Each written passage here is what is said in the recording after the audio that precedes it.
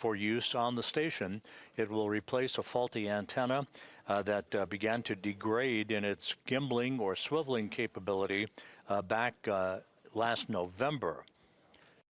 One of the features that you'll be seeing throughout the course of the spacewalk today will be Anil Menon, who will be planting his feet in a portable foot restraint at the end of the Canadarm2 robotic arm, sort of like a telephone repairman at the end of a cherry picker. He will be maneuvered to various work sites and will be carrying the faulty antenna once it is removed from its boom on the Z1 truss over to the port 3 truss of the station to be installed in the empty parking place that the spare antenna currently resides. That spare antenna then will be brought by Menon once again at the end of the robot arm back to the work site at the Z1 truss in the middle of the backbone of the station to be installed and then subsequently activated by ground controllers here in Mission Control. The robotic arm will be primarily operated today by NASA astronaut Jack Hathaway, who you see on the right side of your screen, being assisted by Jessica Meir as they mount a simplified aid for EVA rescue backpack onto Menon first, then to Adenot, as they will be then equipped with a return capability on this small nitrogen thruster backpack in the unlikely event they would become untethered from the structure of the International Space Station, or as they're moving around from work site to work site.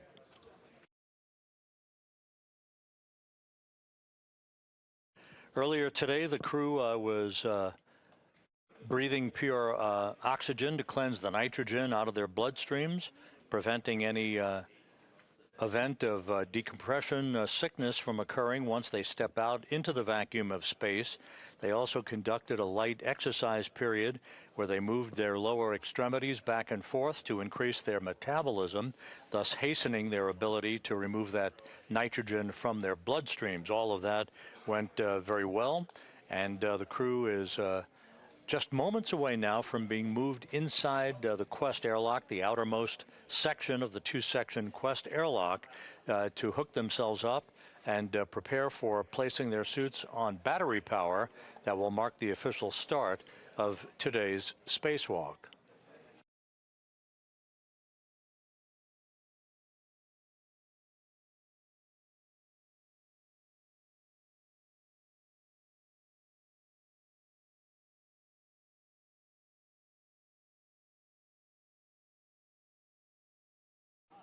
Here in Mission Control, you'll be hearing the voice for a while of Steven Zenter. He is the spacecraft communicator who will be, he is seated to the right of Flight Director Chris Dobbins. Zenter will be talking to the crew up until the time that the final preparations will be undertaken prior to the suits being placed on battery power. The spacewalk choreographer, if you will, or the IV, the astronaut who will be on console talking directly to the crew during the EVA itself, is veteran astronaut Anne McClain. She is not in the field of view at the moment. She'll be on console momentarily. She is in the room, and she'll be the voice you'll be hearing as she runs through the step-by-step procedures with Menon and Adenot while they're conducting their work outside in the void of space.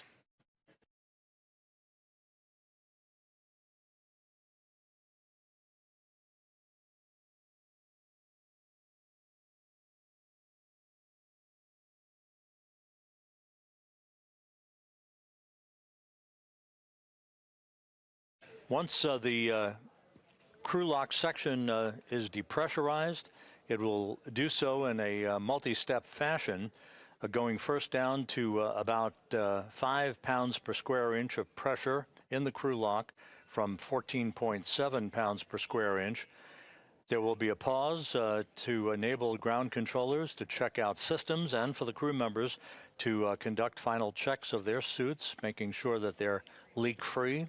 The suits underwent a leak check earlier this morning, and both suits were found to be in good shape, no leaks, with all of the systems operating as they should. Once that momentary pause in the depressurization of the crew lock is conducted, the depressurization then will resume down to vacuum, enabling the two crew members to open the outer thermal hatch and then the hatch on the crew lock section prior to placing their suits on battery power.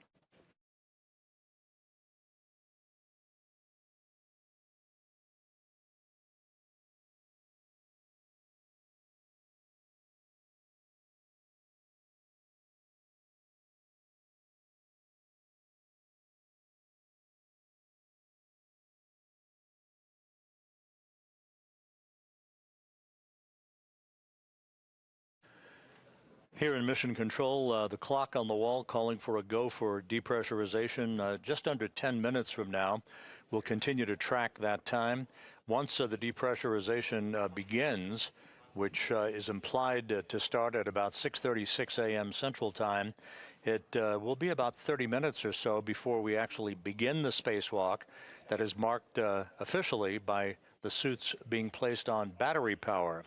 That puts us about 25 or so minutes ahead of the timeline, but we'll continue to track the official start time for you as we get a bit closer.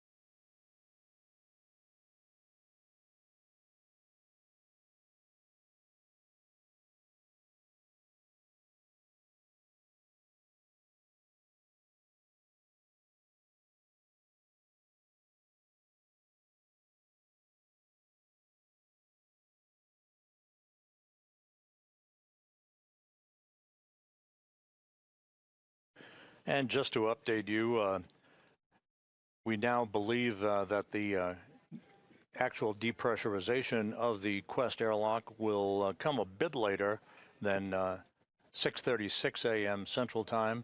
As you can see, Anil Menon wearing the suit bearing the red stripes on his legs as EV1 or extravehicular crew member number 1.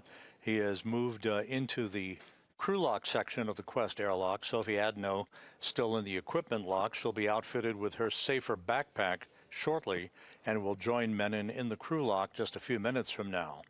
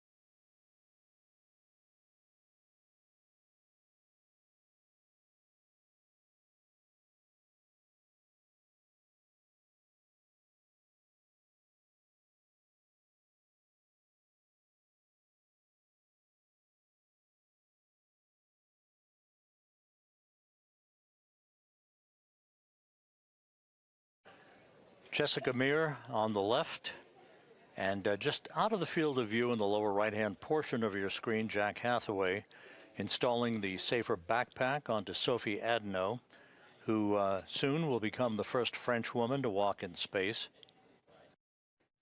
Adenot, representing the European Space Agency today, joining Anil Menon for what is planned to be about a 6.5-hour spacewalk. Could go longer, as the two crew members for Expedition 75 join together in the replacement of a faulty space-to-ground antenna. There are two such antennas that reside side by side on the Z1 truss in the middle of the truss section of the International Space Station. ESCANT number 2, or space-to-ground antenna number 2, is the antenna that developed a gimbling or auto-tracking problem last November. These dishes, if you will, track the NASA Tracking and Data Relay Satellite System, lock on, and provide high data rate telemetry, video, and voice capability to ground controllers throughout the world. Since the problem with ESCANT number 2 cropped up last November, the ground control team switched over to the use of ESCANT number 1, and that has been functioning just fine. But in order to restore full redundancy to the system, we are replacing ESCANT number 2 with a spare that resides on external stowage platform number 3, one of 3 such spare parts platforms on the outside of the space station.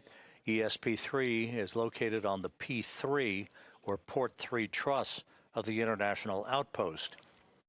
Once the two crew members exit the Quest airlock, they will check their tools and tethers and make their way over to that work site to begin setting up for the removal of, first at the Z1 truss, they'll set up for the removal of the faulty antenna that will be parked along a handrail, and then we'll move to the P3 truss to get the spare antenna and maneuver it back to the Z1 truss for its installation on the boom and the hookup of cables and connections. You'll be hearing a lot today about bolts. The pistol grip tool, the space-age power tool that is used to unbolt and bolt a variety of bolts and connectors on equipment outside of the International Space Station. You'll be hearing a lot about gimbal lock bolts, bolts to release the failed space-to-ground antenna from its boom, bolts to release the spare from ESP number 3, and to work the process in reverse with the installation of the new antenna and the parking of the faulty antenna on ESP3, where ultimately it may be returned to Earth for upgrades and repairs.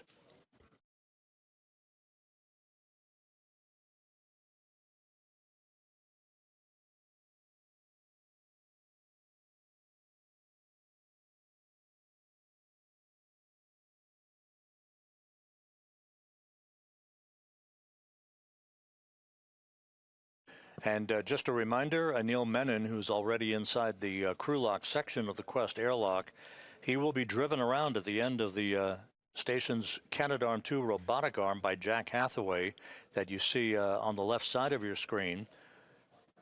Hathaway will be the prime robotics operator once Menon has gone outside and planted his feet in a portable foot restraint that will be attached at the end of the Canadarm2. It will be Menon who will haul the failed antenna over to a temporary parking place and eventually over to ESP3, and he will take the spare antenna and move it to its installation point on the Z1 truss.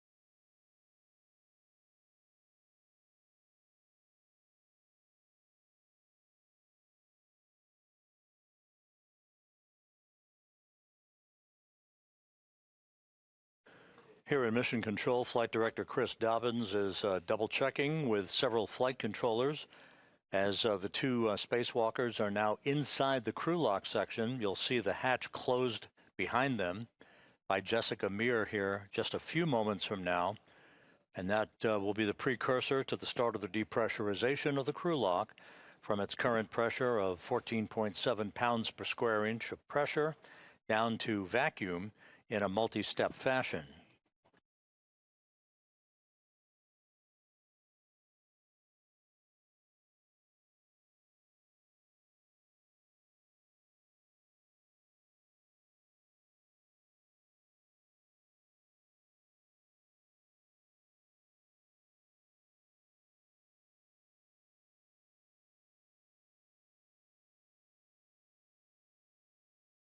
The flight control team are reporting back to Chris Dobbins that everything is in order.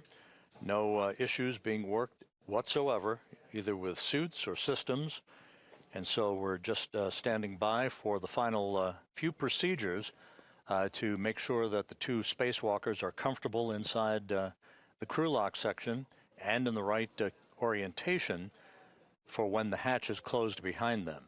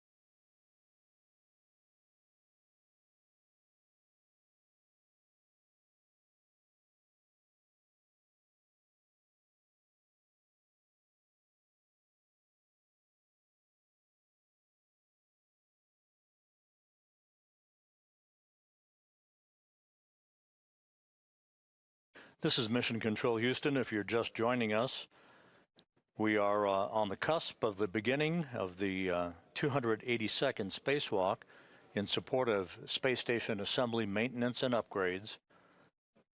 You can see in this view in the Quest airlock, in the foreground is Jessica Meir. Jack Hathaway is right at the hatchway, the dividing line between the equipment lock section and the crew lock section. Inside the crew lock are the two spacewalkers for today, Anil Menon, EV1 or extravehicular crew member number 1, wearing the suit bearing the red stripes, about to begin the second spacewalk of his career and the second in the past 12 days. Sophie Adenot of the European Space Agency is about to begin her first spacewalk. This the fifth spacewalk conducted out of the space station in 2026 and the second for Expedition 75 crew members.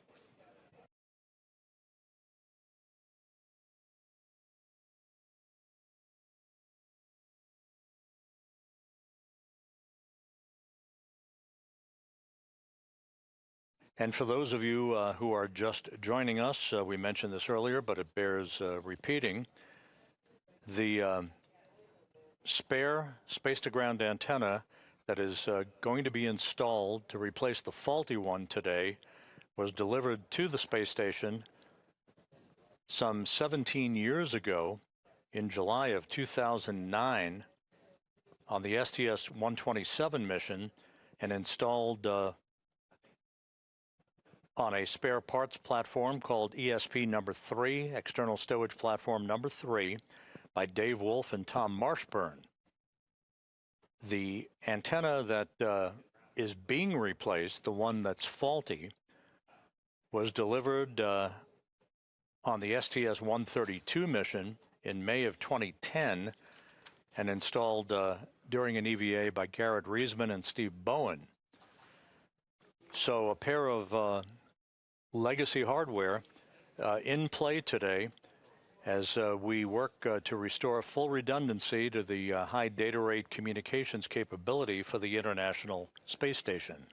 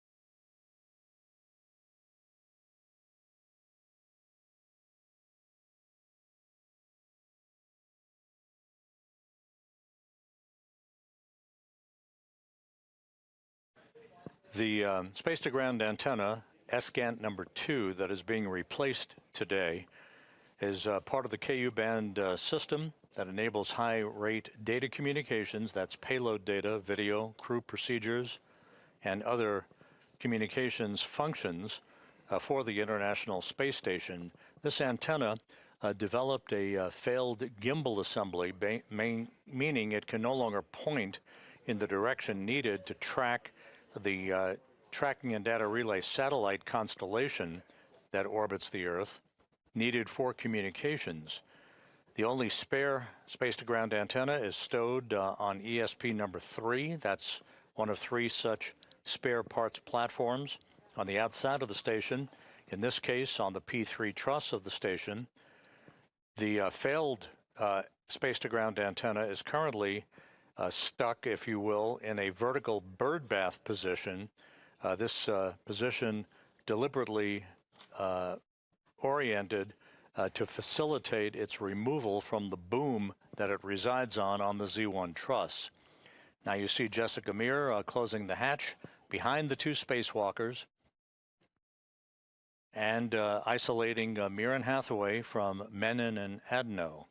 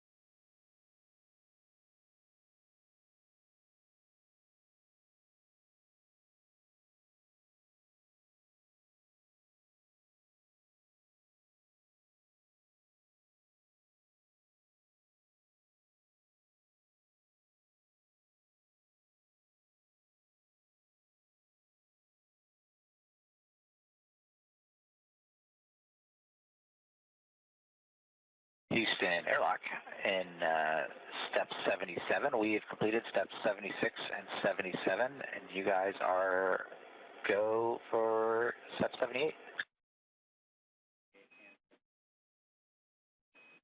We copy, Jack. Step 78 and 79 are in work.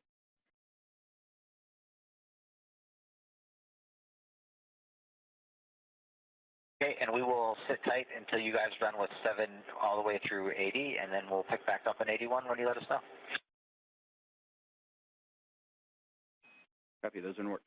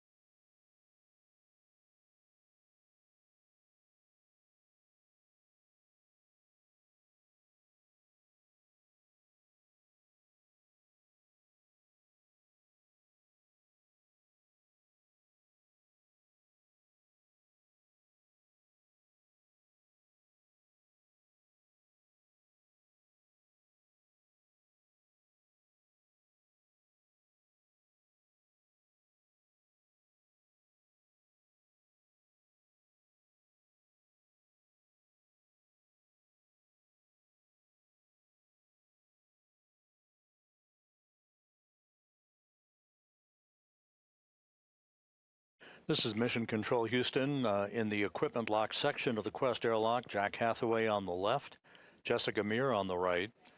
They have moved the 2 spacewalkers for today, Anil Menon and Sophie Adenot, into the crew lock section that's behind the hatchway that you see there.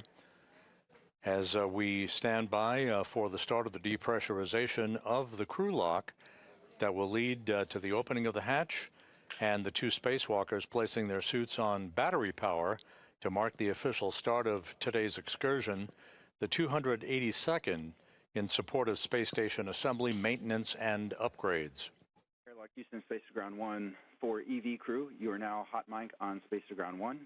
And Jack, you are go to proceed, picking up with step 81. 1 copy. 2 copies.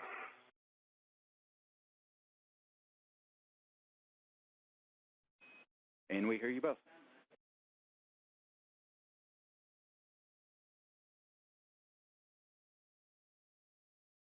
And airlock, we copy that we are proceeding in step 81. All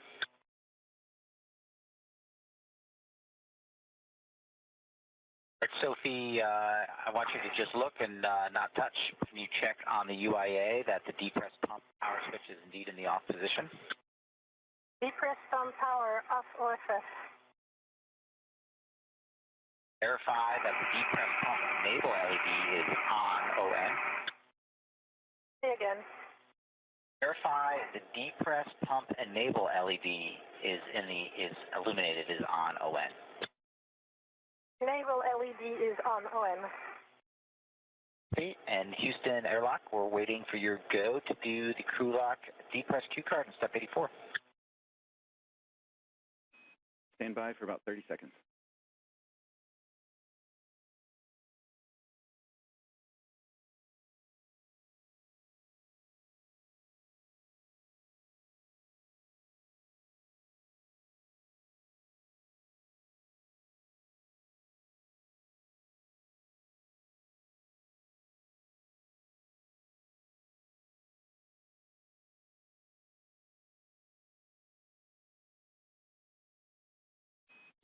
Thanks for your patience, Jack.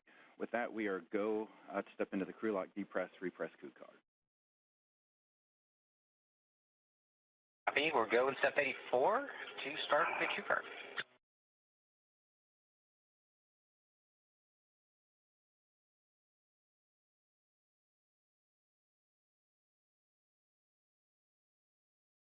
Sophie, I am on the crew lock depress cue card, step 1 on the UIA. Go ahead and take the depress pump power switch to the on ON position. Depress pump power on ON. All right, we're going to wait for 10 seconds, and then I'll give you your next step. Copy.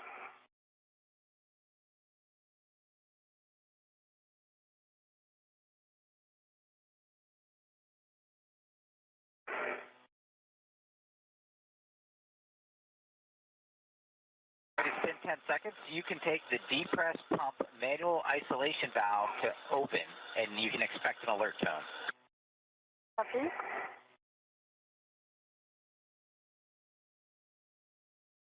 Manual ISO valve open.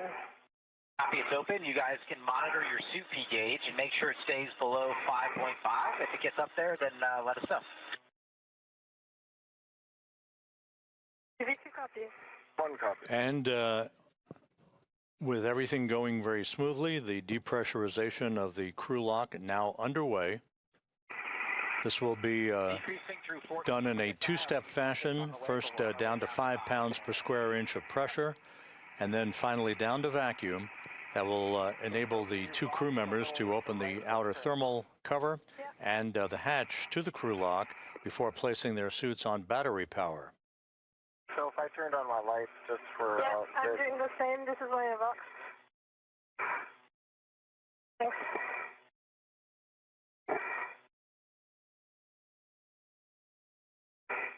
It's on EV2.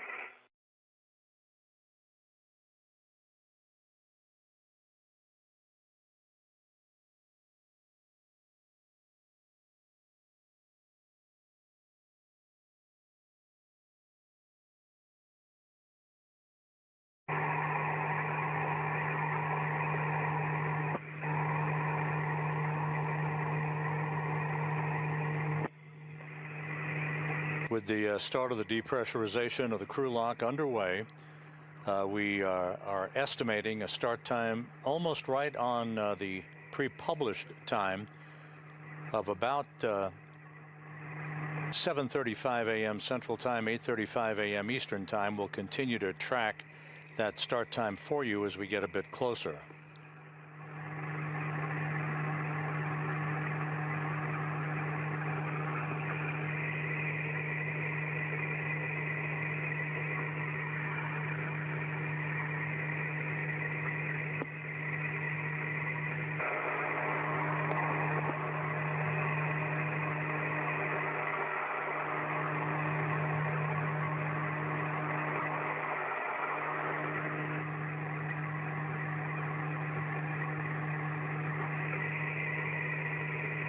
The crew lock now passing 10 pounds per square inch of pressure.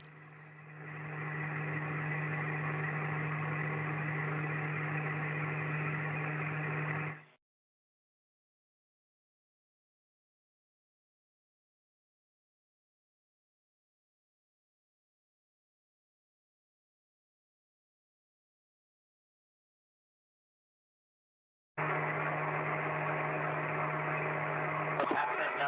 10 PSI on our way down to 5. One copy. 2 copies.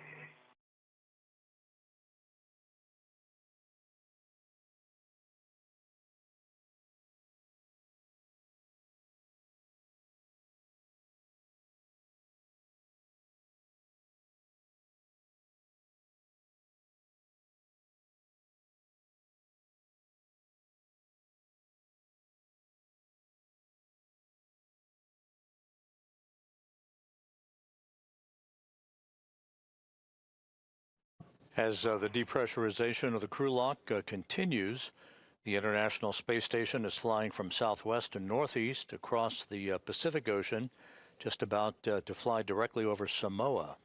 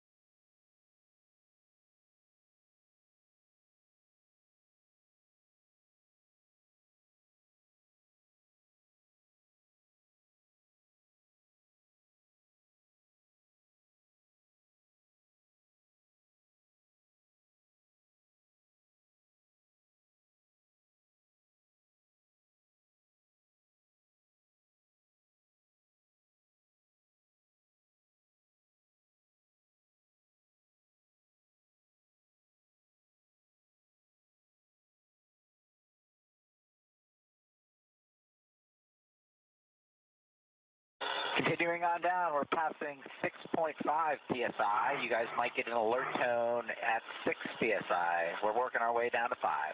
1 copy. Copy.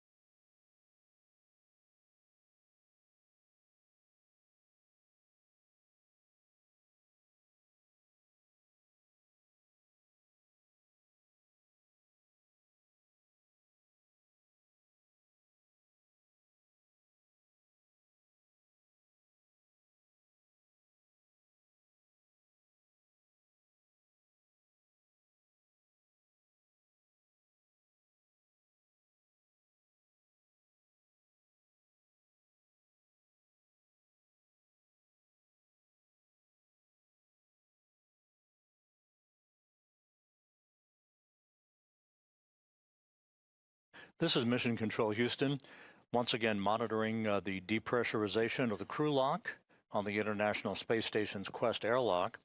You see Jack Hathaway in the equipment lock as he keeps a watchful eye on the 2 spacewalkers who are behind that hatchway.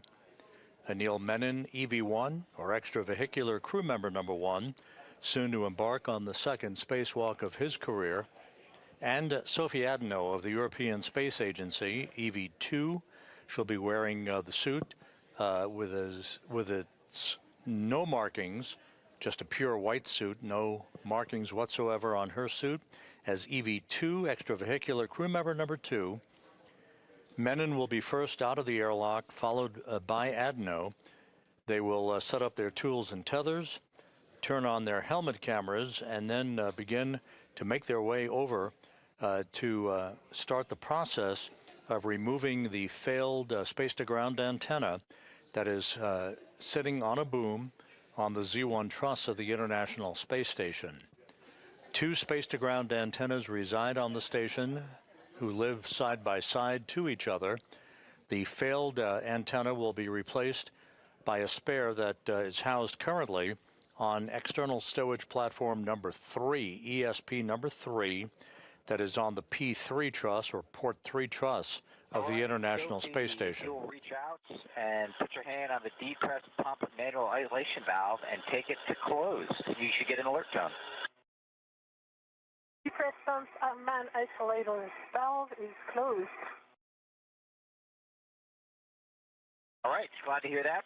Now we're going to get into a leak check. So both EV1 and EV2, if you'll take your display switch to status until you see a leak check question mark, and then a long yes to execute, follow the displayed instructions, and let us know when you're done.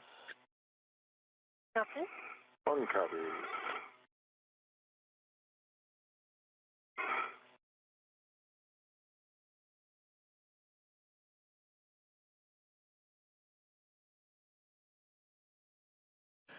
And with the depressurization of the crew lock paused momentarily at 5 pounds per square inch per the procedures, a look at the key players for today's spacewalk. At the top of your screen is veteran astronaut Anne McClain. She will be the intravehicular crew member, or IV crew member, who will be talking to the 2 spacewalkers, guiding them through their procedures as they replace the failed space-to-ground antenna outside of the station today. Seated to her left is spacecraft communicator Steven Zenter. He'll be talking directly to the other crew members inside the space station. Flight Director Chris Dobbins is in the light-colored shirt on console. He is presiding over today's spacewalk, joined to his left by Flight Director Chloe Mering, who will be the flight director on August 25th, in charge of what is known as the triple jump spacewalk, which will see a variety of tasks to reconfigure systems on the outside of the station. Action alert. Copy, good leak check for 2. And let me know when you're both in O2 actuator EVA. Copy. 1's an EVA. Copy, EV1 and EVA.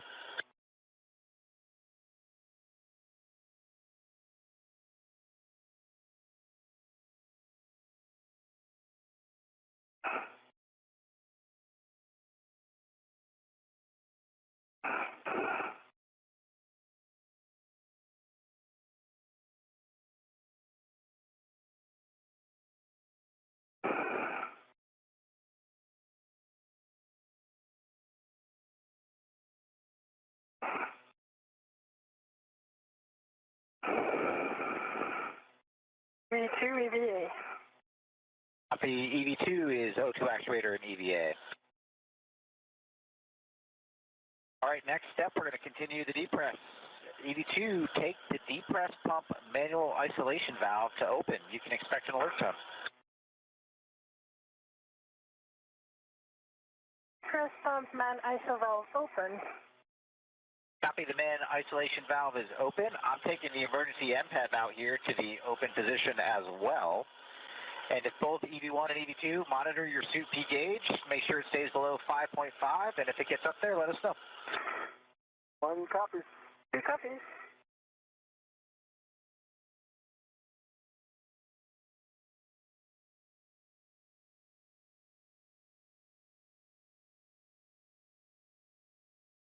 The depressurization of the crew lock once again underway after a momentary pause.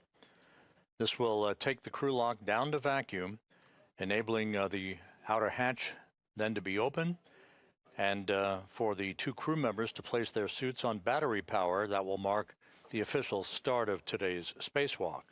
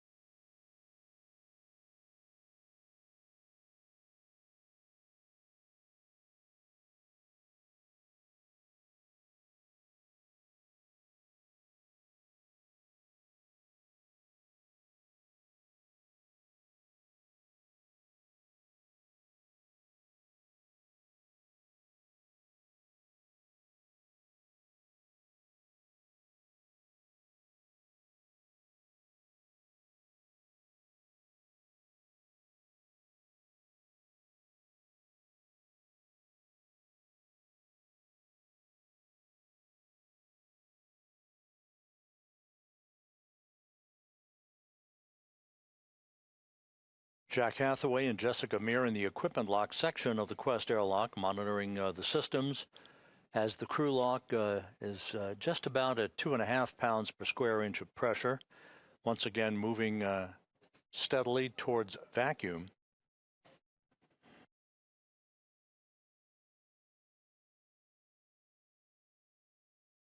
Today's spacewalk expected to last about 6.5 hours in duration.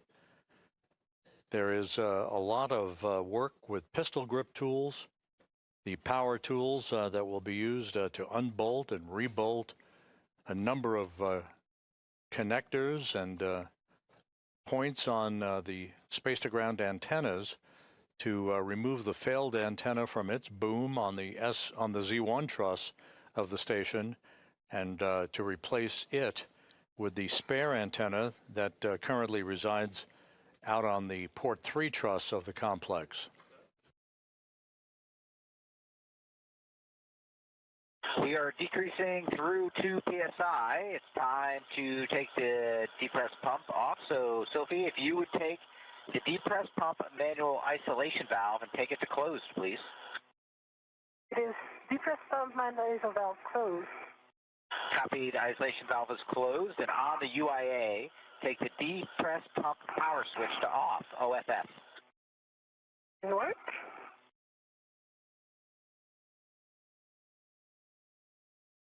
depress power off OFF. Copy off OFF.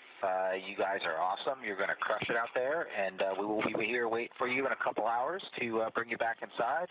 And with that, Houston, and you got them. Jack and Jessica, nice job getting the crew ready. Anil and Sophie, it's game day. We are on step 11, and we're ready for your initial tether config. Good to hear your voice and ready to do some work. Thanks, Jack and Jessica, and here goes the tether config. I'll start with mine, but on the left side, I have a D-ring extender that's connected to a waist tether. The small hook is closed lock black on black, and the large hook is connected to that D-ring extender, so it forms a loop, and that large hook is unlocked. On my right side, I've also got a D-ring extender. The small hook is closed lock black on black, and the large hook is on my MWF unlocked. And then on the right side, the red hook goes direct. My D-ring, closed lock black on black, and that goes to the red reel unlocked. And on the red reel is the green hook, closed lock black on black, and the yellow hook goes to the green reel. It is closed lock black on black, green reel is unlocked, and the anchor hook is on my MWF. I've also got Sophie's anchor hook on my red reel, closed lock black on black, and I'm going to hand it over to Sophie to start her tethers and connect them up where I left off. Copy, Anil. Thank you very much. So I'll start with my left. I have a D-rig extender on which there is a small hook of the waist tether, gate closed, locked, hooked black on black. The big hook of this waist tether is gate closed, locked, black on black, and goes to the airlock waist tether. Big hook, which is gate closed, locked, black on black. The small hook of this airlock waist tether is gate closed, locked, black on black on the airlock D-ring extender. So for me, that's a good load pass to the airlock. Then I'm going to switch to my right side. On my right D-rig extender, I have a waist tether. Small hook is gate closed, locked, black on black. And the large hook is on my mini workstation. On this right D-rig extender, I also have a red hook from my red reel. This one is gate closed, locked, black on black. My red reel is unlocked, on which there is a green hook, also gate closed, locked, black on black. The yellow hook goes to the green reel. Yellow hook is gate closed, locked, black on black. The green reel is unlocked, and I think Anil verbalized already that Anchor hook. the anchor hook is gate closed, locked, black on black, which I double check here on his tethers. So for me, that's a good config. Okay, Houston is tracking a good initial tether configuration. So when the crew lock DPDT is at 0, you will expect an alert tone. Copy. That long list of procedural checks by Anil Menon and Sophie Adenot. And Anil and Sophie, it's going to be about 10 minutes to get down to that number. Houston. You're hearing the voice here in Mission Control of veteran astronaut Anne McClain, who has taken over spacecraft communications duties. She is standing there in the lavender jacket. She will be talking directly to the two spacewalkers, guiding them through their step-by-step procedures as they replace a failed space-to-ground antenna on the Z1 truss of the International Space Station. The spacewalk officer for today's spacewalk, Sandy Fletcher, here in Mission Control, happy with the tether configurations that were reported by Menon and then Adenot just a moment or two ago as the precursor to the crew lock going down to full vacuum.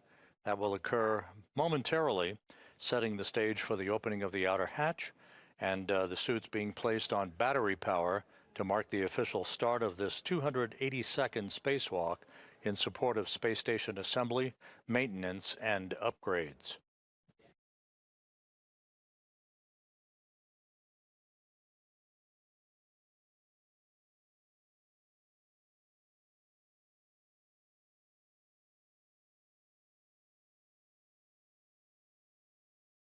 The International Space Station is flying 260 miles over Nevada, moving from southwest to northeast in an orbit inclined 51.6 degrees to either side of the equator.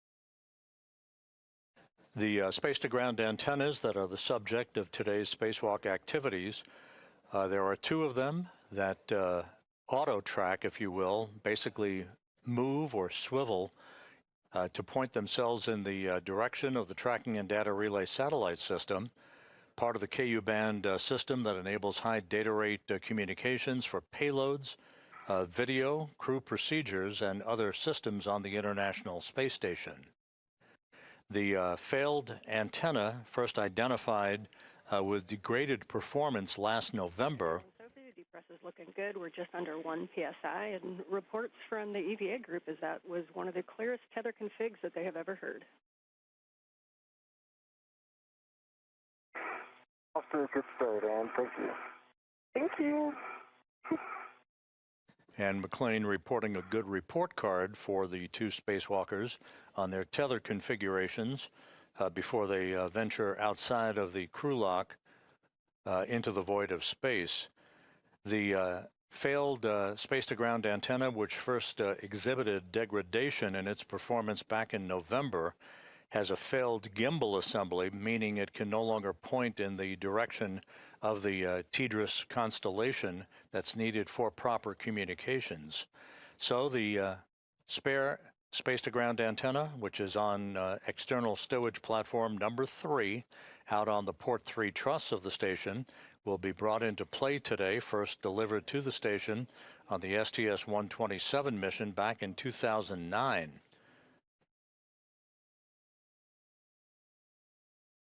The antenna that is degraded and will be replaced today was delivered and installed on the station on the STS-132 mission back in 2010.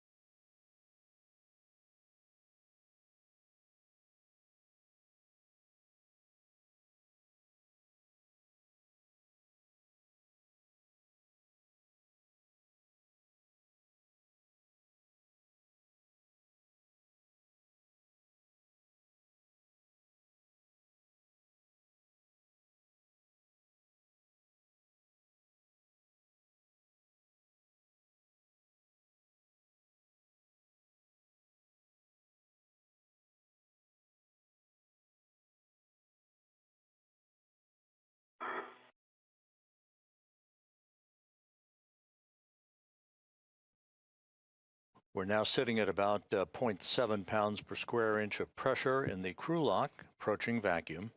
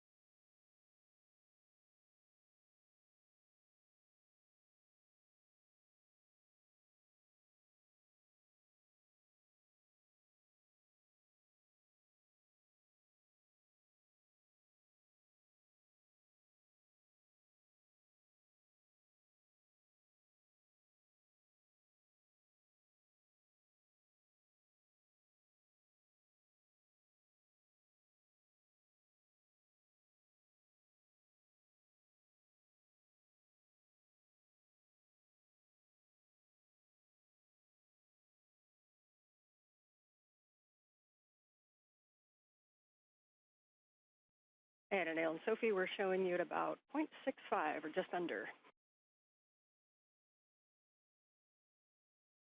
Good copy. Good copy.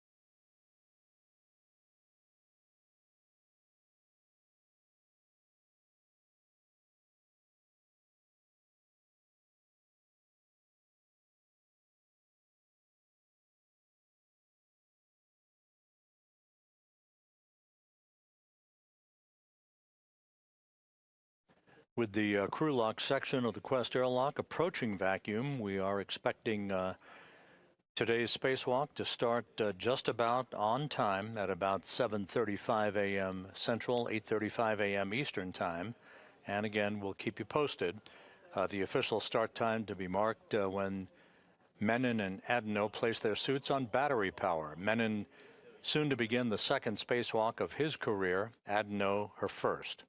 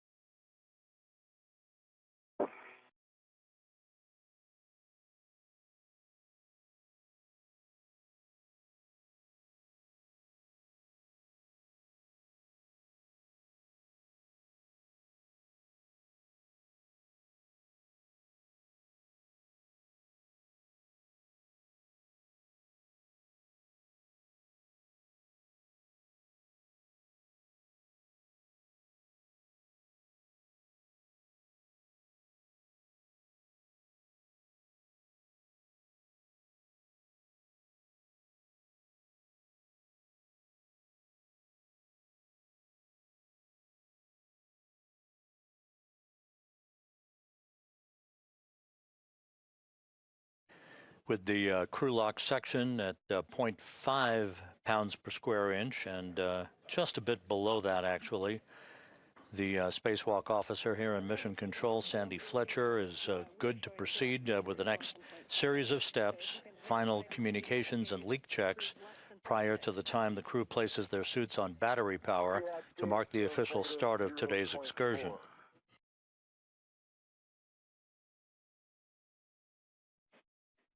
Well, that will work for us. You are go to open the hatch and stow it and ensure the emergency MPEV is closed. Happy go, EV1.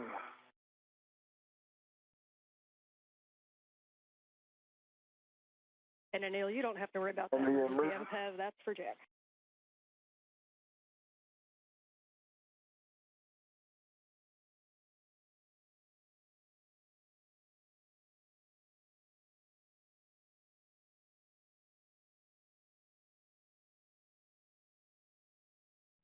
The hatch to the crew lock is now open.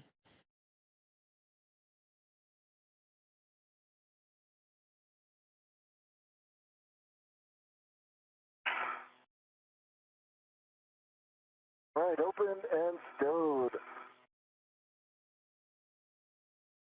Standing by for the crew to put their suits on battery power. I put down my visor. Copy, visor down, EV2.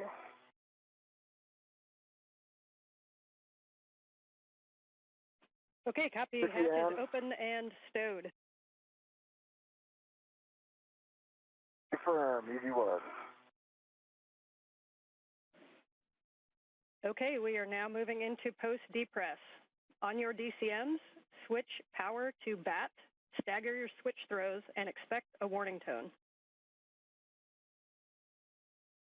EV1 is going to go first. Confirm. That. Copy, EV2 going now. That.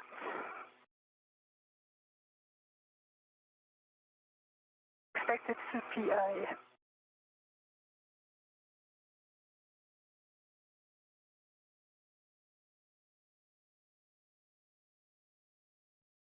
And for EV2, Sophie, did you say that power is BAT?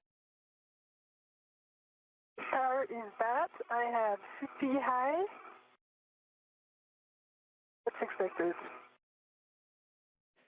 Copy EV1 and 2, powers to BAT and suit P high message.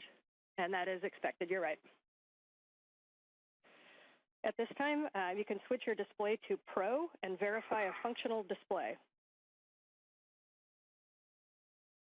EV1 sees functional display. EV2 functional display. Copy, step 3. On the UIA, EV2, Sophie, switch power EV1 and 2 to off, OFF. And check that the LEDs all 4 go off. Copy. In work. EV1 power off, OFF. And 2 LEDs off. EV2 power OFF and 2 LED off. Copy. Step 4 for both crew. You can remove your SCU from your DCM. You'll install your DCM cover and stow the SCU in the pouch with your pouch Velcro closed. This is Mission Control Houston, with Menon and Adenot having placed their suits on battery power. The official start time for today's spacewalk, 7:29 a.m. Central Time, 8:29 a.m. Eastern Time. The 282nd spacewalk in support of space station assembly, maintenance, and upgrades now officially underway. Start time, 7:29 a.m. Central, 8:29 a.m. Eastern Time.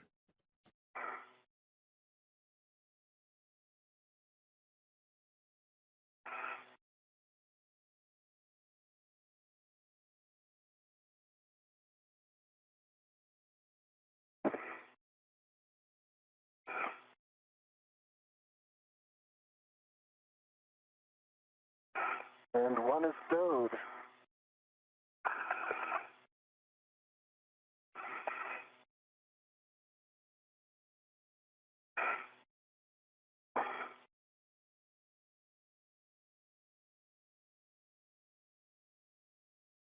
Anil Menon will be first out of the airlock, followed shortly thereafter by Sophie Adenot.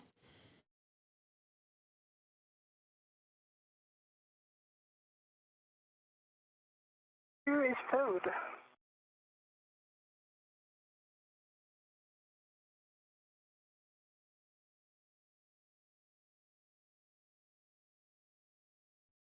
For EV2, Sophie, we understand SCU is disconnected and in the pouch. SCU disconnected and in the pouch. Copy, thanks. And we'll wait on EV1 to proceed. EV1 is disconnected and in the pouch. Copy, and can you both verify that your DCM cover is installed? DCM cover installed. DCM cover is installed. Copy. EV2, Sophie, check that the depressed pump man ISO valve is closed. Press pump man ISO valve closed. Copy. Both crew, on your DCM, take your temp control valve to max hot, which is lower numbers. Good opportunity to use the mirror.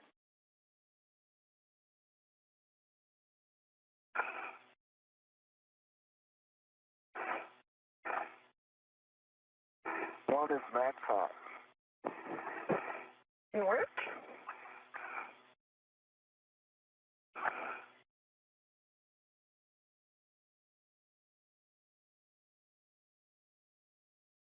To max hot. Copy. Both crew and max hot. You can switch water on ON. On, water on. Water on, ON. Copy. Both crew, water on. Check your DCM is blank and your bite is off.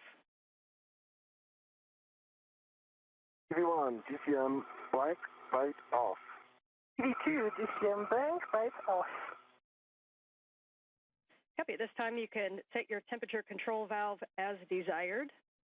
Please report those settings, and a reminder throughout the EVA to let us know if you make TCV changes, and best practice is not to do large changes over 2.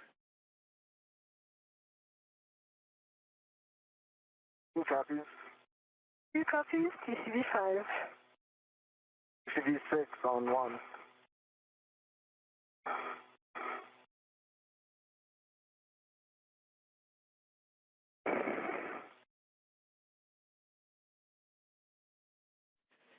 Copy 6 for EV1. And EV2 had 5. Yeah, 5 for EV2. Copy 6 and 5. Report suit pressure gauge. Suit pressure gauge on EV1 is 4. Spacewalk intravehicular crew member Ann McLean is reviewing the correct configuration for spacesuit systems with Anil Menon and Sophie Adenot before Menon moves outside of the Quest airlock to set up his tethers and tools, followed by Adenot in the first stages of today's spacewalk to replace a failed space-to-ground antenna on the International Space Station.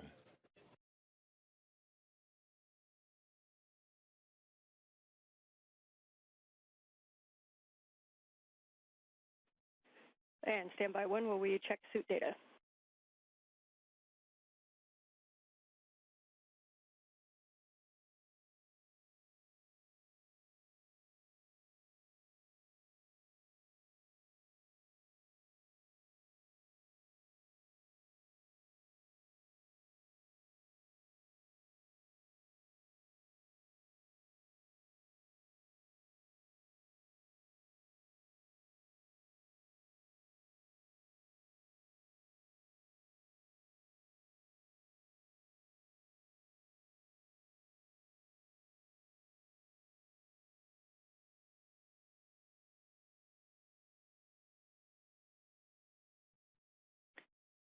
And Anil and Sophie, we are just looking at data. We're going to hold you here for a minute.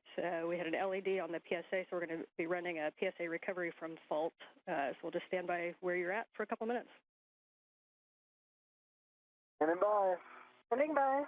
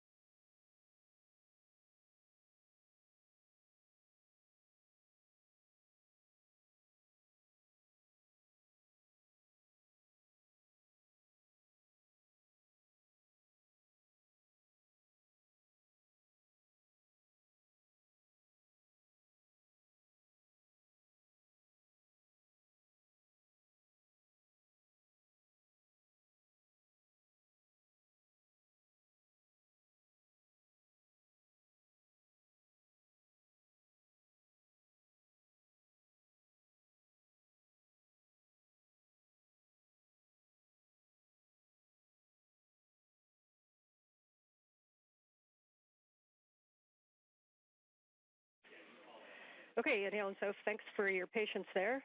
And we just have the IV crew running some steps on the PSA, but it does not impact you. So at this time, Anil, you are go to open the hatch thermal cover. You can unhook the strap from the magnetic plate D-ring, move the hook to the integral tether point, and cinch the strap until snug. When you do, please report number of Sharpie lines. Hey. Opening the thermal cover now.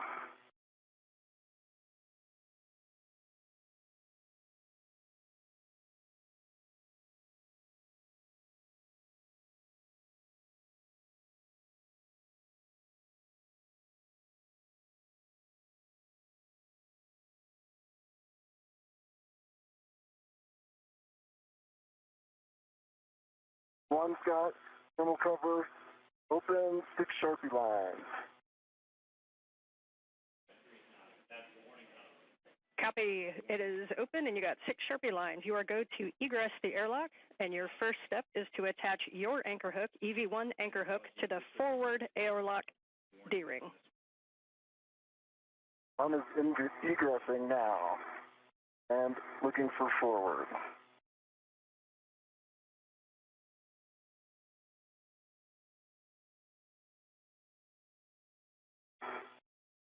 Okay, your tethers are looking good from here and all good. It is. And just about 11 minutes into today's spacewalk, the outer thermal hatch on the Quest airlock is now open. We'll be seeing Anil Menon exit the airlock momentarily, followed by Sophie Adenot, who is now the first French woman in history to conduct a spacewalk on behalf of the European Space Agency. Will do. Crew look back, number 1. Dan, I've got my safety tether in the forward airlock D-ring. That anchor hook is closed lock, black on black, giving me a good load path to structure. Copy and concur. You can now attach the EV2 anchor hook to the aft airlock D-ring. The space station is currently flying over northwest Africa, moving from northwest to southeast.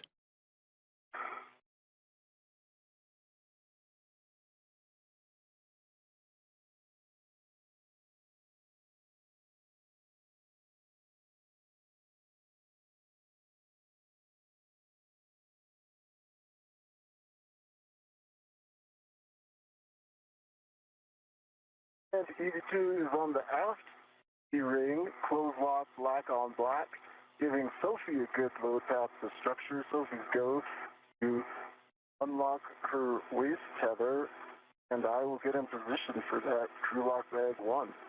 Okay, I am ready to pass the crew lock bag 1. I double check it's number 1. I will wait a minute before, I'll pass the bag first before and I exit before I release my airlock, since I have to. Sounds great, Sophie. I'm going to get my my BOT ready. Yep. I'll tell you when I'm in a good position. Copy all. And we concur with all your words. Great teamwork. And Anil, eventually you'll go on the forward side. And then, Sophie, as you release the crew lock bag to him, please just let us know if you are leaving the large small in the airlock or if you're taking the large small with the crew lock bag. So the plan is to leave the large small in the airlock, and the small red that is currently attached, once Anil will be ready to the bag, then I will put it back on the UIA tether point.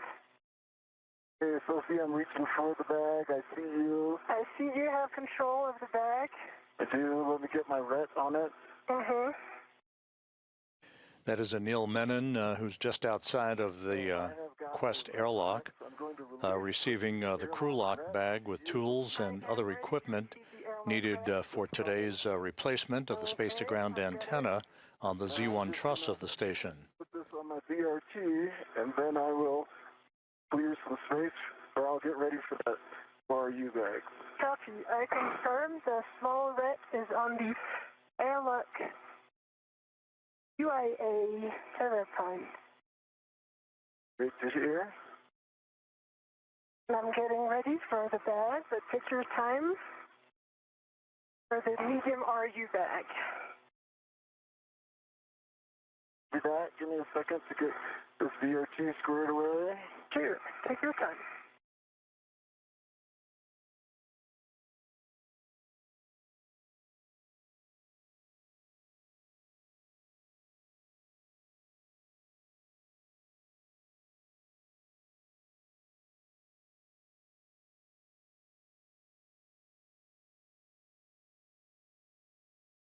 Okay, my BRT is back and away, and I have a ret ready for the medium RU bag. Copy. I'm ready to pass the medium RU bag. Sure, it's clear on my tether. See it? You see it? I have control. Copy.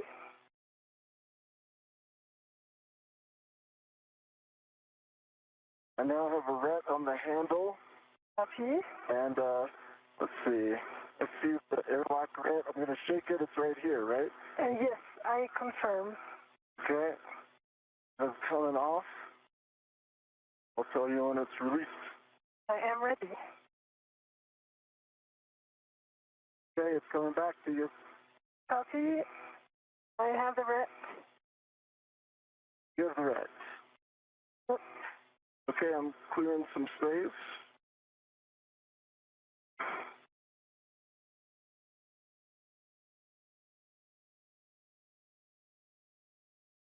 And the red is on the same tether point, UIA tether point aft. Okay. Copy and good config.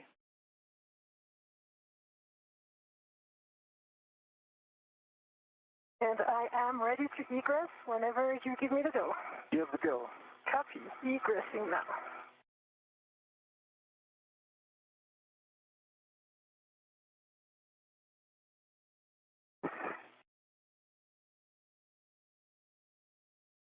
I see you coming out.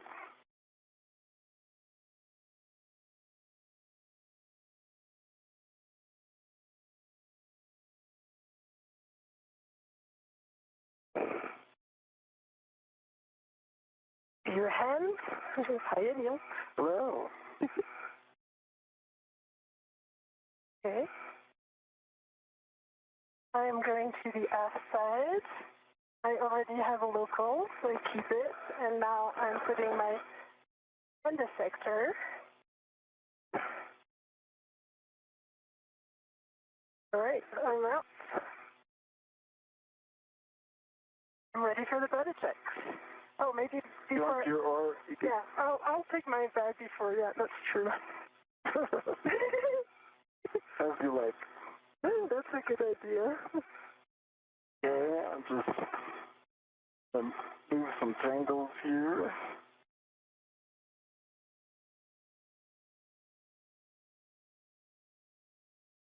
Okay.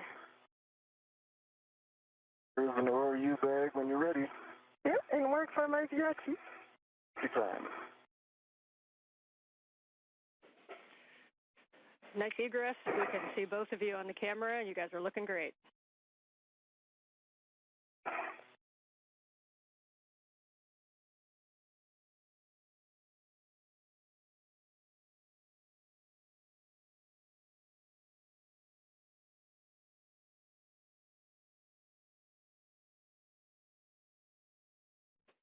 And as you guys get situated with the bags on your BRTs, just a reminder that to tighten your BRT knobs and really take a look at where your ORU bags and crew lock bags are. The divers are not as much of a help in space, so you want to keep those nicely tucked to your body, and you may need to use those joints on the BRT. Copy.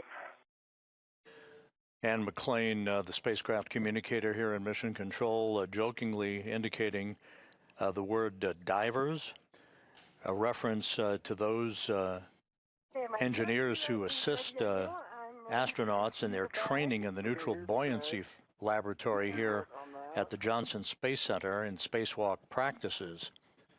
Anil Menon outside of the airlock, as is Sophie Adenot, Menon wearing the suit bearing the red stripes, Adenot with the unmarked suit, as they make sure that they have all of the orbital replacement unit bags with their tools and tethers and all of the other equipment that they'll be using during today's spacewalk to replace a failed space-to-ground antenna on the truss of the International Space Station.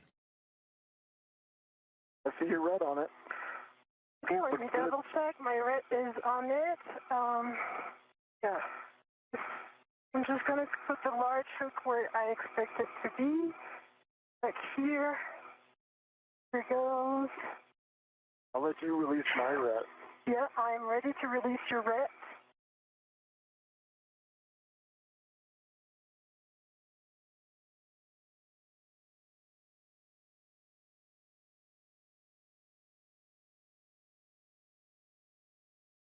The red is released. I see it. Let me just put it on my NWS and I'll be ready for the buddy checks. Copy. And I think I'll readjust my ERT a little bit too.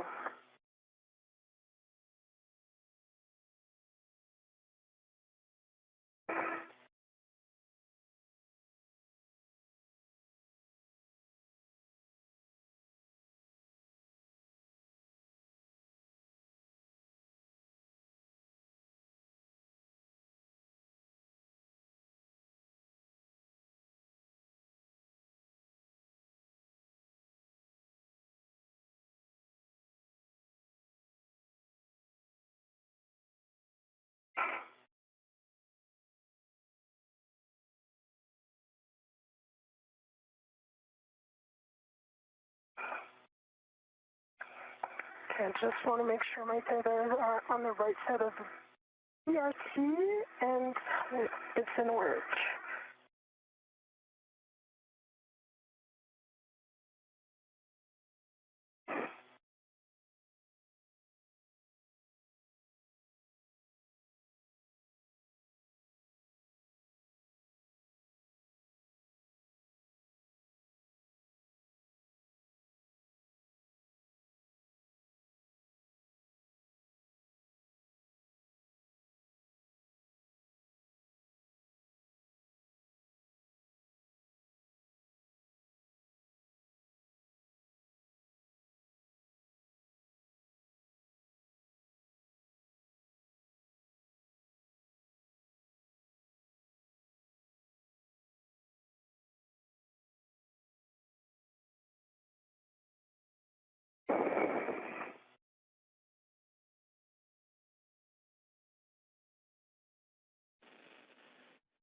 And as you complete the medium ORU bag stowage, Anil, your step after this is going to be to close the thermal cover.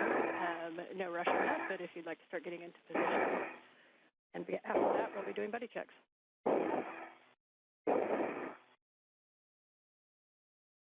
Yeah, in order for him to close the thermal cover, I will need to change my status position.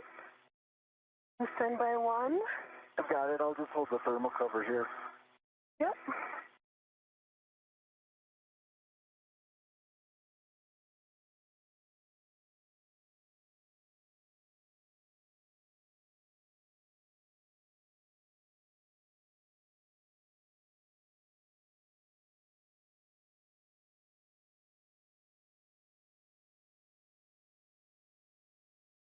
I see your waist tether up. I see the airlock waist tether. Yep, you are go for that. My VRT is rigidized. In position. Okay, thermal cover closed.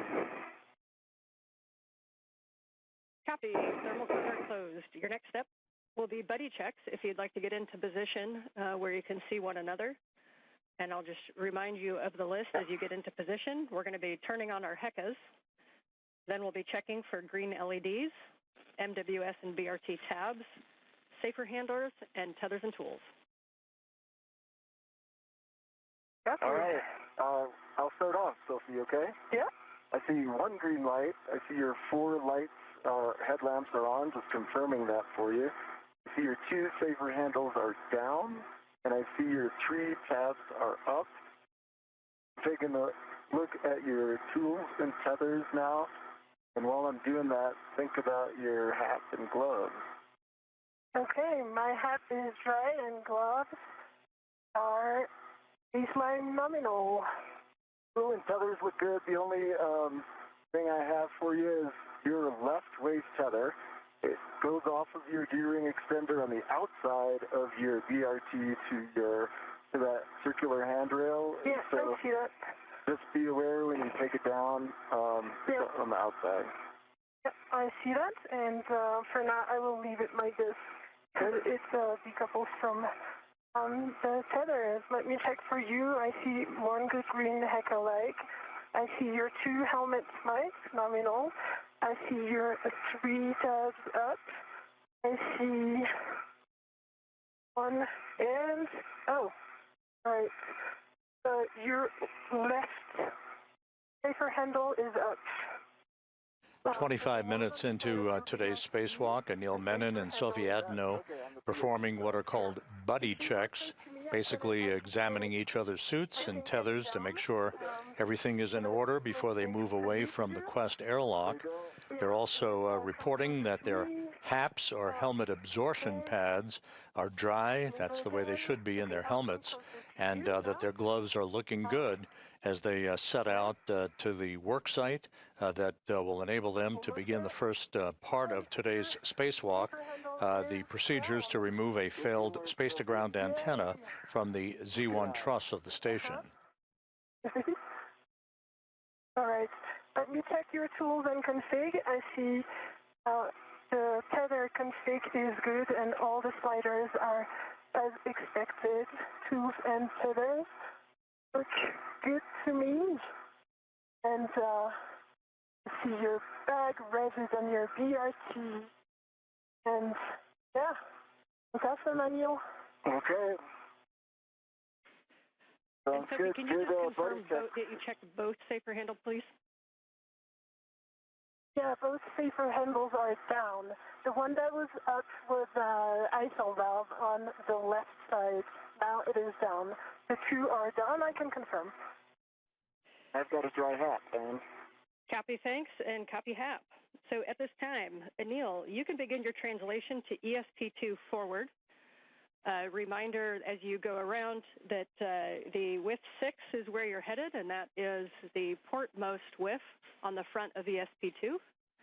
Sophie, at this time, you can perform some translation adaptation to get used to your new environment. Welcome to space. Thank you.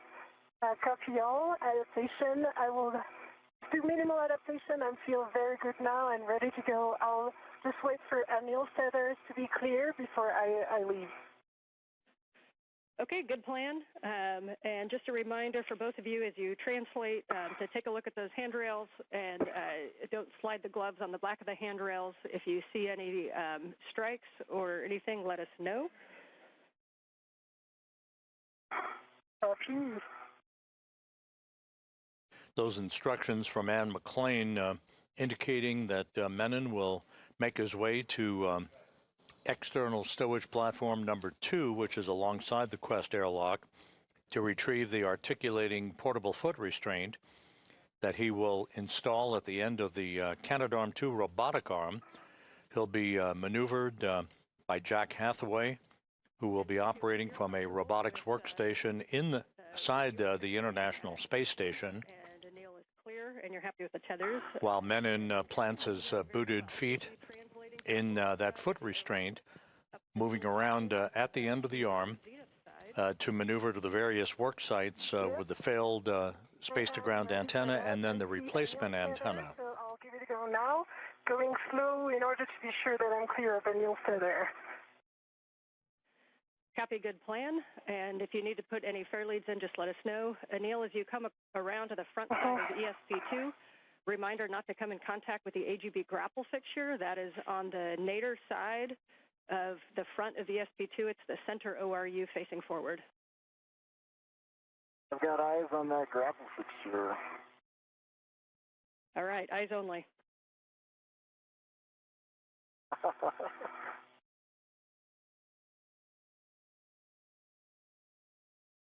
Anil, I see your tether. I leave it on my left, and I double check that it's not in my bag. Yep, and you'll find as you come around the corners is when that bag's going to want to swing. So you're going to be coming around to the forward side of the airlock. And as you come up, we're going to recommend that you stay starboard of the CETA rail to keep your tether routed that way.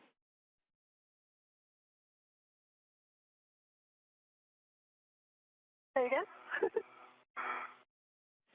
Yep, as you come up to the top of the airlock, we're going to keep you on the starboard side of the CETA rail just as you're going right now, just to keep your tether routed on that side. Yes.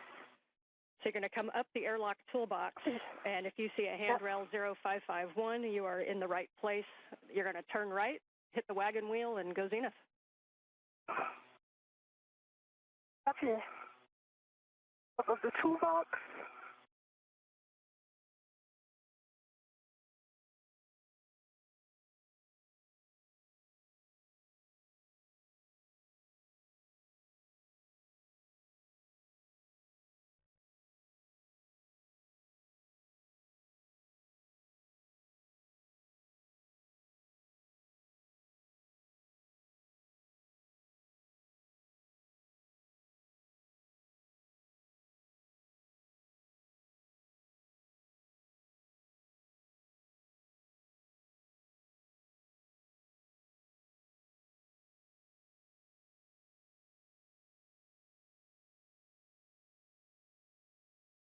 I'm going to take the forward pass, the Z1.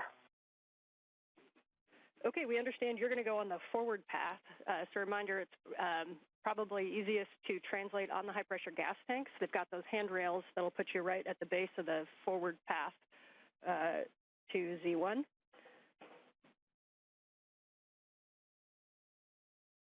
Copy. In work. And for Anil, we see you at the APFR in with 6. You're going to be bundling the crew lock bag, and as we talked about, you're just going to remove your crew lock bag from the VRT and attach the other crew lock bag ret to the APFR, and then retrieve the APFR. Crew lock bag is on the APFR, so I'm going to move the APFR now.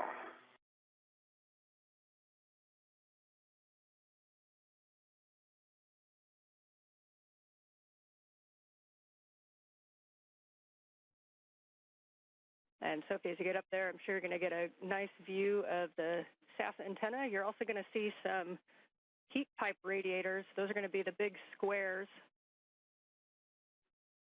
that are shiny, and those are a no-touch. Yep. Copy.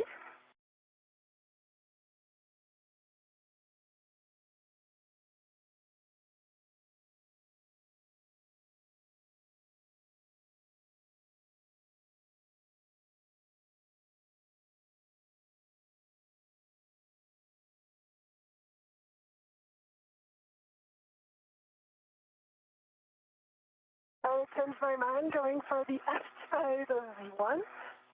Yeah, it was a change of plane, slightly challenging. So I'm now on the outside, and everything goes nominal.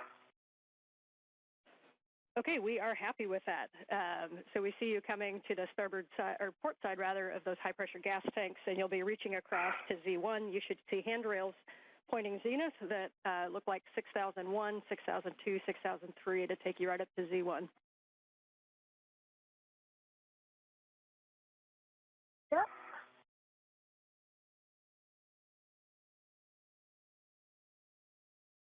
I'm mindful of the ATSR and the social antenna.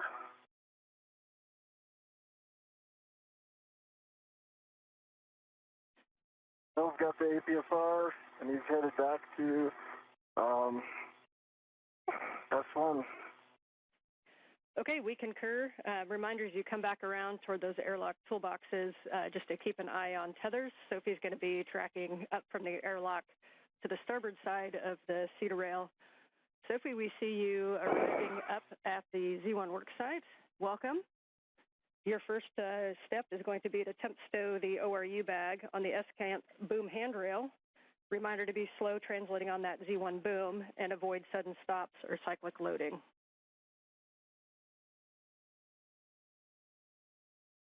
Copy.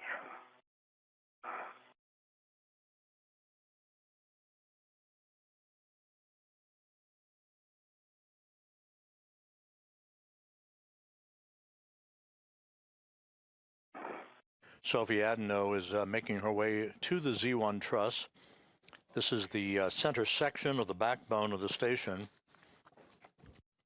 on which both space-to-ground antennas, the healthy one and the failed one, are located side by side. We think a good config would be to put the large hook onto handrail number 2. Reminded that they're numbered from the base of the Z1 up, so 2, it would be the second one facing aft. And if that large small can move up and down handrail 2, we think the bag access will be the best. Copy. Thanks, Anne. Just working now for one fair lead of my 50 tether so that the next step is going to be easier when I come back, when I go to ESP3 translation. We copy, good plan. And this one fair lead is going to be a four-man fair lead around 605. Yep, and I think I heard 6052, is that correct? Yes, affirm. Okay, yeah, we like that plan. And a reminder, that's going to be where you put an AET later when you stow the S-cant there. So good recon. Like a good helicopter pilot, you like your recons. Yep. All right.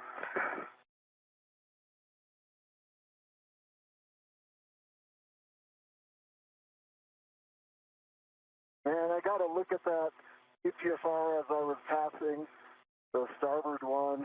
There was no sharp edges that I saw. It would have taken a little bit of work to get some photos, so I just bypassed it. I saw some scuffing on the heels. It looked like paint removal, but no sharp edges. Okay, we copy and we appreciate that report.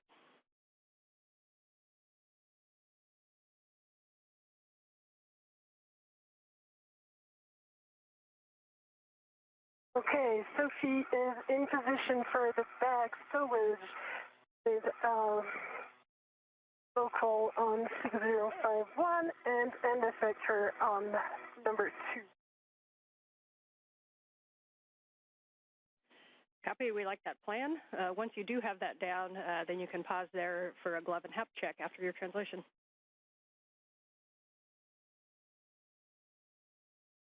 Copy, and I will also change my TCV setting.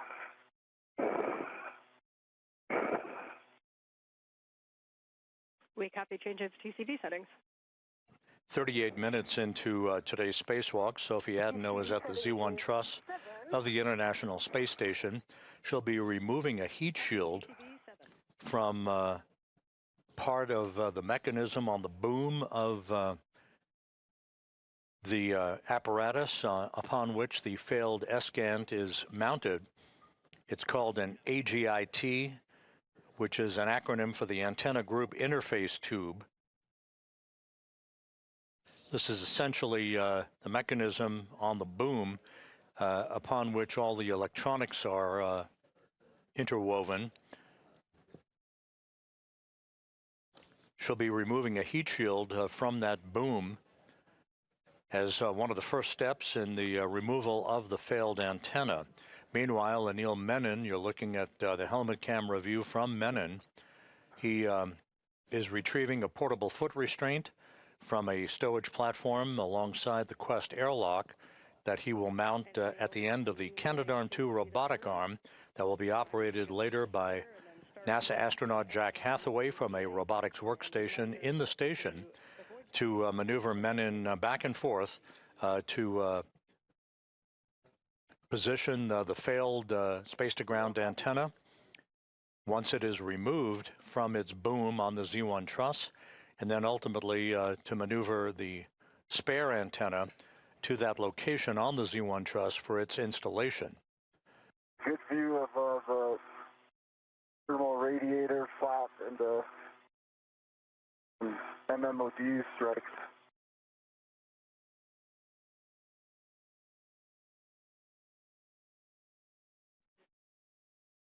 The MMOD on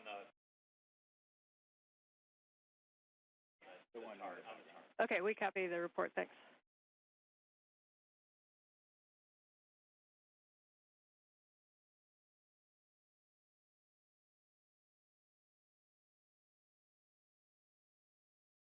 And I'm up to Cedarburg. Copy, you're going to head left, starboard. You're to the F1 NTA, which is mile marker 6900, 6900.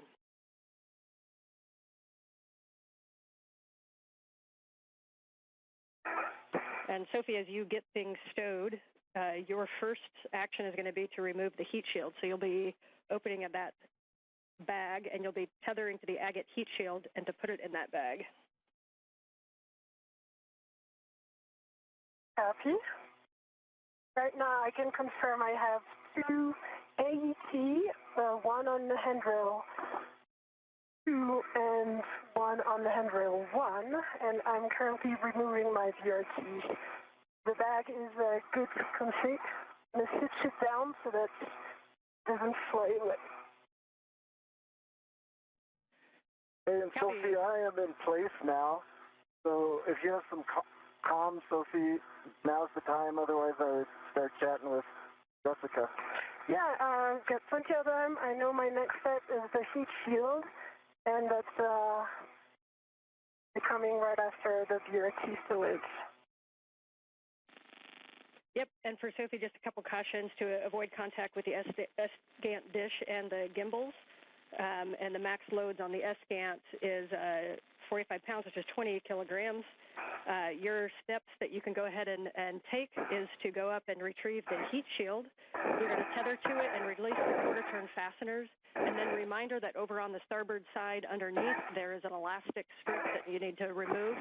And then you can stow that agate heat shield into the ORU bag. For Anil, I can give you a go to speak with M1. Love that. Hello, Jessica.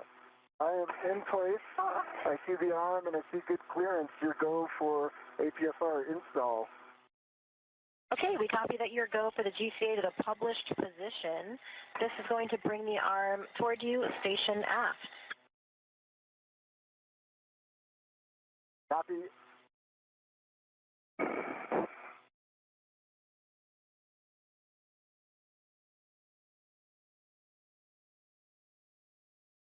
Anil, we're starting the arm motion in 3, 2, 1.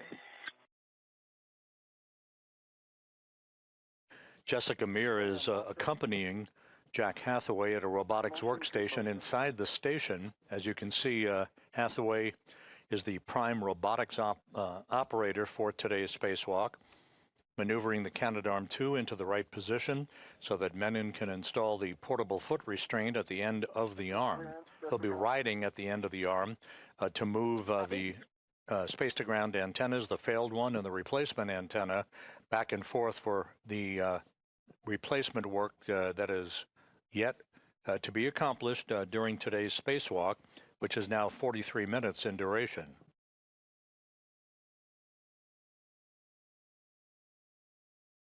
Meanwhile, Sophie Adenot, in the first hour of her first spacewalk in her career, is about to remove a heat shield from the antenna group interface tube. That is the tube on the boom of the failed space-to-ground antenna on the Z1 truss of the station that houses the electronics for that mechanism.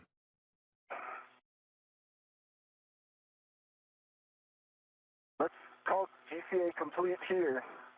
Okay, copy GCA complete. Stand by while we get breaks.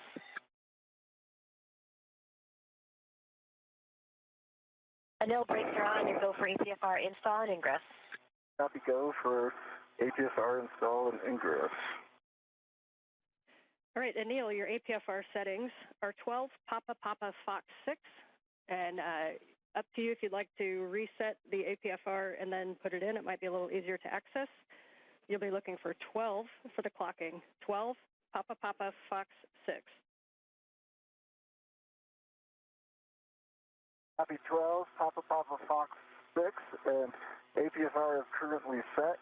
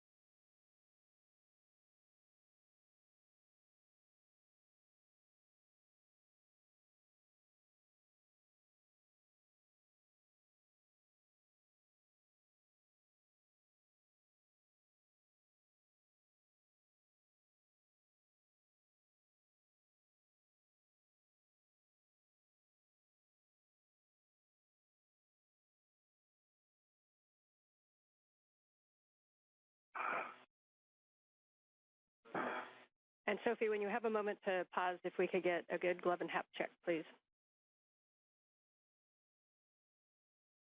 Sure. Pausing right now, and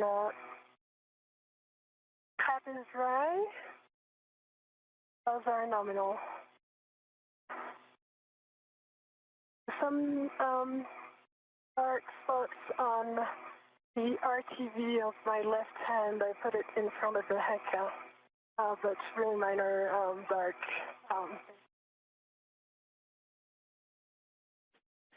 Okay, we copy the markings. If you have any other information like color or size, that's great. Right now, we'll take that as a nominal glove and hap check. Nominal color is black, and size is just less than a fingernail. Yep, thanks. And Neil's got APFR. Neil's got the APFR installed, 12 Papa Papa Foxtrot 6. And I got a locking collar, black on black, good pull, twist test. Pitch knob is depressible. Anil Menon installing the portable foot restraint at the end of Canadarm2. Sophie Adenot reporting that her gloves look good and no issues with the helmet absorption pad in her helmet. It's nice and dry, just the way it should be, as we pass the 47-minute mark in today's spacewalk. The two spacewalkers, Menon and Adenot, setting up shop for the removal of the failed space-to-ground antenna. This will involve installing 12 gimbal lock bolts to prevent any inadvertent motion of the dish on the space-to-ground antenna during its transport over to its temporary parking place on the truss of the station, and ultimately for its installation on ESP 3, which currently houses the spare space-to-ground antenna that will replace the failed antenna later in today's spacewalk.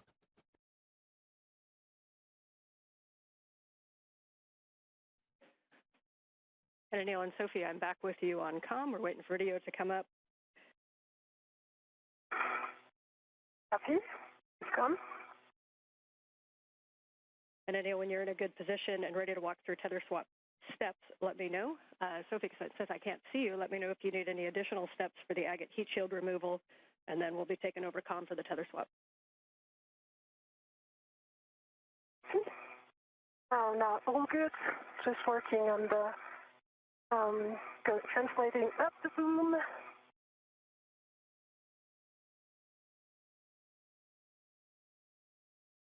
Okay, copy. And since we are in our first night pass, as you can tell, reminder that your helmet lights have 3 settings: off, spot, and flood. And each time you push the button, you get a different setting if you need it.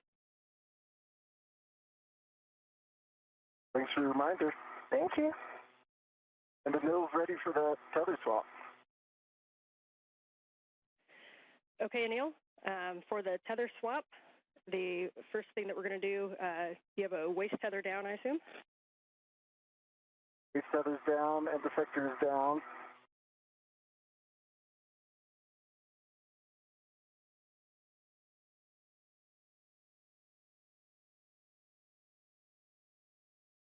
Waist tether is down, end effector's down.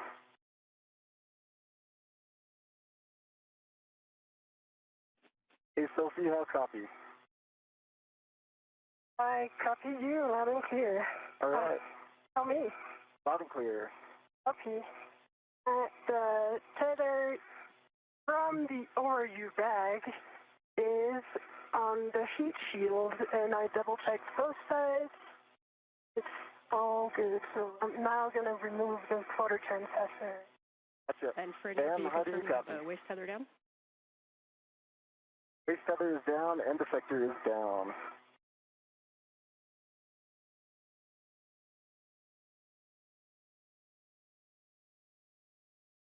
How copy, Ann? We hear you, Neil. Ann is troubleshooting a headset issue. I hear you loud and clear. I can relay some information if needed. Anil, I hear both Ann and you. Okay, Yeah, I Anil, hear Sophie, Ann comm and check. you. Loud and clear, Ann. Loud and clear. Great, let's keep going. So Anil, you've got your waist tether down. Your first step is going to be to lock your green hook on your red reel. Green hook is locked on red reel. You can now retrieve your yellow hook from the green reel, and you're going to stow that on the SSRMS Lee tether point. Yellow hook to the SSRMS Lee tether point, and that will be locked. Okay. Yellow hook is on the SSRMS, right?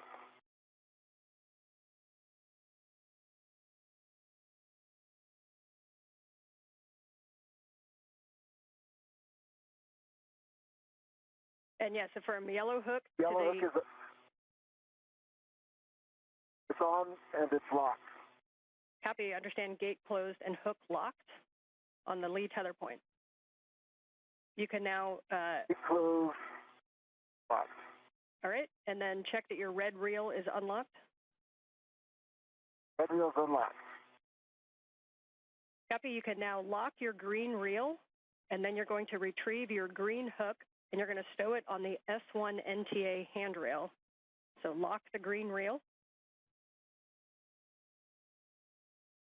Okay, I'm going to transfer to truss, then I'll do that and report back. Copy, and if you need it, the S1 NTA handrail is directly above mile marker 6870.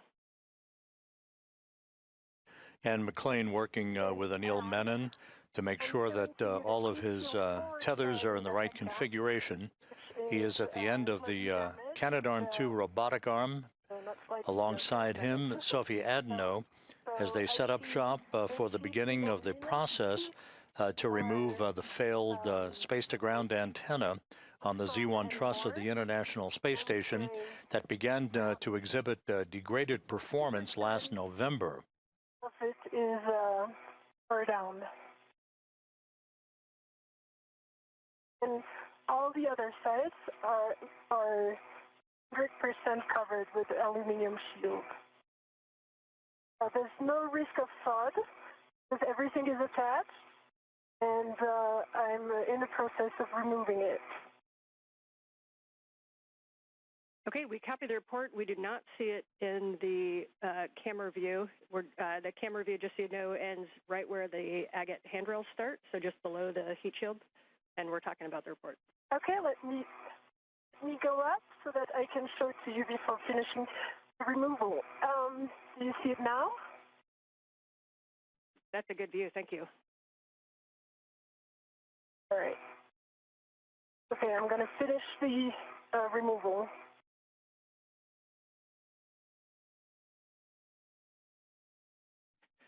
And Sophie, when you get a chance, can you tell us there's something that may be on the agate that caused that damage? I think my suspicion is that sunlight is intense on this side, on the forward side, and the sun, like the thread that is the cross that has like the pattern of the thread here is I would say it's too much sun rays on it. That said, I see that the aft side also has the beginning of this, right where the thread is in a pattern of cross. And I can point it with my finger. It's right here. There's no risk of thawed, but it's of course that's sufficient, I guess. Okay, copy. We have a decent view of it. If you wouldn't mind pulling it down and right, and just then we'll get a little bit better view of that. We really appreciate the report. Okay, down and right like this? That is beautiful, and then just slowly move it to the right, and we'll be able to see the whole thing. Okay. Every side of it has a little bit of aluminum torn stuff. Again, the heat shield that Sophie Adenot is displaying is basically the wrapping around the antenna gimbal interface tube, the agate, as it is called. It's essentially where the electronics are located on the boom where the ESCANT antenna, the failed antenna, is housed on the Z1 truss. And for Anil, back with you for your green hook on the S1 NTA handrail. Yeah, I am just unwinding tethers here. I think with the crew lock bag, got them looped, but I have a solution, so I'll be unwound soon. Okay, copy.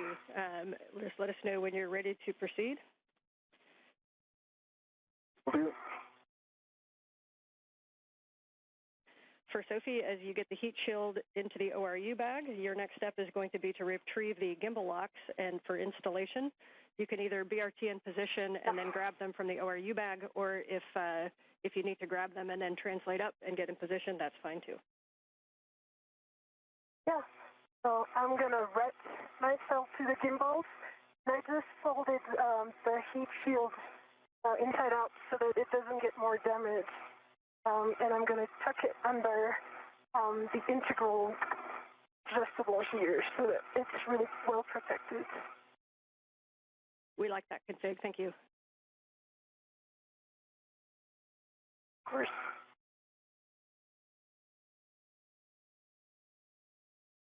Okay, the tethers are unwound. I'm headed to the anchor point. Copy. Good work. So you'll be putting the green hook on the NTA handrail above mile marker 6870. It's just to the inboard side of the stanchion that says 07.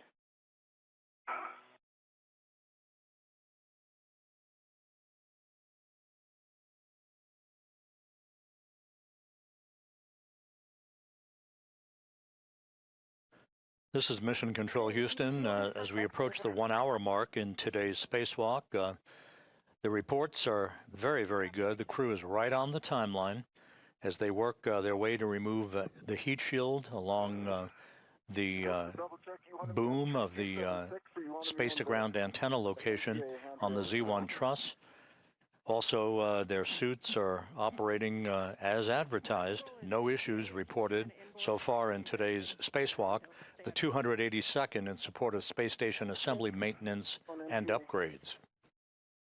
In this view, you see Anil Menon wearing the suit bearing the red stripes as he prepares to accompany Adenot in the removal and installation of a series of gimbal lock bolts. There are 2 sets of these bolts. The first set is 4 bolts. The second set consists of 8 bolts. They will restrain the antenna from inadvertent movement during the time that it is not only removed but transported to its temporary stowage location on the truss of the station and eventually on external stowage platform number 3.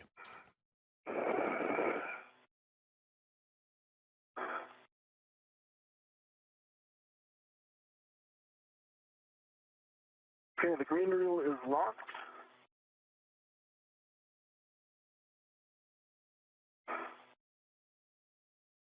Copy, green reel locked, and you'll be retrieving the hook to the handrail and then unlocking it.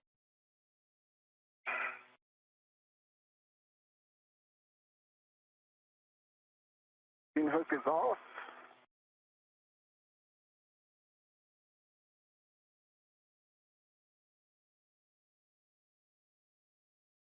And the green hook is on the handrail.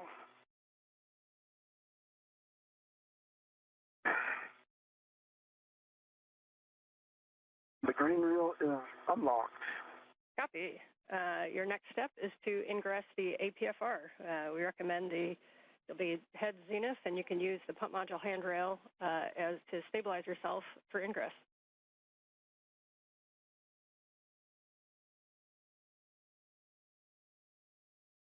Menon finishing up the preparatory work for his planting of his feet in the articulating portable foot restraint at the end of Canadarm 2, upon which he will be maneuvered back and forth in the transport of the failed space-to-ground antenna and its replacement over the next several hours. The robotic arm being operated primarily by Jack Hathaway from a robotics workstation inside the International Space Station, accompanied by Jessica Meir. I would like to reinstall it. It's right in front of my heck of view, if you see it. We see it, checking. Copy. And for your information as well, the heat shield didn't want to stay tucked in, although I thought I had done a very good job of it. No worries. You are go to reinstall that TA clamp, and just a reminder that about potential sharp edges on those, so just take a look closely and you're go to reinstall.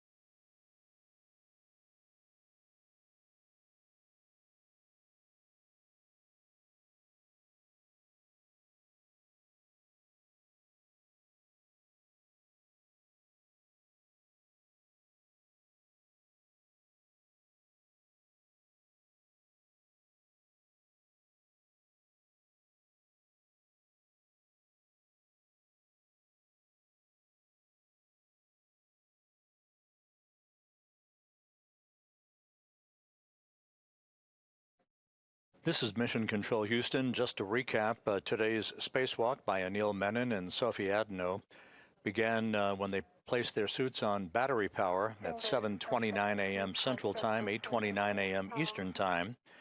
They moved out of the Quest airlock, set up their tools and tethers.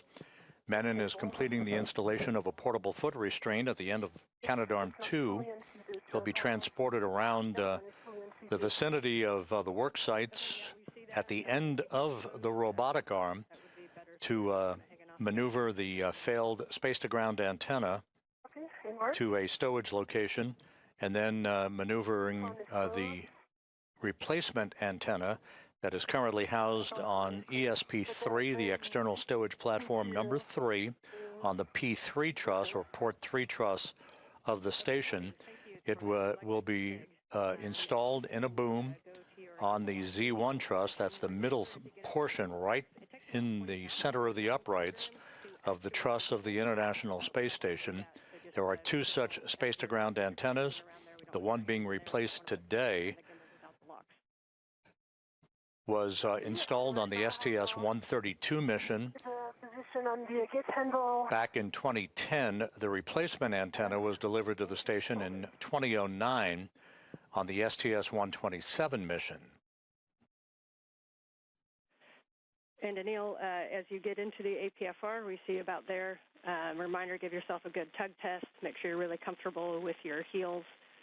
Once we get moving, we won't have too much opportunity to redo those. So once you're happy, just let us know. I feel pretty happy. They feel solid. Copy. We've got a camera looking big brother right over your shoulder, and you look good there. So at this time, we'll take a glove and a half check, please.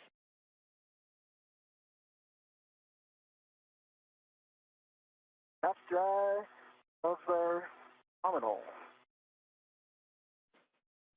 Copy. I'm going to give you the comm here in just a second for your first, to build your frequent flyer miles on the arm. But for Sophie, for the gimbal locks, we're going to have you, once you get into position, I'm going to give you a couple steps so Anil can take the comm. You'll take gimbal lock number 1, which is the one with 4 bolts, and that's going to install on the aft side, so 4 bolts on the aft side, and you're going to manually put in approximately 2 turns in any order on those bolts. You're going to continue to do those. Turn count is important, so please notice and report those turn counts as able with comm. Copy. And McLean reporting to Sophie Adenot about the beginning of the work to install gimbal locks on the failed space-to-ground antenna.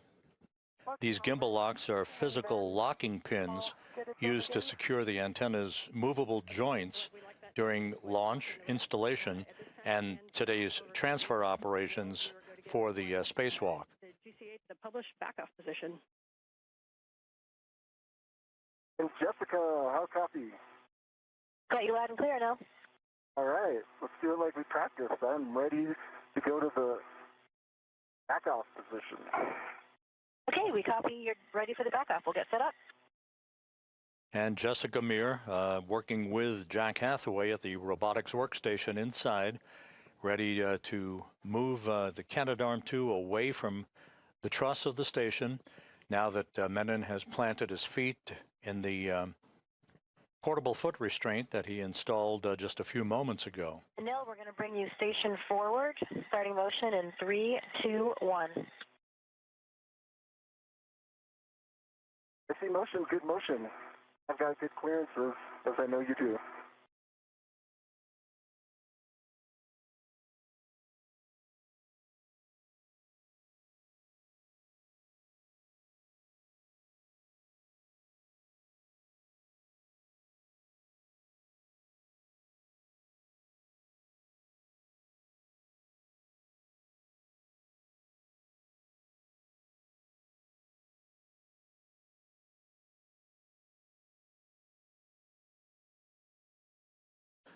A good view of Anil Menon at the end of the station's Canadarm2 as he is being backed away under the controls of Jessica Meir and Jack Hathaway.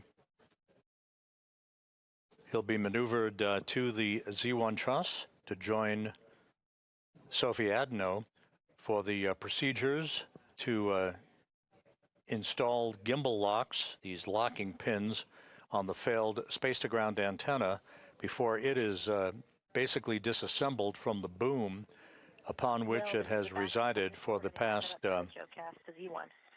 16 years.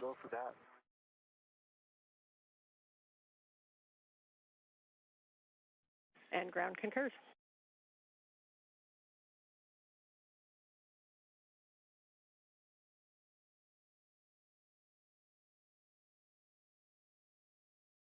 And Sophie, as you get set up, if you need to redo RETs, you can. And BRT to 003 is our recommendation. It looks like you're just about to get that in place. Nice work. I'm already BRT to 003 and working on the install of the number 1 gimbal lock. Copy.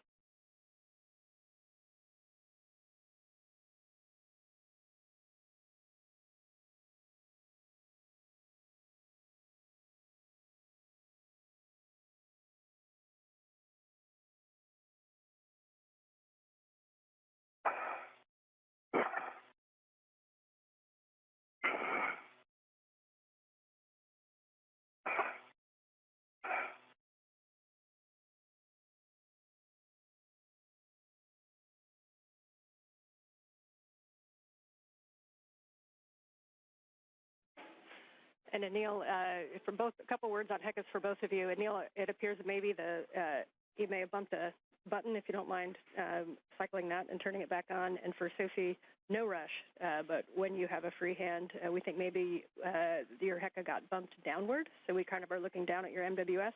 Still a great view. Don't stop what you're doing, but when you have a chance, move that back up. And then my green light was on, but I'm power cycling it. Copy. Thank you. Good info. Copies. And Anil, this is Jessica. Are you ready for the maneuvers to intermediate through Z1 back off? Anil is ready. Okay, that'll be about 3.5 minutes. Starting motion in 3, 2, 1.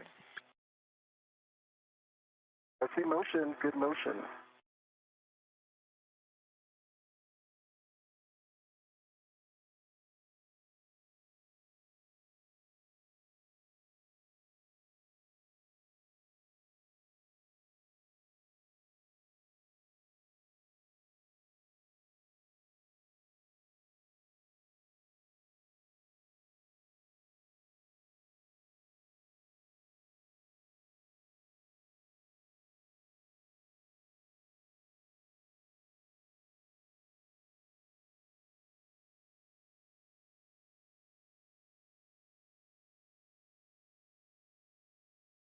Once these 12 gimbal locks are installed, these locking pins to prevent any inadvertent motion of the dish while it's in the process of being removed and transported to its temporary parking place. The actual release of the failed antenna will be through 4 bolts that will be driven by Adenot with the assistance of Anil Menon. 4 bolts holding that space-to-ground antenna on the boom of the Z1 truss on the station. I think I'm going to have to wait for Anil to install it. And now what I see is that if I put the 2 bottom ones, Charlie and Bravo, into their location, then the 2 top ones are too high.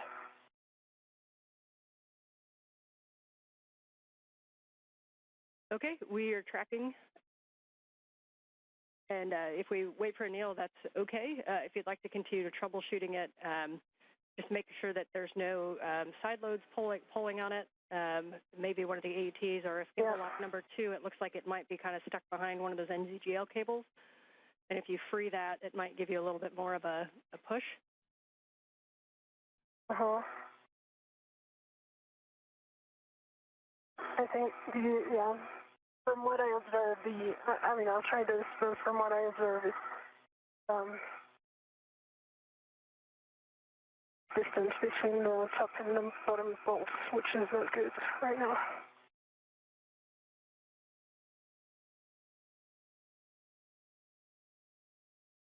When I get there, do you have suggested solutions? Yeah. So ideally, if you could get a hand like to the key handle to try to change like EV alignment. But from what I observed from here, it seems aligned. Just the distance, which just doesn't seem right. Like there's 1 centimeter difference, which is kind of interesting. Okay, I just locked the other red. I'm gonna give it another go. Now there's no side load at all. Okay, we are tracking and we're talking about it. See? And can you, for my purposes, can you remind me what bolt you're looking at? Charlie Bravo and Delta Alpha.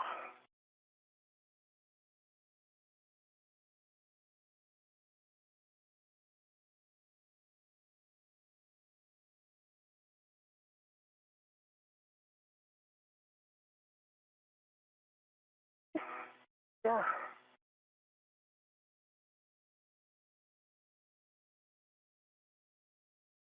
What would be easier then is I would take care of Charlie and Delta to check the alignment, and you would take care of your side, the starboard ones, which are Bravo and Alpha. For now, either I align the 2 top ones or the 2 bottom ones, but I cannot do like the 4 there.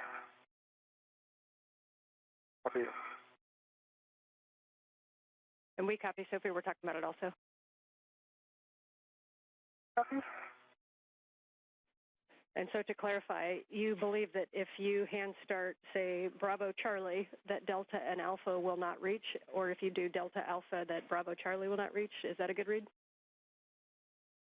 That's a good read. But I'm slightly too later oriented, so I would be able to confirm only if I move, which is kind of tricky right now because I have the 2 gimbals and all the equipment, so it's better to wait for Anil in that position. I tried to, yeah.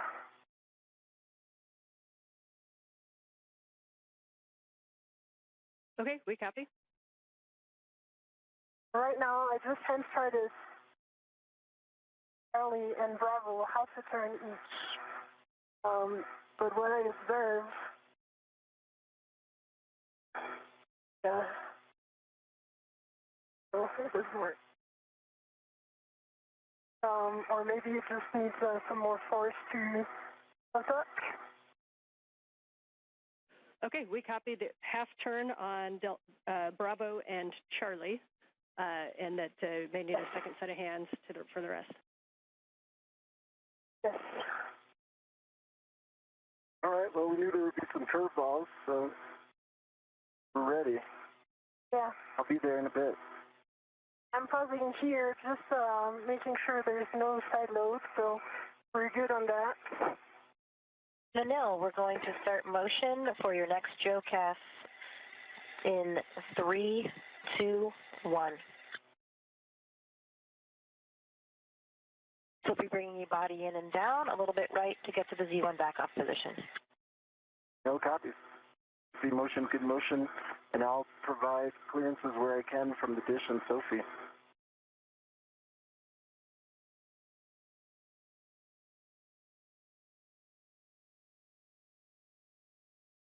I see the day is coming, so I'm going to turn my visor.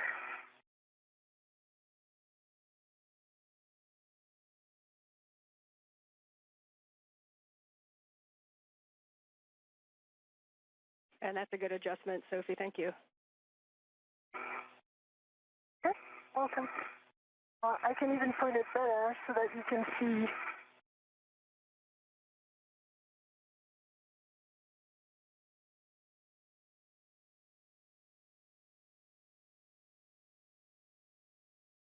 I have a very good view of Anil, of the arm, of the SESA antenna. We see the same thing. We've got a great view from your HECA of, we can kind of see Bravo Charlie Alpha, and we see Anil off to the right. Copy.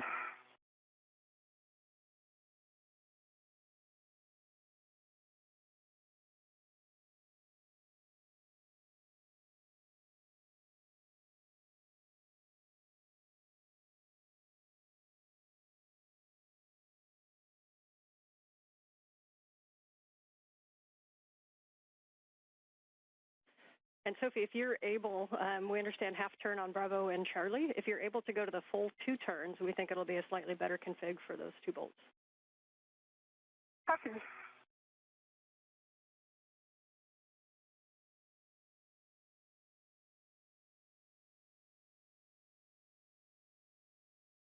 It's a full 2 turn on Charlie and Bravo. Copy 2 on Charlie and Bravo. Thank you.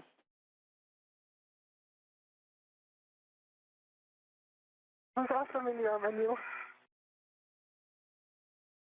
Thank you.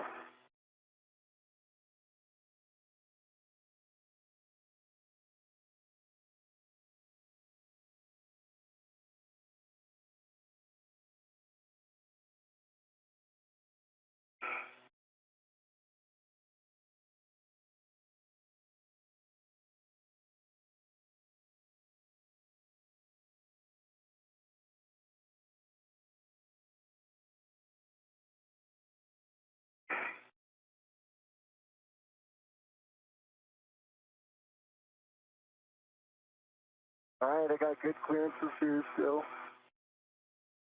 Yeah. Issues.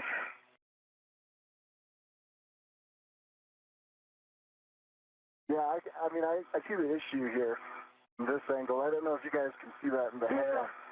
Basically, it's way too low. Can you guys see the HECA? As you said, Ann, a picture's worth 1,000 words, but I can describe it. We have both of your HECAs. We're not quite close enough with your HECA, Neil, to make out the detail. We can see Sophie's pretty well. Okay. I think what I'm seeing is the scan body where she's trying to soft dock. It seems like it's about 15 degrees angled away from the gimbal lock. The gimbal lock seems like it's in the right place, like it is parallel with the boom, so that when you get to the F-scan, it angles off from it. Let me see if I can turn some. Yeah. I mean, what I observe from here is as if the antenna was too tall. Yeah, that's a great description, and we see the same thing on the helmet cam. We're talking about that. Mm-hmm.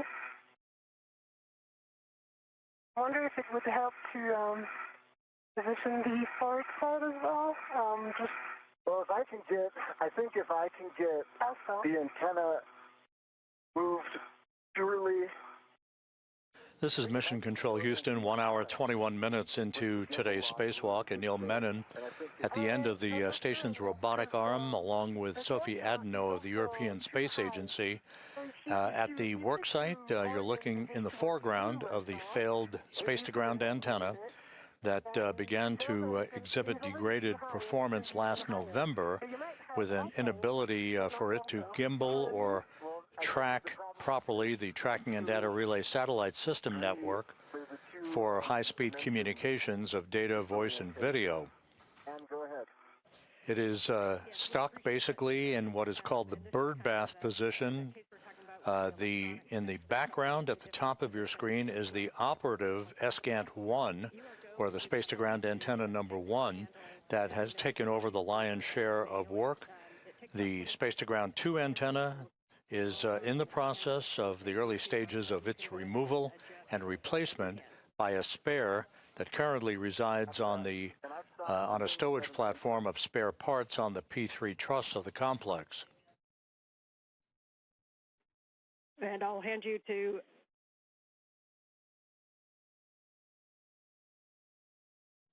the two spacewalkers are in the process of attempting to install two sets of gimbal locks. These are physical locking pins used to secure the antenna's movable joints during its installation and spacewalk transfer operations, such as we are seeing today. Yeah, I'm trying to not reposition myself. That's it.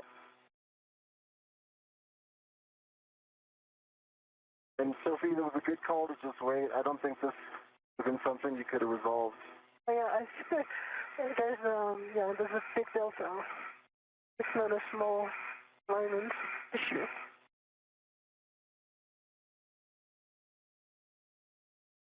And Anil, we are at the Z1 back-off position. As you know, we're ready for the GCA to the bolt access position on your go. Yeah, go for the bolt access.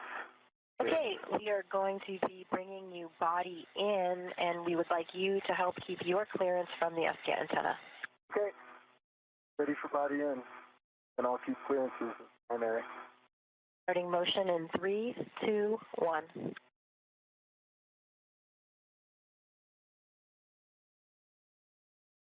I see motion and good motion, and I've got good clearances. I've got a meter from the T-handle, the hand extended.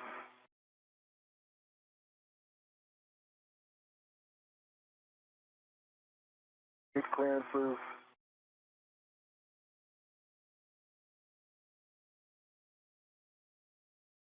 I'm good. I've got a meter distance. I'm personally moving my body in 8 air, so I've got good clearance.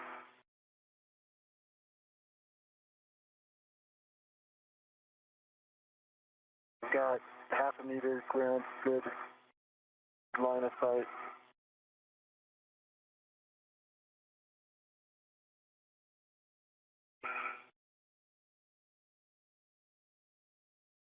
We've got good clearance. And I cannot see anymore the SATA antenna, so I cannot check anymore. We have clearance on the SATA. Copy. And I've got good clearance from the S-GANT. Got it. Good foot. And I can move my body even more. I've got good clearance from the boom.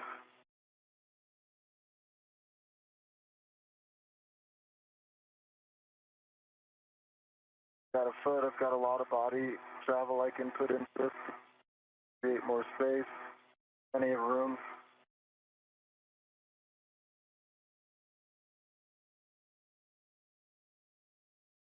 Got plenty of room. Yeah. All right, we're coming up on another handover, but it. you guys can continue to work this, and we'll take a report on the other side, but you are go to manually manipulate those gimbals to see what you can get. Watch for pinch points. Oh, great. I think we can get this, Ann. I've got high confidence. We see it. Okay, I'm working on Delta. And there is much joy in MCC. Okay, 2 turns on Delta. 2 turns on Delta. Copy, 2 turns on Delta. Okay, Anil, we have reached the published position. And in mid-sentence, we've hit a gap, a short gap, in our tracking and data relay satellite system communications, not related to the space-to-ground antenna work that's ongoing. Okay, copy, go. Menon and Adenot working on the installation of these locking pins before the failed space-to-ground antenna can be removed from its boom. Delta Alpha in this order. She might be on handover, so... I'm here. Yeah. I think maybe... Okay. Okay, so, hey, guys. Anil? Hey, nice job. We copied 2 turns on all bolts. You're going to now retrieve the PGT. They both work. We recommend using Sophie's PGT with a 2-inch rigid.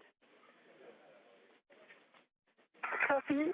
So, Anil, because I'm kind of stuck in the movement, I'm going to give it to you. Yep, I got it covered, Sophie. So, what I suggest, I align the bolts and the PGT, and you brace and and put the motion in. But I'm going to stabilize this on the bolt. Okay, I've got your PGT. Is it CALD? Yes. Okay. And just as a reminder, Bravo 1, clockwise 2, I think it's already set. Bravo 1. Clockwise 2 is set. I can see it. Yep. Okay, tell me which bolt. You start with Charlie, and I'm going to get you towards Charlie. Okay. All right, we like it. Bravo 1, clockwise 2. Understand Cal is complete. Bolt Charlie first.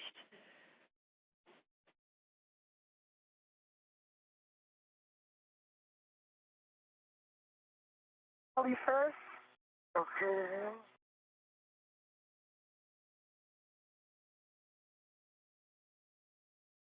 Okay, it's in. Okay. And then I'm going to turn to motor. Wait, can you hold the PGT?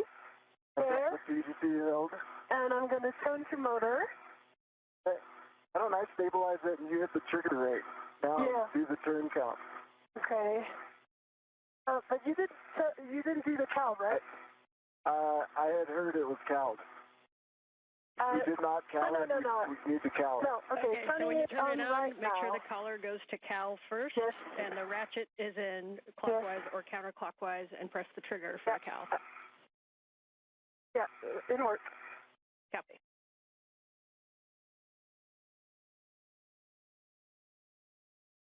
We'll CAL it and give it to you, Sophie. Copy. Okay. Good CAL, 41 volts.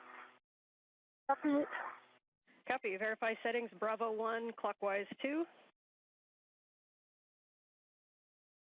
It worked. Bravo 1, clockwise 2 is Bravo 1, clockwise 2. Okay, and a reminder, make sure your ratchet's back in the motor. Ratchet is in motor, confirmed. Okay, you are go to drive Bolt Charlie. Okay, Anil, can you, do you have access to this PGT? For me, it's, I'm not in good position right now. I'm going to turn like this. Yes, PGT. We have the LED test right now, so clockwise 2, sorry. The collar is out of Cal. Yeah, we are now in clockwise 2, Bravo 1, clockwise 2 confirmed. Okay, I'm pressing. Can you activate the trigger? I sure can. Are you going to do the count? Reminder that turns are very important, so if one of you can give us the count at the bolt.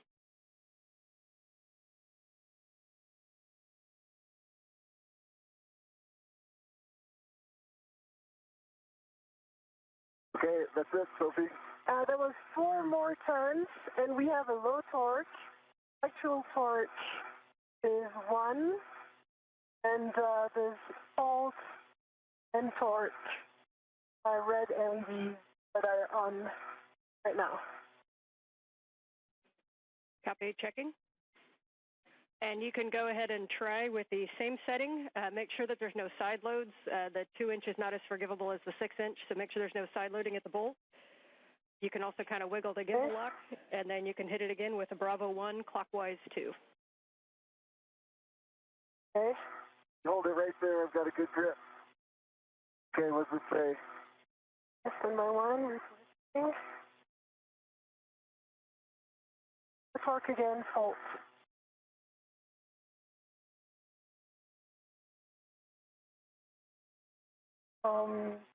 There was initially I had 2 hand turns, and then we turned 4 turns, but 6 total, and low torque. We copy low torque, and we copy that you did got no additional turns on that second one.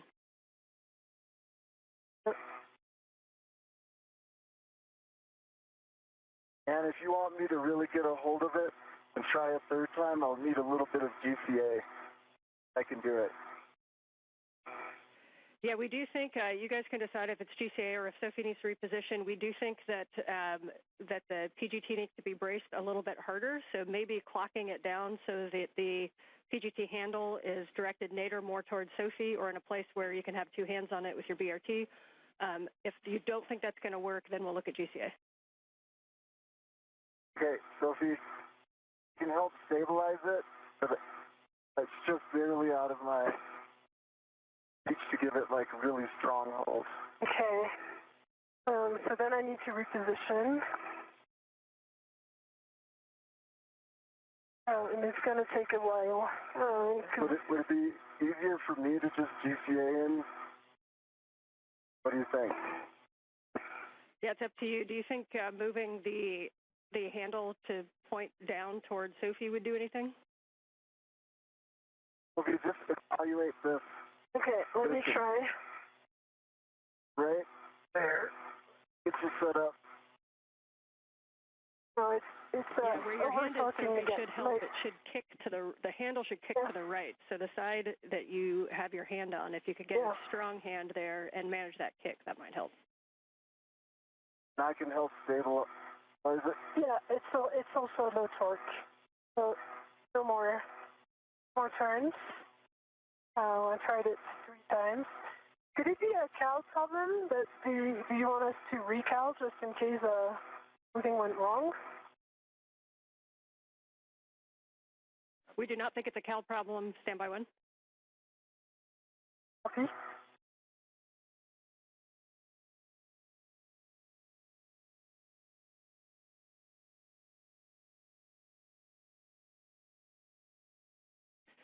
And Sophie, just to be clear, we got the full two hand starts and then 4 additional turns with low torque. Have you gotten any additional turns or any good torque indicator?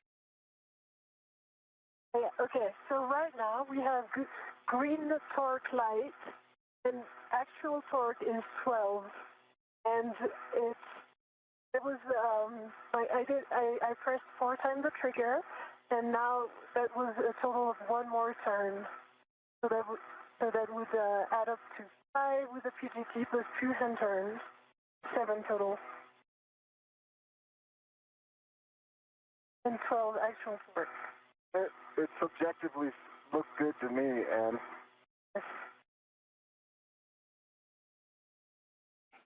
we're double checking that. We think that's a good bolt, but standby 1. Your next one after this is going to be Bravo if you want to start thinking through that. And with that, we have a good Bravo, bolt on Charlie. I can do. We're calling Charlie good bolt. You're going to Bravo, which is starboard aft. I can do this one. Okay, Sophie. I'll let you work on that one. Okay, you count, okay? Yeah. Ready, starting it in 3, 2, 1.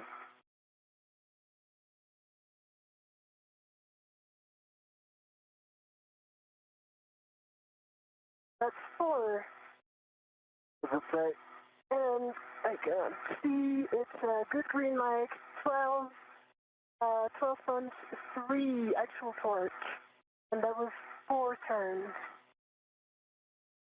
Copy 4 turns, green light.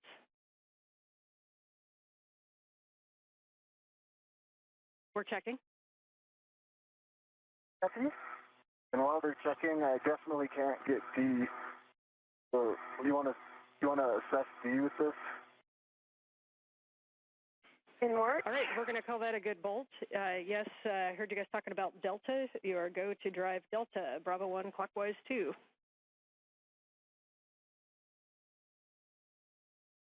Hey, you got it? Put it more down. Okay. Yeah, okay. Now it's good. I have it.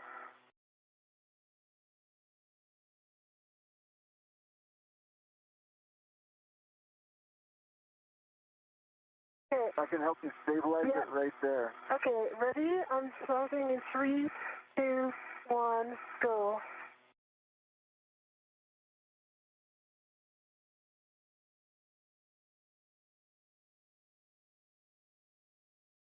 I saw 5. 4.5.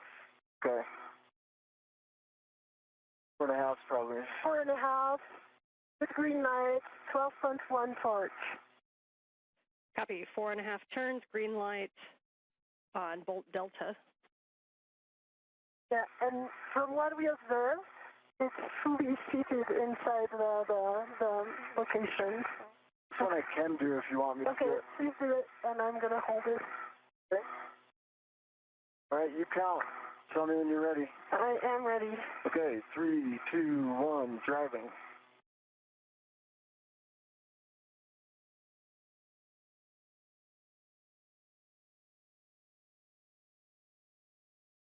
And 3/4 on this one, and I see good green line, truss on 1 torque. Okay, 4 3/4, 12.1 torque green light, and we'll hold there for a second. Just a reminder between bolts, do me a favor and wait for a go. We've got to do math down here. Copy. So let's, Anil, for us, while they are doing their math, let's stow the PGT and see what we can do for the rets on this one. I also see a loose ret coming right in front of you. Is that intentional? That's intentional because I didn't want to have some side loading. Okay. I have 2 loose rets. Okay.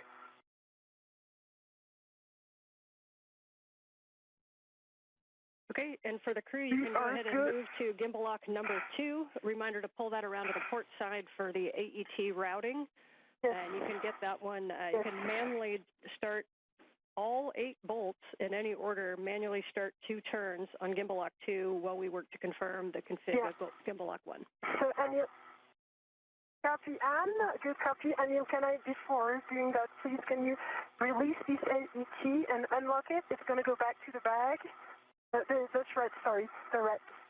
The ret number 22 that you see right here. This one that I'm shaking. Okay. Yeah, this one, because this one is one from the bag, and I am actively rerouted to the other side of the AT, so we are good.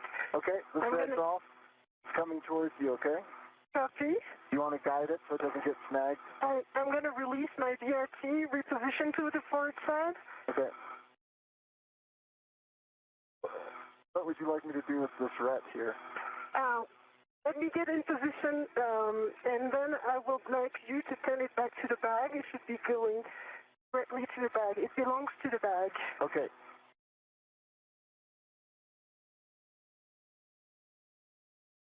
Good job on those bolts. What? Good job on those bolts. It didn't start well, but yeah. If I could speak French, I'd say straight in. All right.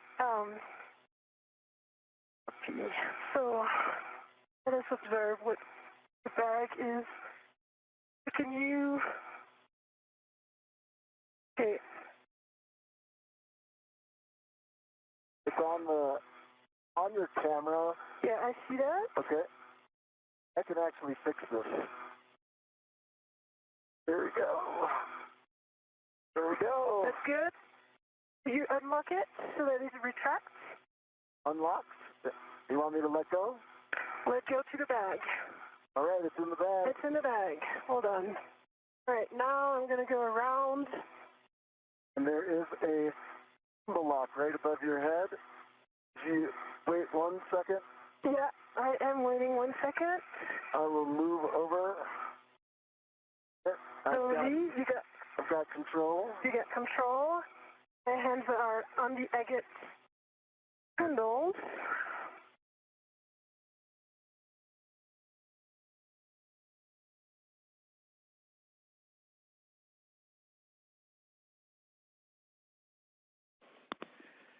All right, nice work on that, you guys. Much rejoicing after the move of the gimbals and getting that lock number 1 on. We see you working number 2. And again, just a hand start on each one of those bolts in any order. Copy. I'm working on my VRT for now on the forward one. This is Mission Control Houston. And just do me a favor. 1 hour, 42 minutes into today's spacewalk. That'll help us. As you watch the work of Anil Menon and Sophie Adenot outside of the International Space Station, Menon, his feet planted at the end of the station's robotic arm, wearing the suit bearing the red stripes. Adenot is in the unmarked suit. They have completed the installation of the first quartet of gimbal lock bolts. These are physical locking pins to make sure that the space-to-ground antenna, the failed antenna, does not inadvertently rotate out of their maneuverability capability during the transfer to a temporary parking place and then to a stowage platform on the P3 truss of the International Space Station. The same will be the case for the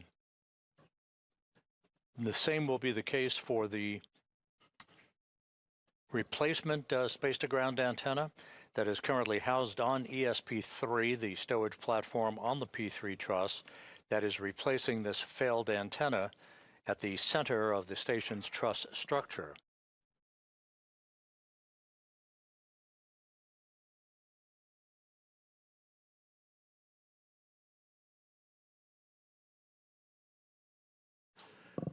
The crew is continuing to work just about on the timeline. The first order of business, of course, the removal of a heat shield at the base of the boom upon which the failed space-to-ground antenna resides. Now the installation of these locking pins to restrain any movement by the space-to-ground antenna dish during its transfer to its stowage location. This will be followed by the removal of the antenna itself and Anil Menon carrying the antenna at the end of the robotic arm to to the external stowage platform number 3 on the port side of the International Space Station. The station and its crew members are currently traveling 260 miles above the Earth, moving from northwest to southeast, about to move directly over the Cabo Verde Islands. So that's 2.5 turn on Gulf. 2.5 turns on Bolt Gulf. 2 turns on this one, Sophie. Which one's this? Foxtrot. Let's go Anil Menon, Echo and Hotel. Let's go to the top one. Yes, affirm. It works. She's directing me. We haven't put the turns in yet. Yep, and Anil, I see you on Echo, and Sophie, I see you on Hotel. Yeah, 3 turns on the Hotel. 3 turns on this one. Yeah. Okay, understand. 3 turns on each. Please stop at 2 turns on the hand start bolts. But we got 3 turns on Echo, 3 turns on Hotel.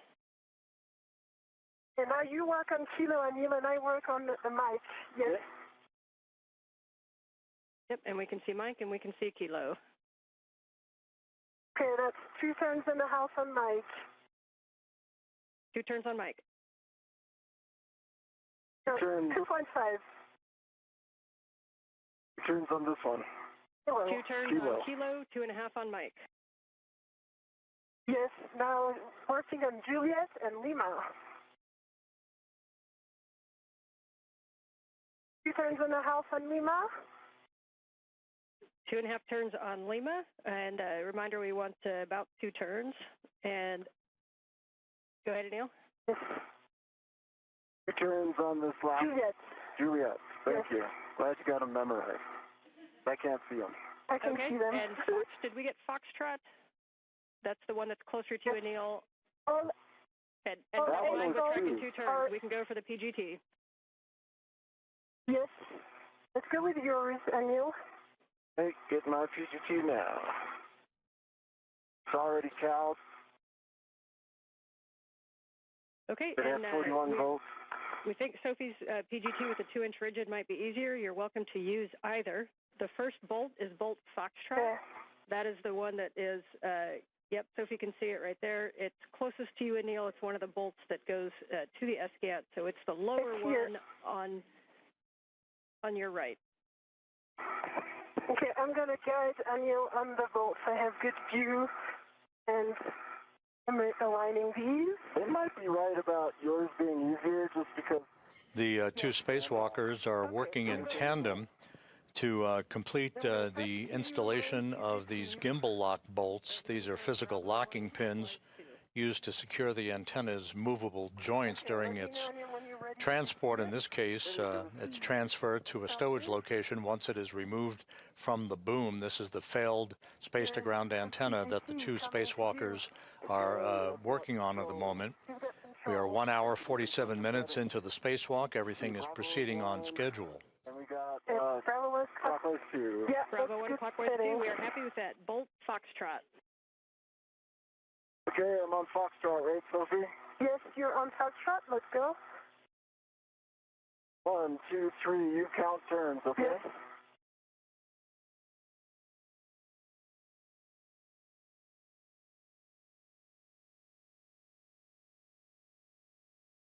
We're in a house, and I see that Bolt is fully inside fully seated inside. And I got low torque, 10.8. Low torque 10.8.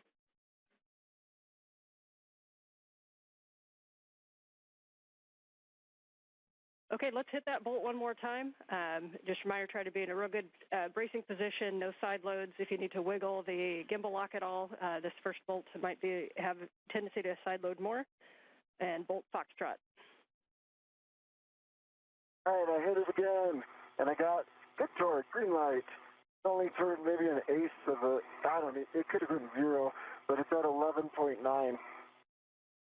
A really small turn, basically, almost nothing. Okay, we will move to bolt Gulf. Bolt Gulf, that's the one closer to Sophie on the other side, while we let MER determine what 4.5 plus an eighth is. All right, I could do this one too, Sophie, if you want. Okay. Okay, you ready to count? The space-to-ground antenna that the crew is currently working to install these locking pins on, this is the one that exhibited restricted motion beginning last November and a degraded performance in its inability to auto-track or gimbal, if you will, swivel to point itself toward the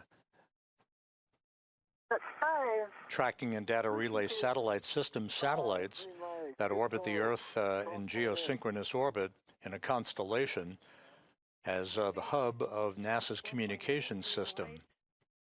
5 turns. Your next bolt will be bolt Echo. Echo. This particular antenna was launched and installed during the STS-132 mission back in 2010. So after 16 years of yeoman's work, it is being removed and is being replaced by a spare that has been housed out on a stowage platform on the port side of the truss of the International Space Station since 2009. Right, green light, 12.1. Copy, and say again, turn count for bolt Echo. 5.5. And it's fully seated from what we observed. Copy, 5.5. And you are going to move on to bolt Hotel. The symmetrical part closer to me. Okay, is it this one? A-firm. It's A-firm, and I'm ready to start counting. All right, ready? 3, 2, 1, starting.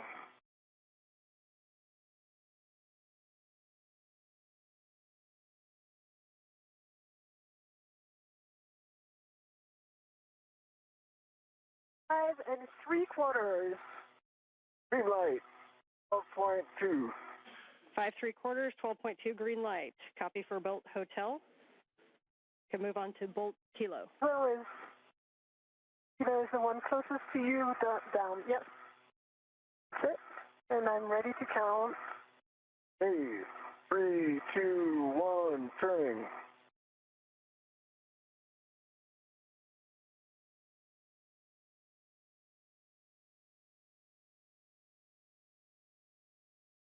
Four and 3/4. Green light, 11.8. Copy, 4 3/4, 11.8 green light for Kilo. Next will be Mike, but stand by one while we check that. Mike. Okay. I can't see that, but if you can Okay, put this and on, we'll keep going Yeah, to I'll. bolt Mike over by Is Sophie. this? Nope. Is it this one, sir? No, it's this one. Okay, let me just extending my body position. Oh, yeah. Yep, you're in. Let's go. Okay, ready? I'm going to try not to side load this. 1, 2, 3, Yep. starting.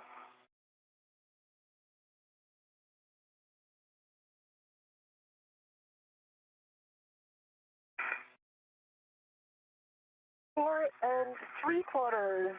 Woohoo! Green light. 12.1. Well done. All right, next one is the top one 4 closest to you. 12.1 for Bolt Mike. You can move on to Bolt Juliet, which is over by Anil. Yeah, no, not this one. Yeah, the one closest to you, that's one. Okay. Ready, Sophie? Ready? 3, 2, 1.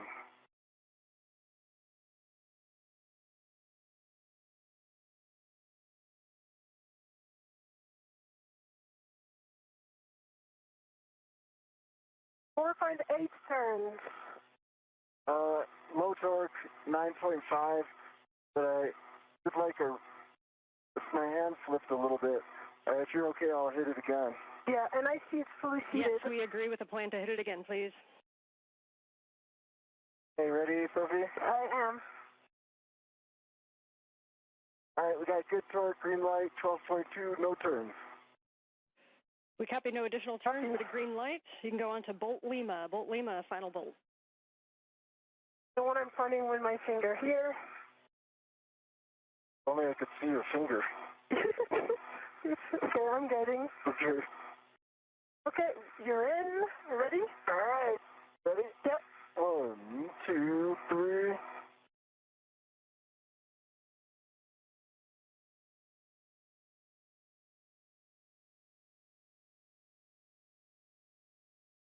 It's 5 turns. Light, 11.4. Copy, 5 turns and 11.4 green light. Nicely done. Folks are going to discuss that down here for a little bit, but at this time,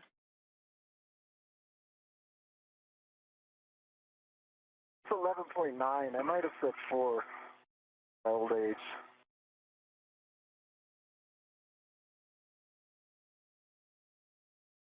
What we observe from here is that all bolts are fully fitted into the golden part. okay. They look all the same. So Sophie, at this time, first you guys can stow the PGT, and then we're going to, I have a task for each of you. Anil, we'd like you to do a wiggle test and take a look at the gimbals, and you kind of got to move it before. Let us know if it moves at all. Sophie, once you stow your PGT, you can remove the AET from the gimbal locks, and you'll be stowing that on the starboard aft agate handrail. Copy. And that gimbal is rock solid. That's a great report. There was much joy. Approaching the 2-hour mark in today's spacewalk, Anil Menon, you see him, his feet planted in a portable foot restraint at the end of the Canadarm2 robotic arm, declaring success as he and Sophie Adenot have driven a total of 12 bolts, these gimbal lock bolts, these locking pins in place to secure the failed space-to-ground antenna from any inadvertent motion after it is removed from its boom on the Z1 truss and transported to a stowage location. Copy that. Oh, no, first is the AET. The AET. Yeah. And what? And these can be done in any order from here. So if Anil, you want to start NZGLs while Sophie works the AET and the MUT, that's fine. Just let me know what words you'd like. I think that's a great idea. Why don't I start on the forward NVGL?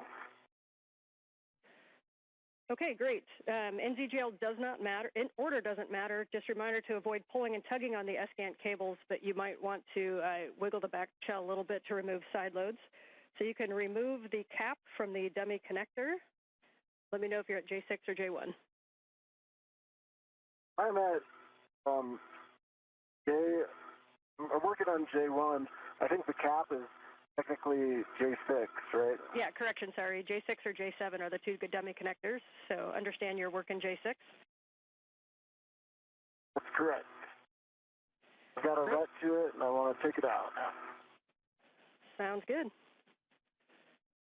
And once you have that dummy connector removed, then you can demate the ESCANT forward cable from the boom. That's a P4 from the J1. Okay. I've demated the dummy connector, and I'm working on the forward cable.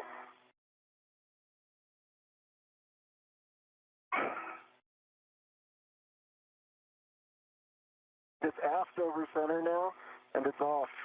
The O-ring, there's a pink O-ring in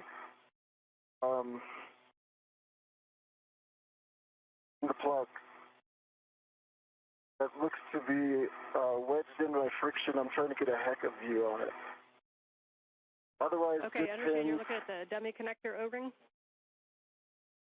No, the dummy connector's off.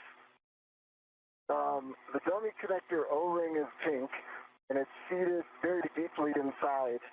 When I look at I just took off J1.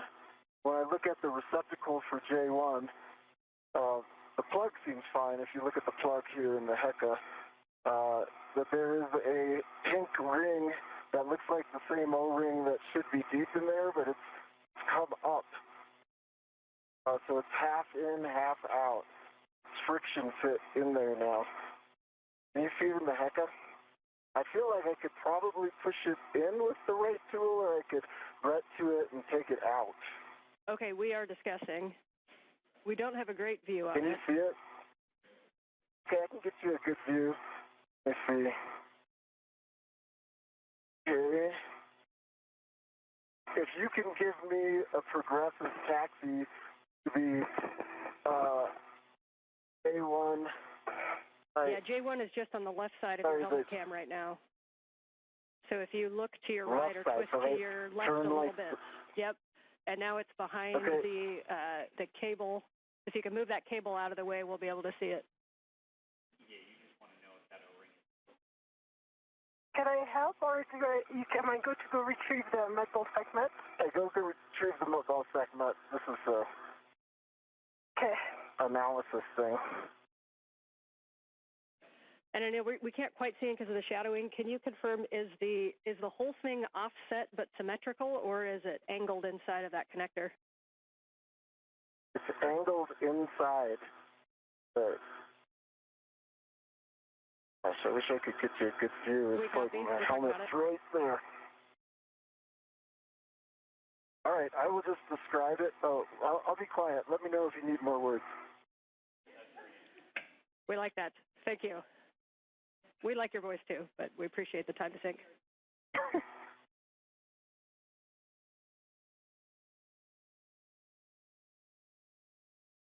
Okay, you are going to put the cap on there. We are okay with that angle.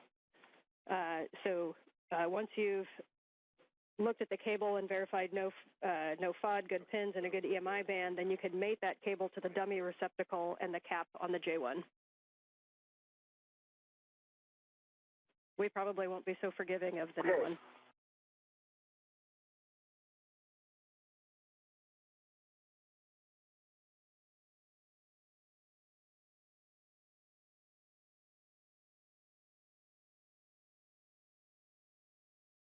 And I think there may have been a miscommunication.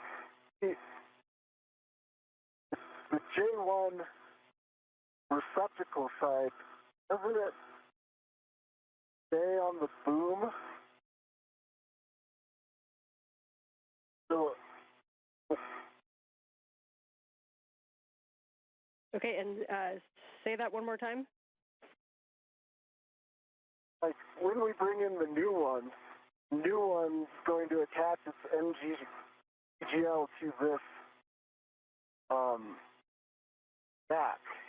Okay, you're talking so the J1, so the O-ring is in the J1 connector that's on the boom, is that correct? That is correct. Okay, appreciate that clarification, and yes, we'll be using that one again later. So copy that you've got the NZGL cable to the dummy receptacle, and now you can put the cap on the J1 boom connector. Okay, I'm going to put the cap on, but the pink does stick out 50%. Like that O-ring sticks out 50% from there, so I can try to flatten it in by putting on the dummy connector, if that makes sense. Yeah, we're checking. Yeah, if you want to try that, we're good with that.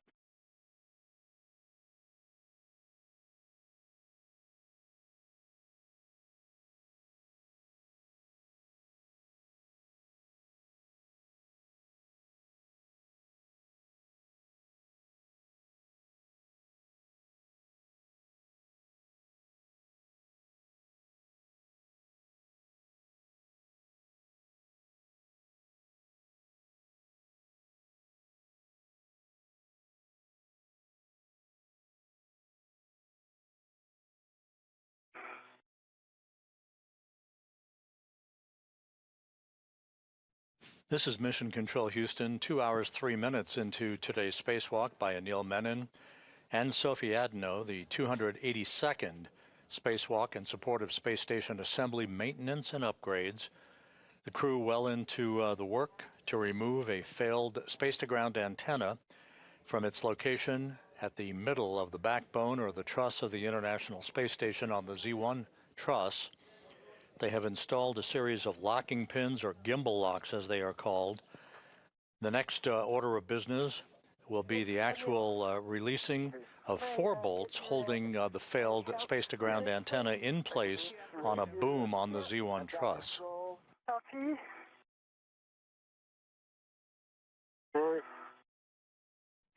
And we came back from a handover, so Neil, if you had any other words that we may have missed them on the J1. I said if, I don't know if you caught it, but if we put in the plug, it's gonna be hard to get the, sorry, I went to go get something, and, sorry, if we put in the plug, it's gonna be hard to get that pink rubber O-ring out again. But if the decision is to take it out now, it's partially out, and I think I could get it out. So I'm just verifying that you want the plug in and attempting to flatten it in there. Okay, we understand. We're talking it.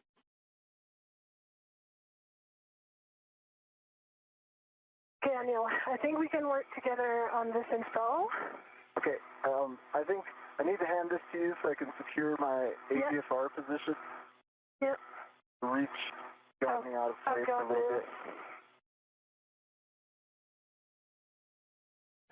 Anil Menon is referring to the demating of the acronym is NZGLs. These are NASA zero-G lever locks.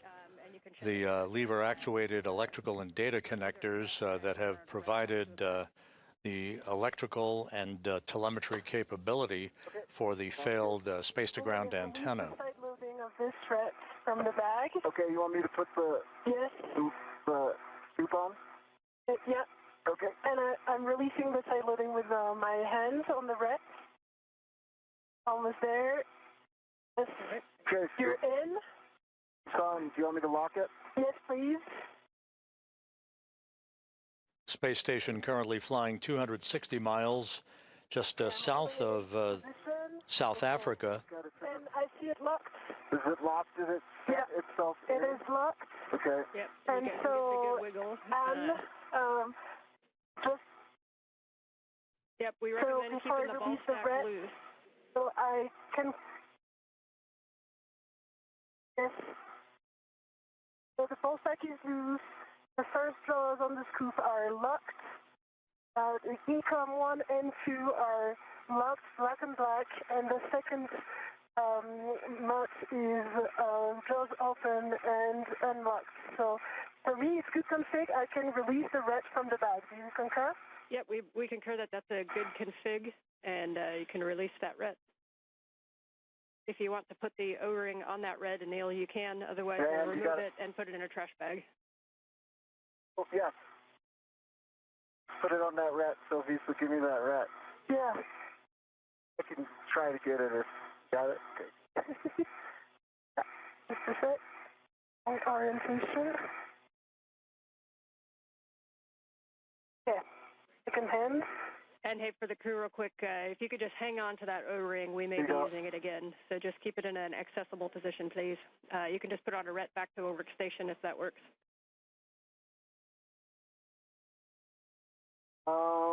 I should keep it on my person then. Okay. Okay, we like that plan. Good config. Nice work on the scoop and mutt ball stack. That looked pretty simple in the scheme of things. And we'll be going for the second connector. And okay, confirm I released the red from the bag. So we don't need it from the O-ring. You release the ret, Sophie. I'm going to put the O-ring on this AET right here and keep it behind my workstation. Copy. Okay, we like that config. The things that we have left are the other NZGL, and then we'll be releasing torque using the ratchet wrench. So if you guys want to work the last NZGL, then we'll get in position. Okay, let me work on the NZGL. I'll work on this cap, and you do your thing with the O-ring. Okay.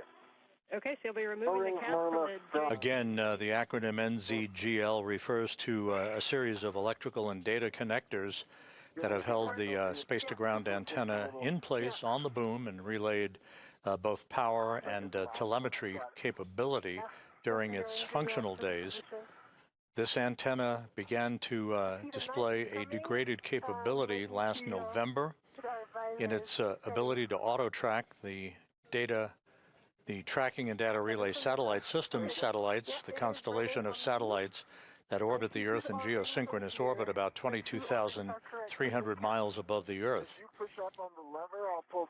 The situation with this particular antenna continued to worsen, causing flight controllers to transfer the prime load of communications capability from the station, the high data rate transmission capability, to the other S-GANT 1, that is located alongside of the failed antenna on the Z1 truss of the International Space Station. Yeah, okay, it doesn't work. Now with the two of us. Okay, ready? Yep. And we're sure we got it up, yeah. Yeah, lever aft over center. So okay. You're good. Okay, I've got good leverage here. Yep, and me here. Okay. 3, 2, 1. Steady pressure. Okay. I think this is a RET scenario. It is a RET scenario. All right, and you can wiggle the back shell, making sure there's no side loadings on there. And then reminder, if the sun comes up, you can keep it shaded, might help too. Oh. Okay. Now let me go in front of it. Okay. And put some shadow.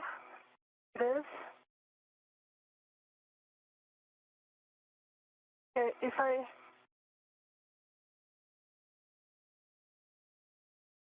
try like this? And I'll wiggle the back shell. Just give you some. Yep, and we're seeing you working it, and you see that the like we're making a little half. And this is the situation where you could use an AET as well if you need a little more pulse.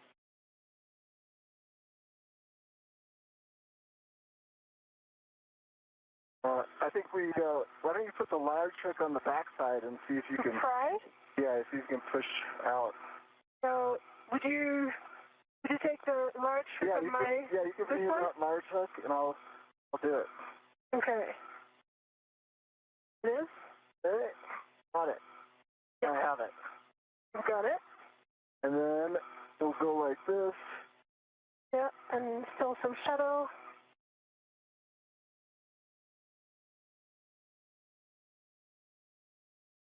Okay.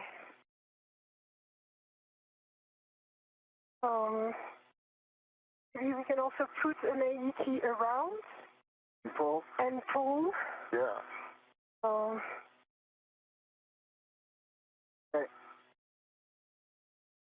All right.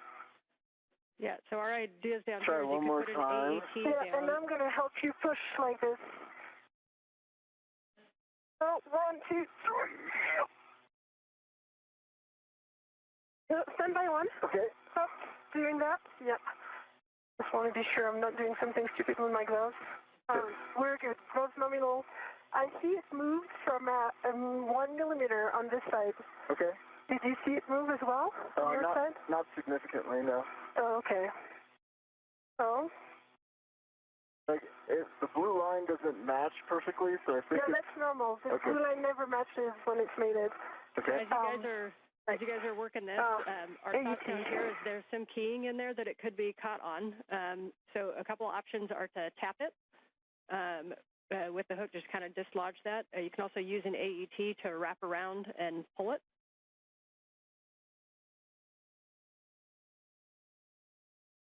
Do you think the night time would make it easier?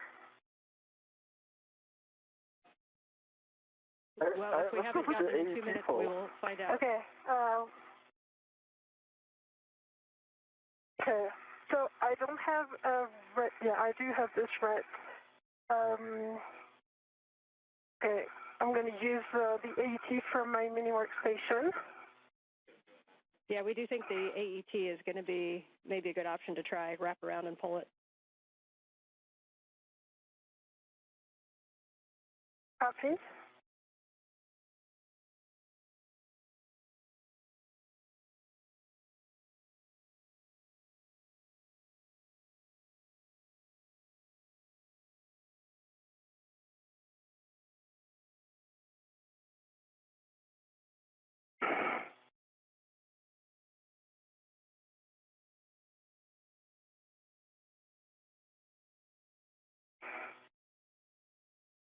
No, I think it's going to be faster to use the AET from here. And one note, Sophie, when you're pushing, there's kind of two parts in that shell, and if you're right against the kind of the bottom of where the connector, that's the jack that kind of stays there. So make sure you go up a little bit to push on the actual connector. Okay. So I do have one red to AET that was on the agate handle. Okay, yeah, we can use that one and wrap it around. Just make sure you're not right at the base. You want to go up from the base so that you're on the actual connector.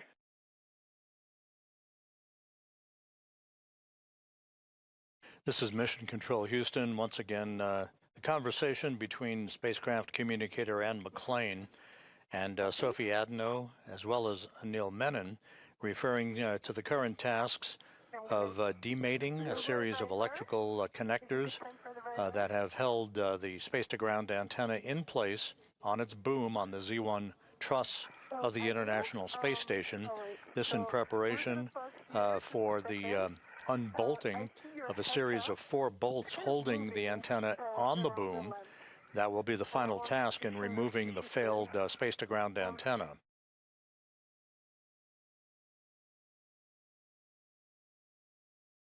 All right, Houston, do you see Anil's Heka? We do see the Heka. We see a green light, but we don't see his video right now. Got a little bit of play in it. No, I mean, look in my Heka, the Heka view. I'm going to show Anil's helmet. And okay, there's some play here. We see the play. Okay. And we'll talk about that if you want to keep working the connector.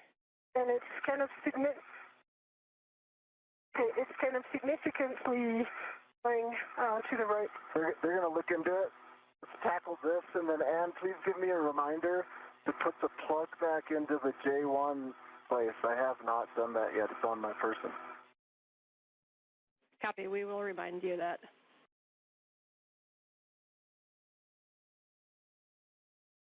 All right, let's see if we can tackle this one. Yeah, I'm just removing the AET from the agate handle, but I don't know why it's stuck right now. All right, while you do that, I'll put this plug in.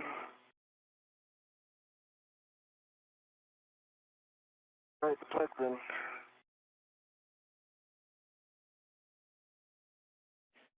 And you guys had mentioned it, but we want to make sure that handle is fully thrown aft, and that you didn't sense any damage or weird sensation when you moved that. Is that correct? I did not. Aft. Is there any utility to moving it forward again and then aft? But aft, it's full aft over center. No weird you can try that if you want to verify aft.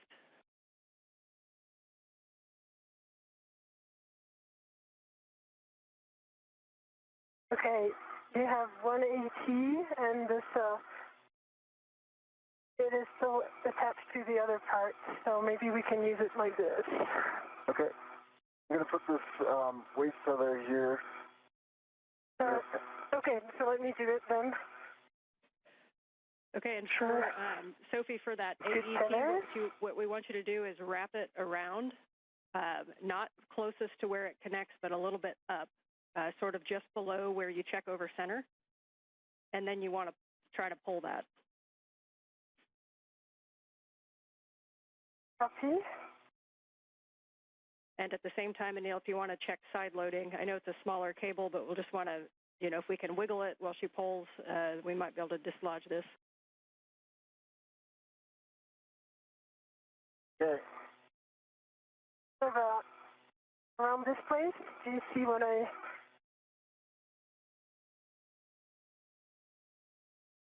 Okay. I'm in good position. 3, 2, 1. 3, 2, 1.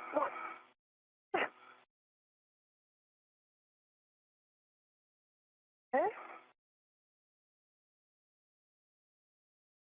See if I can, Yeah, you do this and I do the... Yeah, let's do that. Okay, we change this. Maybe it's going to be better for you to take this 2 sides. Okay, I've got it.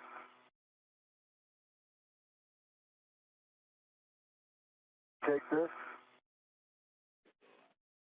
You wanted me to get both sides, I see. Happy medium, but Yeah, you take if you want to both go sides back down and just a little bit. Look at this. What? Okay, I see. Yeah. I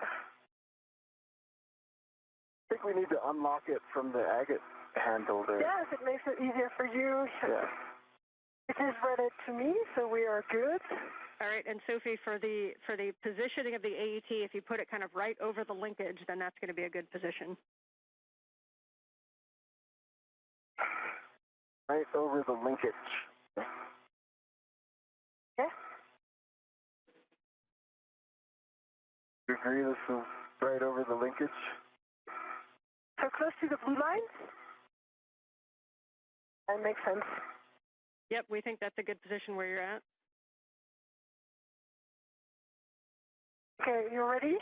Yeah, I was just like at the limit of my APFR.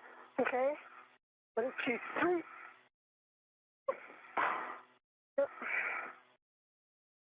I would need a GCA to get like my legs into this. You're still able to pull some force and me too. I could put about like, I don't know, I feel like that was maybe like 20 foot-pounds. Yeah. Okay, let me go in another body position like this and hold the AET. Okay. And then we'll try this. All right, Anil, if you need a GCA to get it better into position, you can work with M1 to get yourself into a better leverage position if needed. One by one, we're trying one more thing. Okay, I'm going to push against this and pull like this. 1, 2, 3.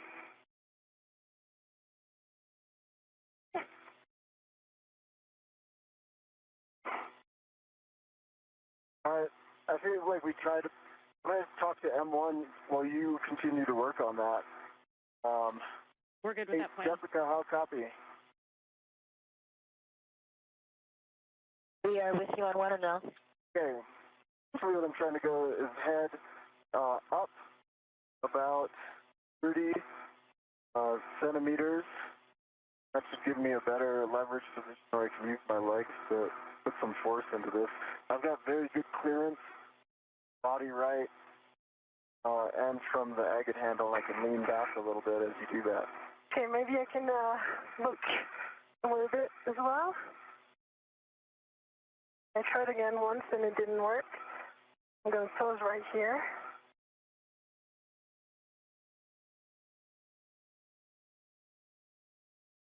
We copy now. Head up 30 centimeters. We're evaluating. And Sophie, if you want to cycle the handle, and again, give us any feedback on if you think there's any motion that you wouldn't expect, grinding, or if you just think it's moving smoothly.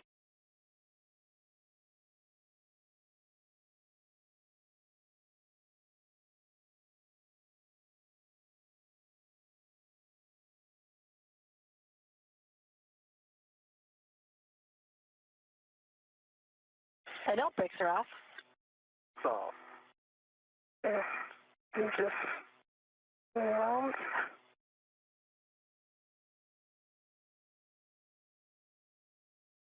This is Mission Control Houston, 2 hours, 23 minutes into today's spacewalk. Anil Menon and Sophie Adenot continue to work with efficiency in the process of removing a failed space-to-ground antenna from its boom on the Z1 truss of the International Space Station. This particular antenna began to exhibit crankiness in its ability to gimbal or auto-track NASA's tracking and data relay satellites last November. The situation worsened, prompting flight controllers to swap strings, if you will, commanding paths from the Space to Ground 2 antenna, which is the focus of attention that you see in this view, in the bird bath position, as it is called, where it is basically stuck in place, to the Space to Ground 1 antenna that is parked right alongside of it on the Z1 truss. In order to maintain full redundancy in the high data rate transmission capability from the station to the ground, we are in the process of removing this failed Space to Ground antenna, and later this afternoon we'll replace it with a spare that resides on a stowage platform of spare parts that exists on the port truss, the port 3 truss of the International Space Station.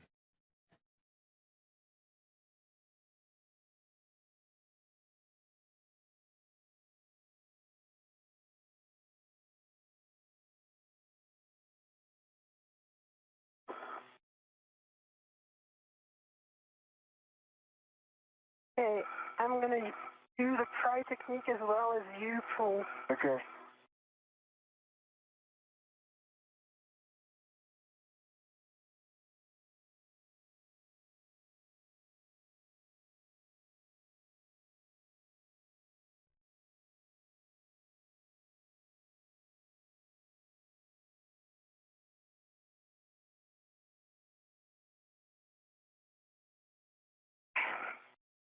You want me to get it? Yeah.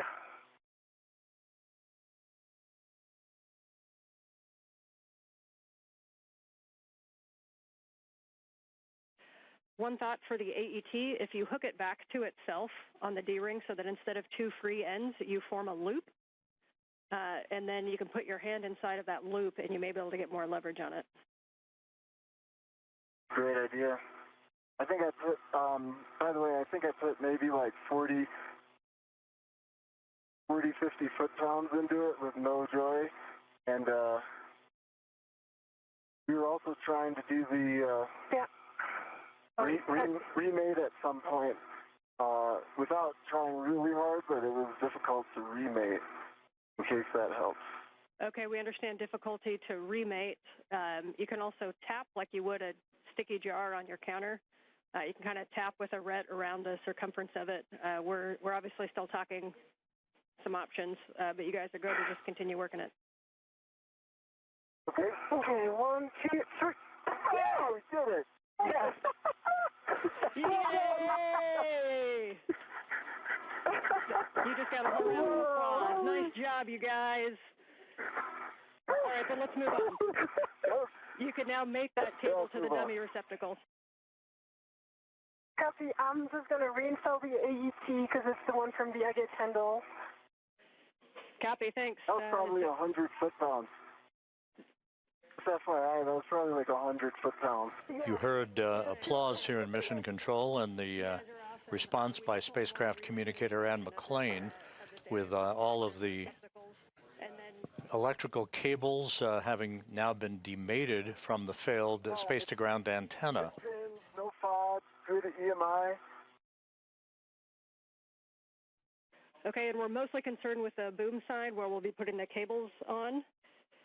So you're looking at J2. Yeah, that one's J2's good, holes, pins, no FOD.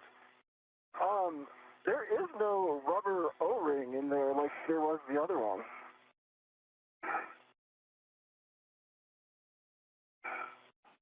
Okay, that's expected. So let's get that cable. Once you got a good inspection, you can connect P5 to J7, the dummy connector, and then the caps on the boom, both boom connectors, please. Okay, it's in the dummy connector. No, not yet. We're missing inside here.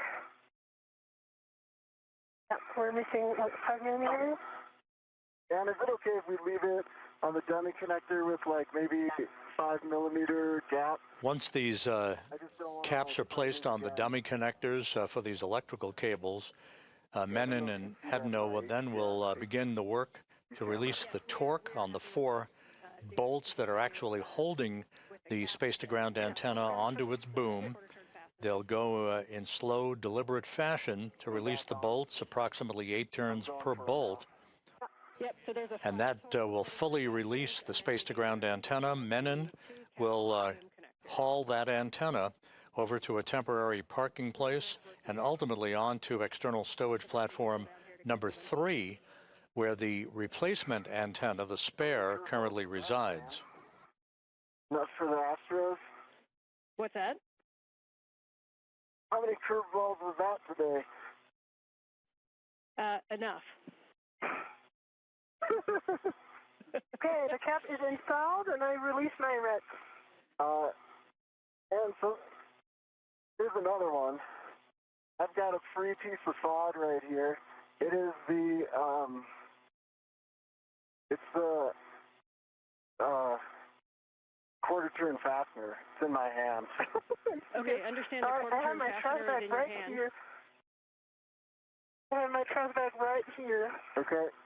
Let's take it and put it in. All right, going in. Gonna do this one carefully.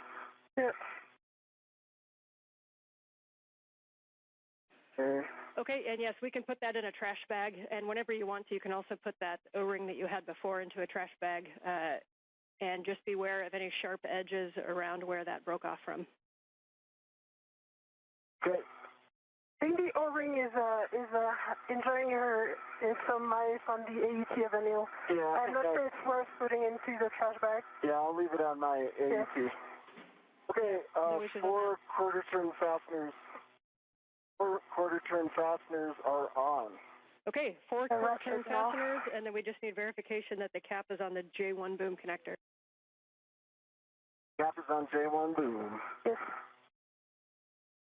Okay, I understand that's a good config for the cables. The next thing we're going to do is to release the torque on the S-gant bolt using the ratchet wrench. Okay, I'll get in position with my DRT on handrail 4. Ratchet wrench is in my hand. Excellent. Reminder on the ratchet wrench and these bolts, you can go in any order to release the torque. We'll go in order to fully release, but you can release the torque less than 1 turn in any order, and this is where we want a slow ramp up of the torque. We don't want any impulses into it, so we need you to be like a nice human PGT and just slowly ramp up your torque to what you need to release the bolt. We're going 1 turn? Less than 1 turn, so as soon as the bolt moves, you'll be good. Okay. And just call out, you can either give me forward, aft, port, starboard, or 1, 2, 3, 4 as you do each one. Any order. I'm starting on the aft.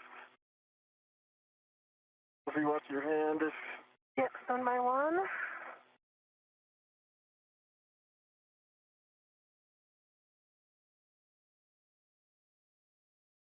Quarter turn on the aft. I'm going to put in another quarter.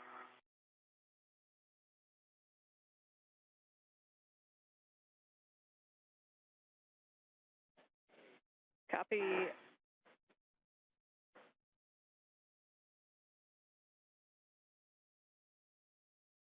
Another quarter turn on the aft, total of 1/2. I'm going to put in another quarter just because it does feel tight. Okay. We're okay with that on the aft? There's another quarter turn, so 3/4 turns. I'll stop there. Copy. 3/4 turns on the aft bolt. I'm going to go the starboard bolt. Sophie, then I'll hand off to you, okay? Copy. I have good DRT stability.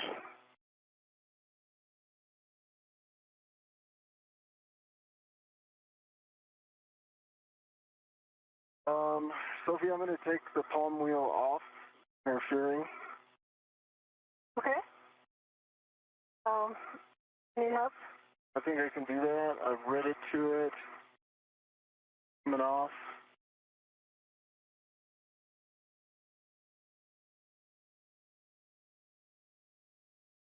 Palm wheels off.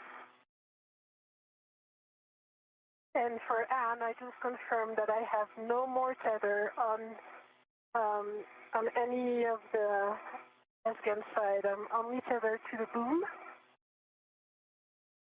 Okay, good check. Thank you.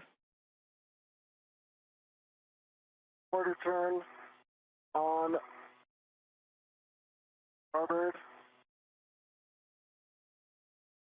Copy. Quarter turn on starboard. Bolt number 4. So if you're, are you going to be able to get both of those? For sure, number 1, and for 3, yes, I'll make it work. Okay. Quarter turn on starboard for a total of 1. I'm going to put in a little more, and then these are very tight bolts. Yeah, I see that, but you're putting a lot of force into these.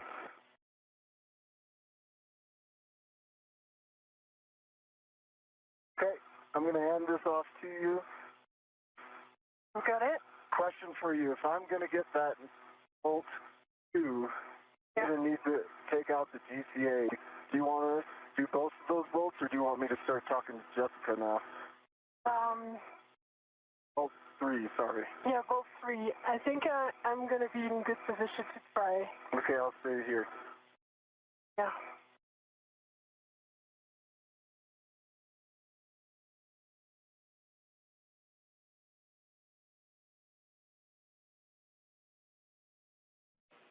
And I can see that you guys are using great technique. Just wanted to really make sure on all these bolts that the socket is fully engaged on the bolt head. You guys are doing it right, but just want you guys, asking you guys to do an extra check because these are the only bolts we have. I love the extra advice, Anne. Keep it coming. It's unexpectedly easy to do. It could have switched its rotation on the head, perhaps. Like it might be in ratchet lock. You might want to just double check that you're ratcheting. Yeah.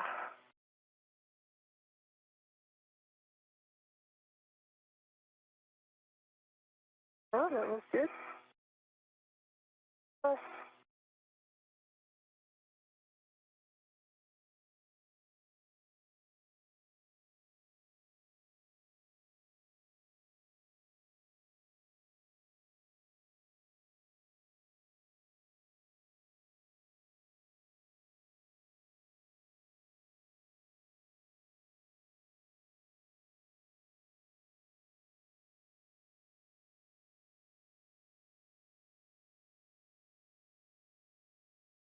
And just pull it towards me for lefty-loosey. Yep. Yeah. Actually, I can probably reach it. Okay. Need extra. Yep. All right. I've got it. Because my DRT is not enough. Yeah, I for that. understand. I got it. Yeah. So that's quarter turn. Okay. Move into my hand. Good night. Another quarter turn. Good strength, Sophie.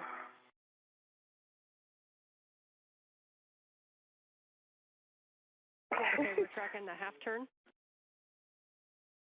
Yeah. And another quarter turn, so that was 3/4 turn on bolt 1. Copy 3/4 on bolt 1. The 1.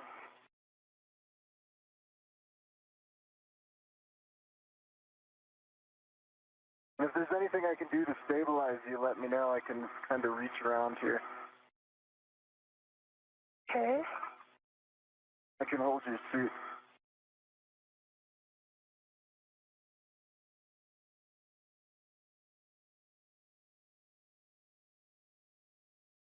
All right.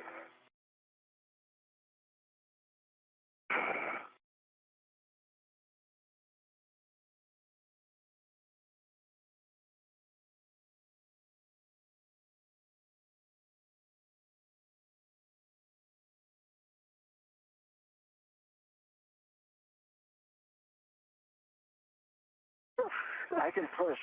Oh, yeah, got it. Okay. Yeah. All right, quarter turn. Nice teamwork, guys.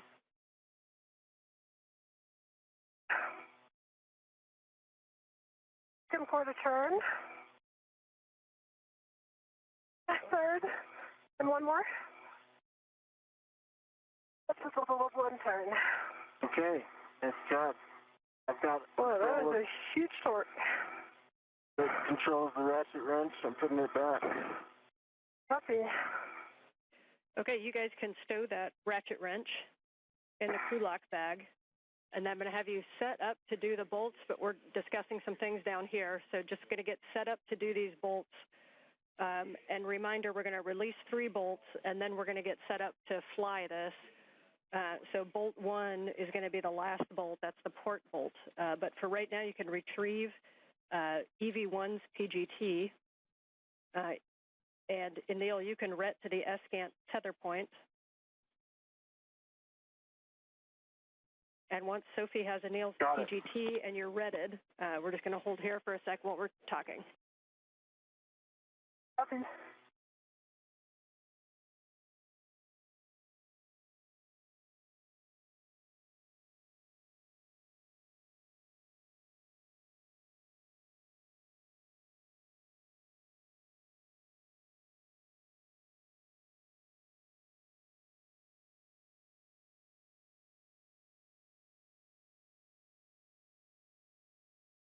Okay, ratchet wrench is away. I heard ret to the tether point. I'm putting a ret down, Sophie.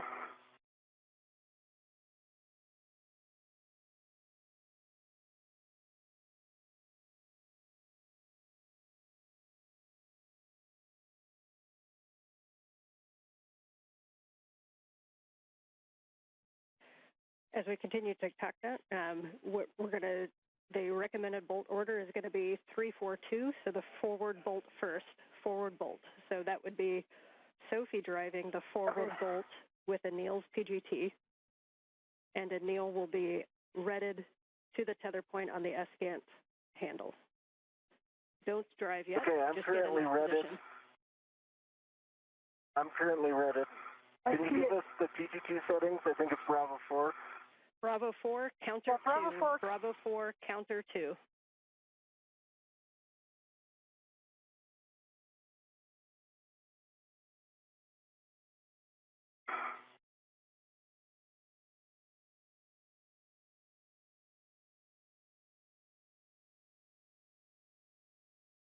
I've got a good body position for bolt number 3. I would like you to send it to me from the forward side. And we have a go to drive bolts for removal. So when you get into position on bolt number 3 with Bravo 4 counter 2, then we'll be releasing that bolt. I have control. You have control. You prepare the settings. Yes, Bravo 4, counterclockwise 2 set. Copy.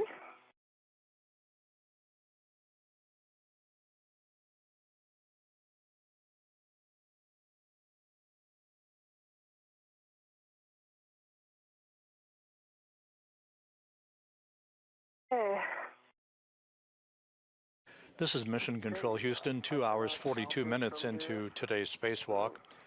Anil Menon and Sophie Adenot are in the process of breaking torque on the 4 bolts holding the failed space-to-ground antenna onto its boom on the Z1 truss of the International Space Station. You're go to drive, and we'll expect approximately 8 turns. The crew spent a little bit more time than had been planned in terms of installing locking pins, or gimbal locks as they are called, on the failed antenna so that no inadvertent motion of that antenna dish would occur during its transport to a parking location on the truss of the International Space Station. So we continue on with today's spacewalk, 2 hours 43 minutes into the 282nd spacewalk in support of space station assembly, maintenance, and upgrades. Okay, Cal Pass, 40 volts. I'm going to reset you to Bravo 4, counter 2.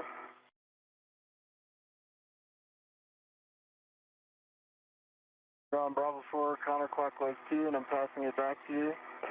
Yep. And I want to just rejoin again my BRT. That's all of it. Enjoy. I see you on the boat. Yeah. I'll help stabilize it here. I'm trying to move with this. Okay, I'll help you. Okay. There was 2 turns. Oh, and it's overcharged. Okay. Do you see... Wait, that's my own... Okay. My left foot is on the map. You see that? Okay.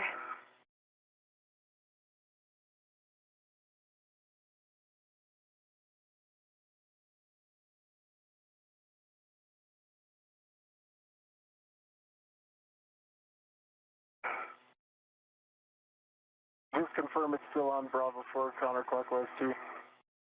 I'm here. I cannot see. I can see it from here. Okay. Yep. There you go.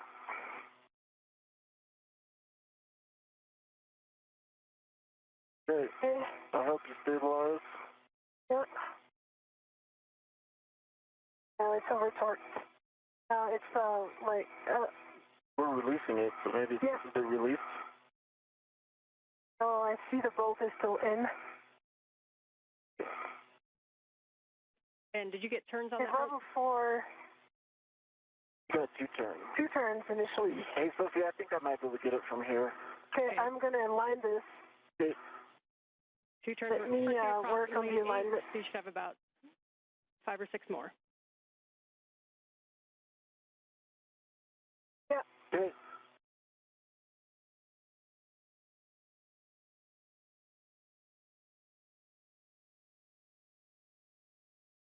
It's, Dan, it's not overcoming the torque. Copy that the PGT is not overcoming the torque. Yeah. And we are definitely on counterclockwise 2. Okay, we are going to need to grab the ratchet wrench again and try to release that torque. Copy.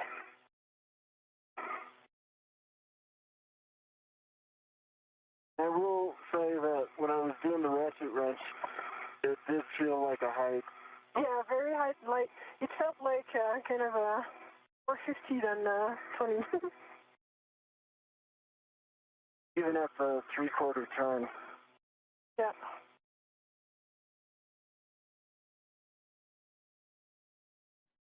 Yeah, we copy that it was a little bit of a higher running torque than inspected when you were doing the ratchet wrench.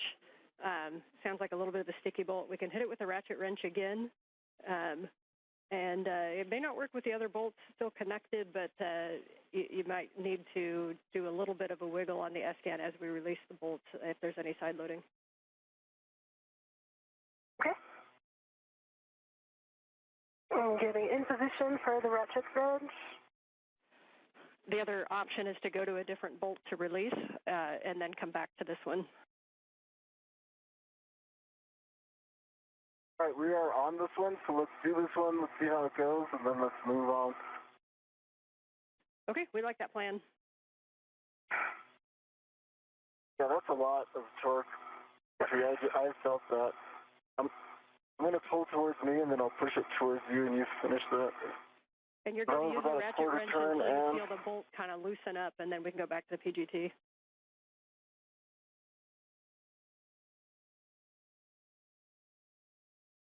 Okay, that was another 1/4 turn.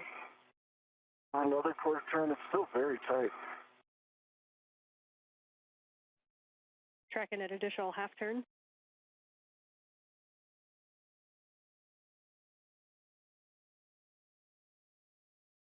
Another 1/4 turn, still same level of running torque.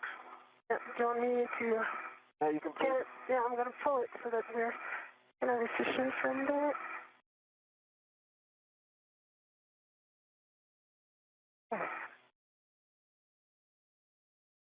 Are you still feeling the same running torque, Sophie? Okay, I did, yeah, still the same. I did a half turn. Okay, I'm going to give it to you. You start the 1/4, and I finish the half.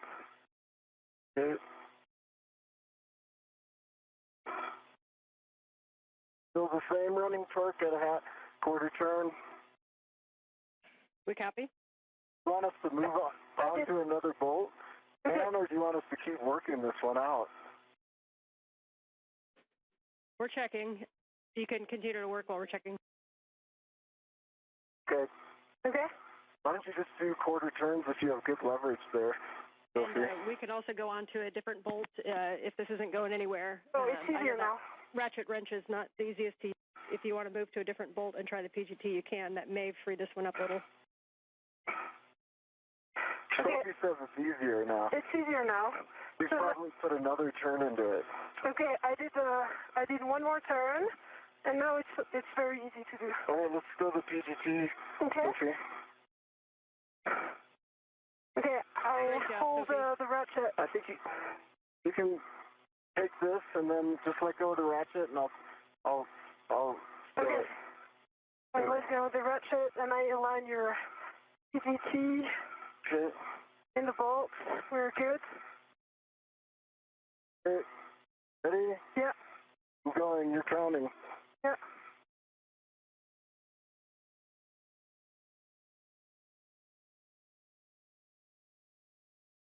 Felt it release. It's released. And that was 5 more turns. Copy. Bolt 3 release with 5 more turns. You can move on to the starboard, bolt 4, closest to Anil. Okay, starboard bolt 4. I'm worried we might be in the same boat here, but I'll give it a try. Copy, and we'd end up doing the same process. So I saw you kept the ratchet wrench handy, so good plan. Yeah, I see the ratchet wrench right here. Question, Ann, can these bolts be done simultaneously? Because I think the best strategy here is me to go ratchet wrench on bolt 4, and then Sophie to start working on 2. Yeah, good idea, but unfortunately we cannot do dual bolt ops right now. Okay, I'm going to go ratchet wrench on bolt 4 then, largely because the PGT doesn't have a good fit. Okay, I have my visor down. And it has a high torque.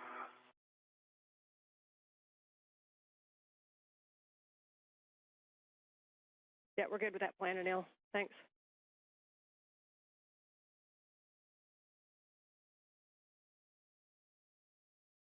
For Sophie, while he works that, we're going to be doing bolt 4 and 2, so that's the one closest to him, and then the aft bolt. And then you'll be getting into position using your own PGT to release the bolt number 1. So if you want to think ahead and be ready for those ops. Yeah, but I was thinking that might be difficult with the PGT. But I'll get the setting ready for the PGT. Might need a ratchet for some start.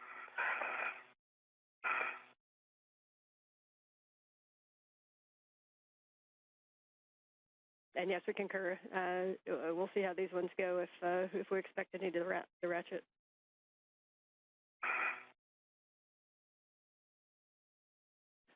You guys are doing great. You got lots of family and friends back here watching too, so you're making it look good.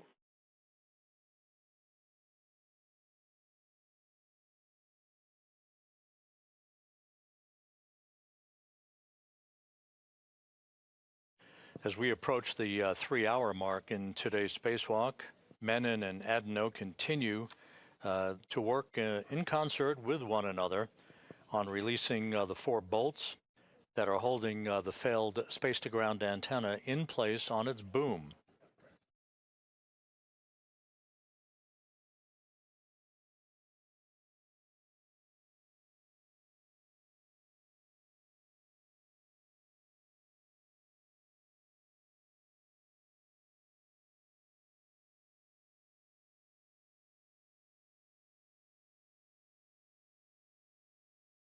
Anil Menon, his feet planted in a portable foot restraint at the end of Canadarm2. And in the foreground, that's Sophie Adenot as they continue to work on the final release of this failed space-to-ground antenna that began to show a degraded capability to track the tracking and data relay satellite system constellation back in November of last year. I'm still working on this one. It's still pretty high running torque. Waiting for that breakthrough moment that you had. I've got Waiting in the wings is the spare space-to-ground antenna that is currently housed on a stowage platform on the P3 truss of the International Space Station. We're putting ARED to work. Oh, yeah.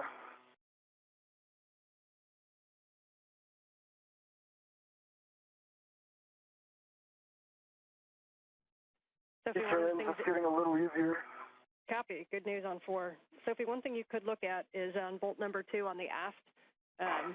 We're not super positive on all the clearances with the PGT to that bolt. If you want to kind of take a look and see what you think, and when we get there, this is why we have things like the ERAD. Hopefully we don't need it, but if you want to just kind of do an evaluation on that bolt. Yeah, and work.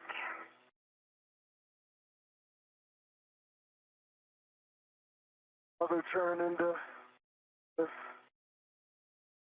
Copy, another turn into 4.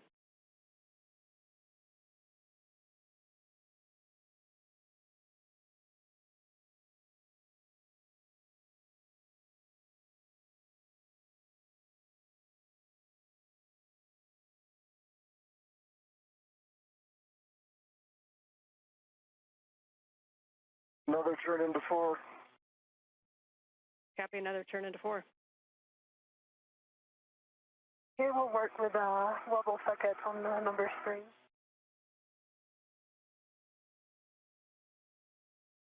Another turn into 4.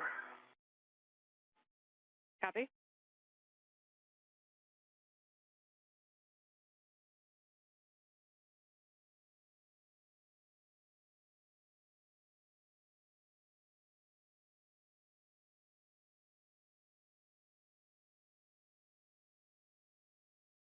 It's easier now, Anil.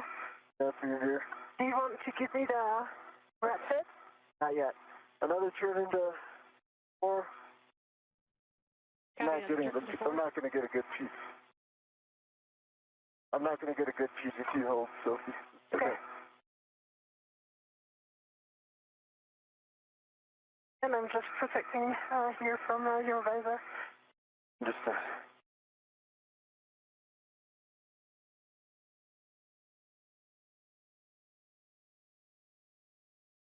another turn into 4. We copy?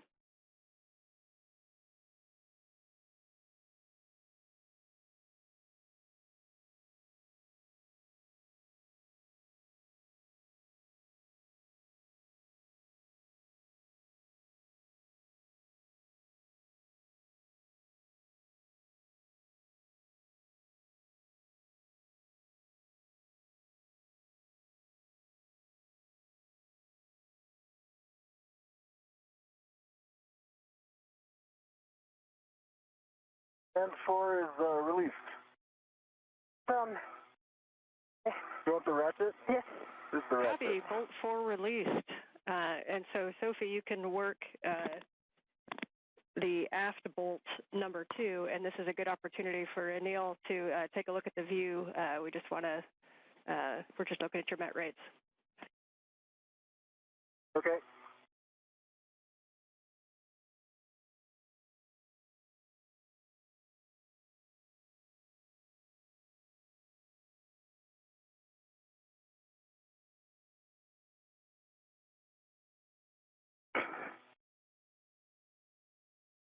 And Sophie, as you put torque into that bolt, just try to make sure that that 6-inch, that the wobble socket isn't too broken over.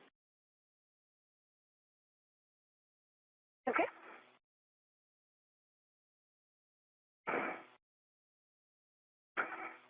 Okay, so we're coming the DRT force. You know, I could do this if I can get my met rates back under control. Yeah, I mean, I did like a tenth of a turn. Let me just change the orientation. I'll try another one. Yeah, it might also work sometimes if you put your hand right at the fulcrum at the 90-degree angle where the socket attaches to the ratchet wrench and counter against yourself.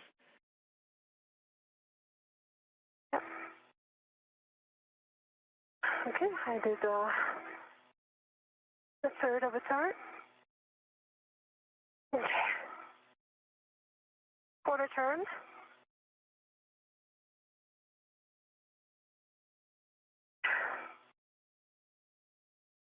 Another quarter turn.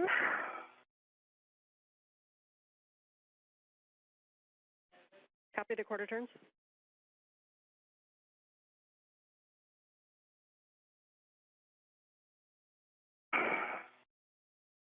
Okay.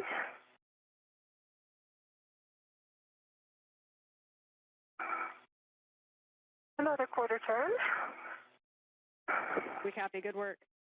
Is the running torque changed at all? A little bit. Okay. Or maybe not. And I do have a good purchase. If you think my net rate comes back to normal, you can tap me in. Okay. I'm not sure it's a good idea for me to grab the hit handle at this point, because soon we'll have only one bolt remaining, and not really like that. Okay, I have my hand on handrail 03F.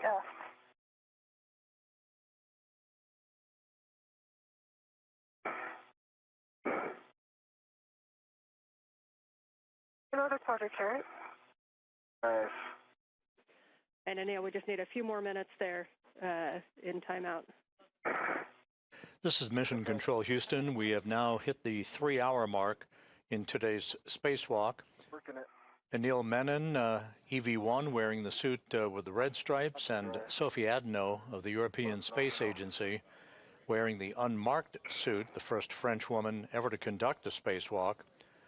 They are in the process of completing the fourth of 4 bolt releases that will free up the failed space-to-ground antenna from its boom on the Z1 truss in the middle of the station's truss structure. I hope you're counting, because I just announced the quarter turn. They're counting. They're counting. Keep doing it. All that A-red I see you doing. Yeah. Crushing it.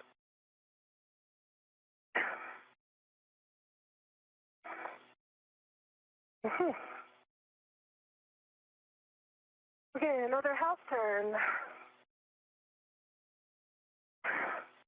I don't even think that we could try the PGT. It's still very high torque. Yeah. The plan currently calls for the failed antenna to be moved ultimately to a stowage location on a spare parts platform on the port truss of the International Space Station. Currently residing on that spare parts platform is the spare S-Gant, the replacement S-Gant that will be installed on that boom that you're looking at to restore full redundancy and functionality to the high data rate communications capability for the International Space Station. I suspect it is. It would be smart to swap, perhaps. It's easier now.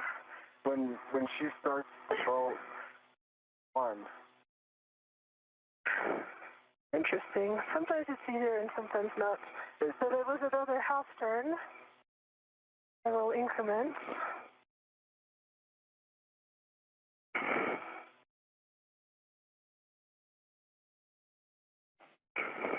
And just for you guys, when we do get to the PGT, we've been given a go to Bravo 7, so you will have some higher torque available. Okay. Do you want me to try to stick this bolt with Bravo 7 and see if it works? Yeah, let's do it.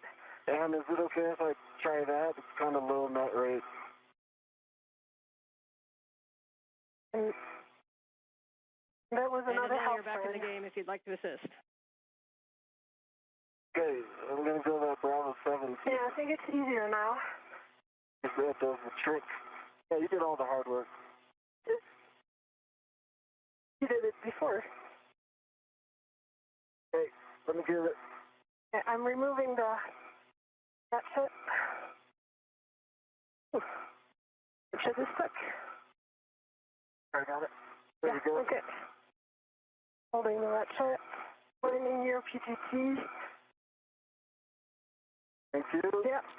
Okay, here we go. Bravo Ready? 7, counter 2. It's working.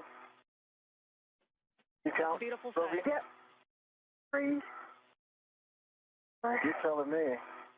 5. I think we're good. Yep, bolt release. Oh, that was 4. Okay. The antenna is only on one bolt. And I see it wiggling, so now I know it's time to be super careful. Yep, so we can, we're going to be using Sophie's PGT for the last bolt, and we're going to make sure this is the one that's going to release the PGT, so we're going to get Anil ready. Your glove and hap check is already knocked out, and you want to ensure a good config before the final release. Double check that your tether is still on the T-handle. You want to make note of your hand position because you're going to reinstall in the same position. Do we do with the ratchet? Should I start with the ratchet? Put the ratchet away or leave it out? If you think you need to start with a ratchet on that bolt, you can. We did break the torque, and it may have less side loading because the other 3 are released. But that is, if you want to test the ratchet and see how it feels, you can. Why don't you test the ratchet first, Sophie? Yeah. And then I'm going to... Can you stabilize the antenna? Okay. Can you stabilize the antenna? Because Stable. Oh, right.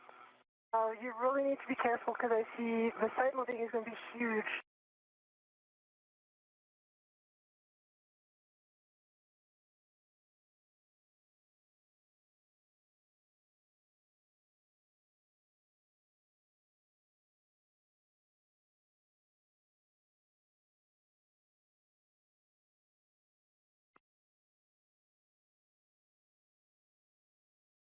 Easier? No. Are you pulling it towards me, Lefty Lucy? Distance.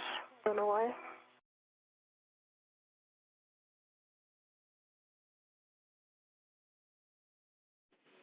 Back with you on comm and just waiting video. Uh-huh. And Anil, once you're in a good position and you're confident with your positioning on the S-Gant, you can give Sophie the go to release that bolt fully. Okay. She's testing the ratchet. It's huge. Huge amount of torque? Yes. Okay. Well, I've got a good grip on this. Wait.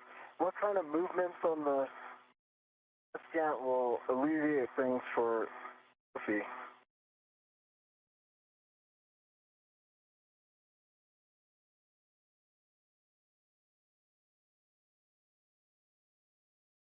Okay, quarter turn. Just need to see, can you see the gap between the boom and the S-Gant? I can see the gap. Okay, so make sure this is 0. Okay. Quarter turn.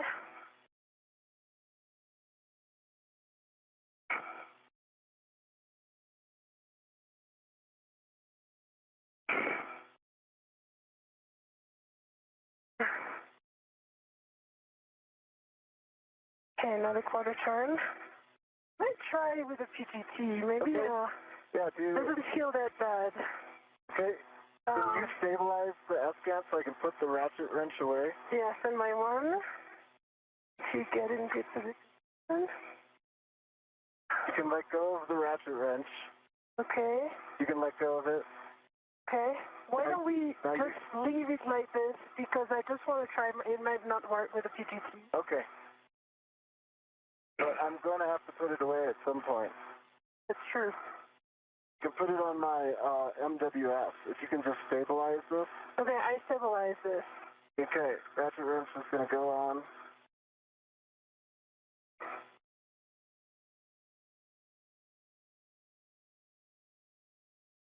Okay, so my MWF. All right, I've got control of the S-Gant. You got control of the S-Gant, copy. Your goal for bolt 1. Ground concurs.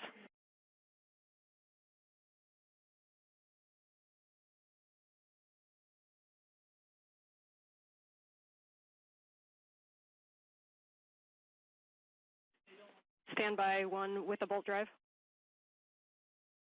Copy, standing by.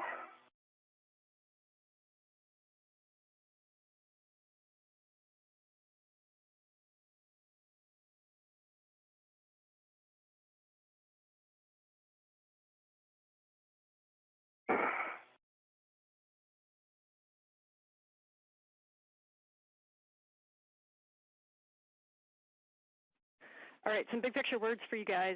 First of all, Soph, I'm going to give you a task to work while I talk to you. So we're going to have you remove the ball stack mutt and the scoop from the aft gimbal lock. Copy. Okay, while you work that, we're looking at times. You guys are currently just over 3 hours of PET. We're going to go directly to a long-duration tie-down of this S-gant on the Z1 truss. So we're going to remove that ball stack mutt and the scoop, and we're going to take it back to the medium ORU bag, and you can retrieve the long-duration tie-down tethers at the time. For Anil, we're wondering how you're feeling in the APFR. If after the handoff you think you'd be able to get in and out of the APFR easily to assist with Sophie. And if not, you may not be able to have that full assessment until we get you in the right position. But what we're thinking is we could do a two-person tie-down, which may be a little bit quicker. Or we've also tested it as a single-person tie-down. We think Sophie can do it solo if you don't think get in and out of the arm. I say we do the two-person. I feel like APFR ninja at this point. Okay, we'll have Robo come up with the swiftest plan to get you towards structure.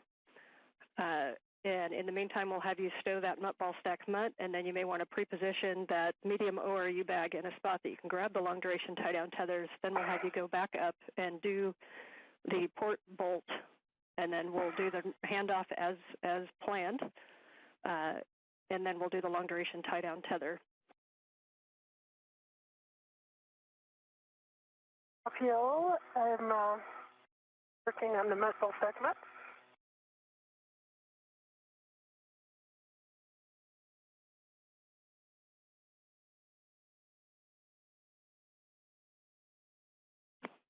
And Anil, what we think you're going to end up doing after handoff is that you'll be coming down the boom. So if you picture that the agate or the S-gant wasn't there, do you think you have a good access to get in and off of the arm? The agate wasn't there. Yeah, I think I need to go straight to the handle that Sophie's currently on, stay away from the waveguide and box. And then there's a handle right under that. Yeah, I think I can work my way down. Okay, we will work that after we get this handoff.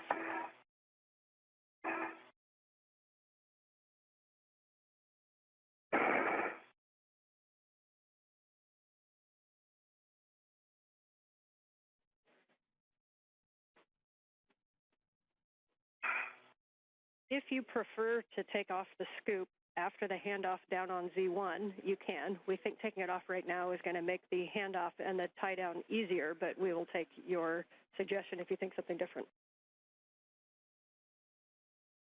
Your call, Sophie. ESA.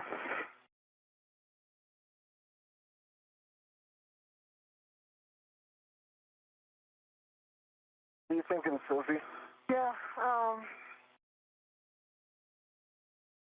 need you to stabilize the S-gant right now. I think it's going to be better to remove the scoop now. Okay. I need to stabilize the S-gant because I see it moving with only one bolt. It's stable. Okay. I see a gap here.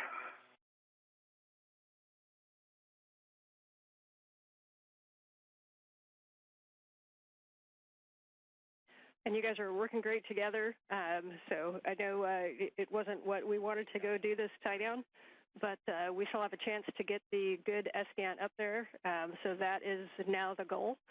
So let's get this tie down knocked out as quick as it can. Sometimes an NVGL just eats your lunch, and that's what it did today. But we'll get this tie down, and then let's see if we can't get Cronus a good KU antenna with the new one. Copy, Ann. Appreciate the big picture words. Okay, I'm going down the room. This is Mission Control Houston, 3 hours, 13 minutes into today's spacewalk. Just to recap the conversations between spacecraft communicator Ann McClain and the two spacewalkers, Anil Menon and Sophie Adenot. The current plan is once this final bolt holding the failed space-to-ground antenna in place that you see in this view, once that final bolt is released, this antenna will be removed from its boom, and instead of being transported back to the external stowage platform number 3 for a permanent installation, we now plan to do a long-duration tie-down, as it is called, using a series of tethers to tie the dish down and conserve time, since we're running behind the timeline at this point. The crew had been working right on the timeline until it ran into a series of slight delays with both the removal of electrical connectors from the failed dish, as well as the usual stubbornness of some of the bolts that are prone to being a bit bulky in thermal expansion and contraction conditions in the void of space. So we plan to remove this failed dish. That's the one on the left. The one on the right is SGANT number 1. That's the space-to-ground antenna that is functional and serving as the prime focus of communications capability, high data rate communications for the International Space Station. We're going to continue to press ahead in the hope of getting the replacement or spare space-to-ground antenna off of its location on ESP3, the external stowage platform number 3, on the port 3 truss of the International Space Station, and getting it installed, as Ann McClain pointed out to the crew just a moment ago, so that we have full redundancy on high data rate communications capability from the International Space Station. So you can head up and get in position for the port bolt number 1. Okay, getting back up for port bolt number 1.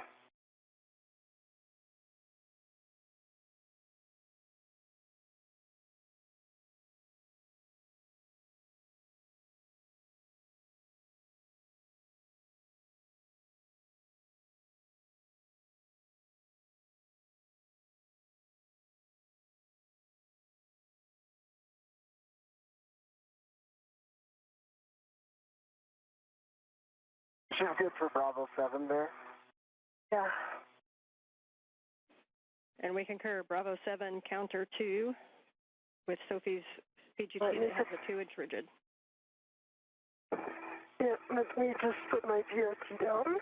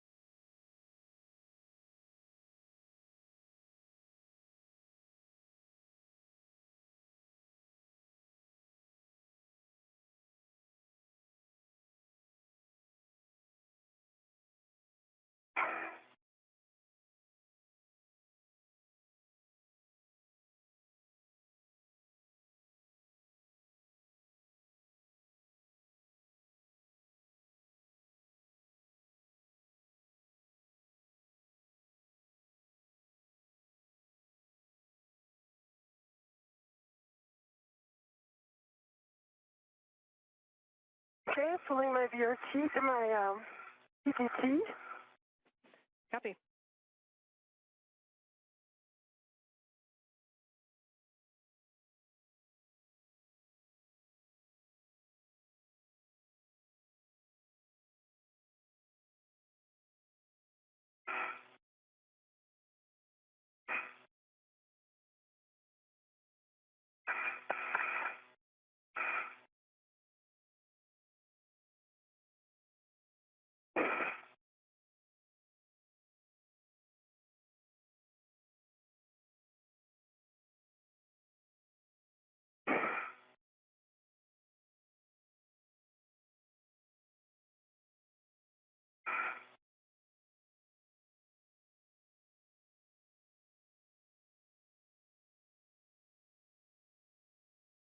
Checking the settings.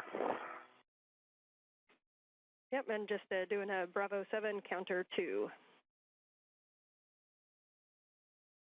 Please.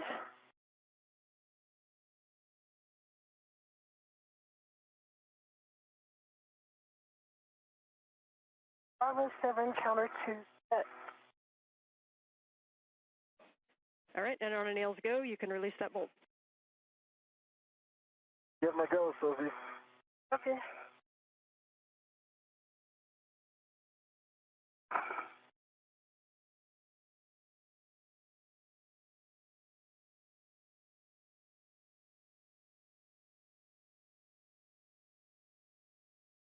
Need to change body position.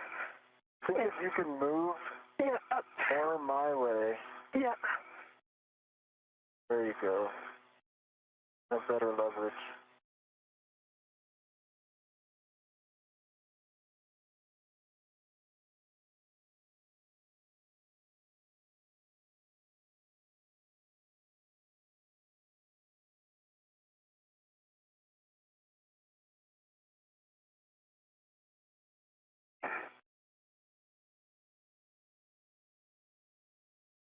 Get seated. Seated as well. Okay, now from Face nice and hard. I saw it turn. Yep. One turn. I need to revise my VOT again. Take your shoulders going through just to be sure. Did you And say? good job working that Your position, shoulder so joint. just remember Bravo 7 could come with a kick, although you're releasing, so it should be pretty nominal, hopefully.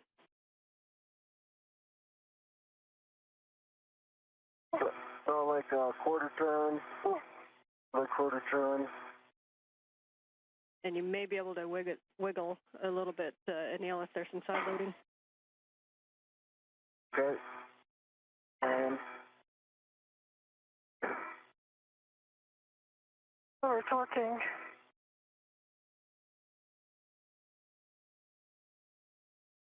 Okay. I do like tenths of a turn at a time. So it's all talking. and Okay, so I think I need to take the ratchet wrench. let's see if I can just flatten it again one more time, just so I can see if maybe this helps.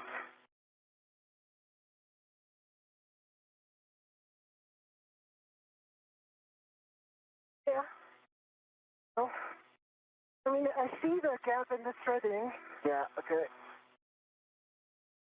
Is that turning at all? This is Mission Control Houston. Just to recap, the two spacewalkers, Anil Menon and Sophie Adenot, continue to complete the steps to release the failed ESCANT, the failed space-to-ground antenna, from its boom on the Z1 truss of the International Space Station. The current plan is, once that boom is freed from the antenna itself, the antenna then will be tied down on the truss itself rather than moved to a permanent stowage location.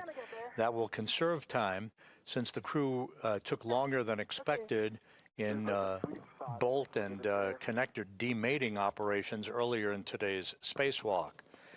We are pressing ahead with every intention of removing the spare space-to-ground antenna from a stowage platform on the port 3 truss of the station and bringing it to that boom for its installation and the electrical and data connection hookup.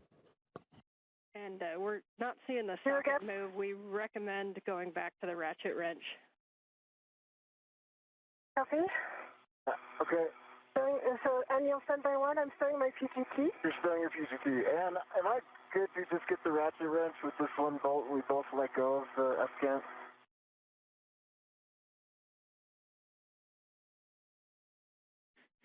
Yes, with the bolt partially installed and you have a ret attached, so you are go to grab the ratchet wrench. Thanks for asking.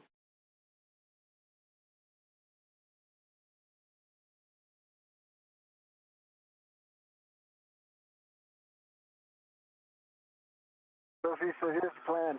You're going to ret to this thing, then release my ret back to me, okay? My one, copy.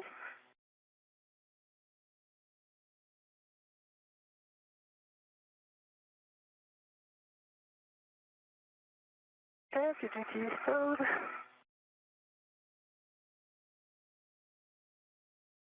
Throw a ret on it. Uh-huh.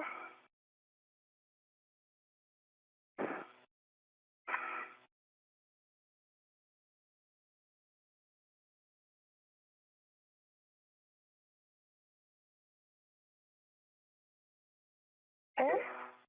I can grab my ret. Okay, I'm sending this back to you.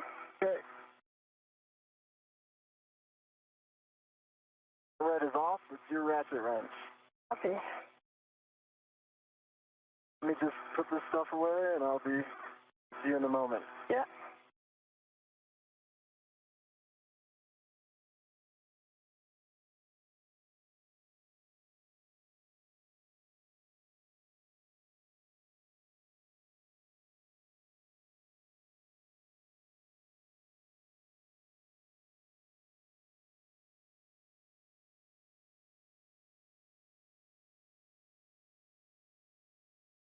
Okay.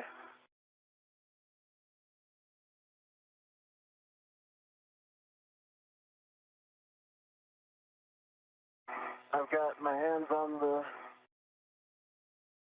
F-scan, and you are go to start on the boat. Copy.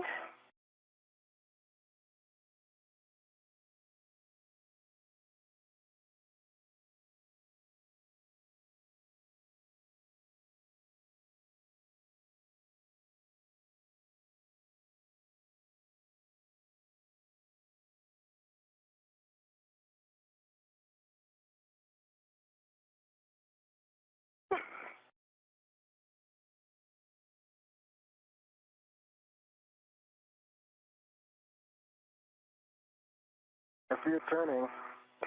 Okay, that was quarter time.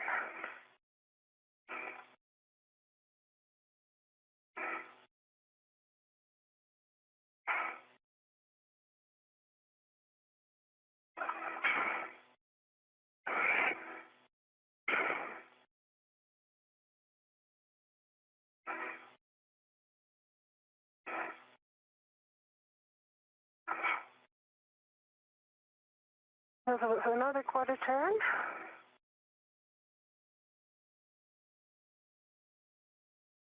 It's really overcoming the DRT, so I'm doing my best here, but...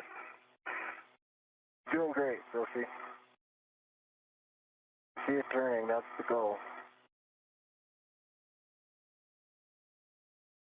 Okay, we got it. Nicely done, Sophie. We like that bolt moving. Here comes an S-scan. Okay, Anil, you got it. I've got it. I've got a good hold on it. Okay, and I have no red attached to it, so I'm good. I've got a red attached to the T-handle by me. Okay, I'm going to finish with hand, if you don't mind. Maybe quicker. By all means. I think you can get the PGT quickly as well. You could consider that. Yeah, I would. You're right. I put the ratchet on my MWS. It's the quick still location if you need. Yeah.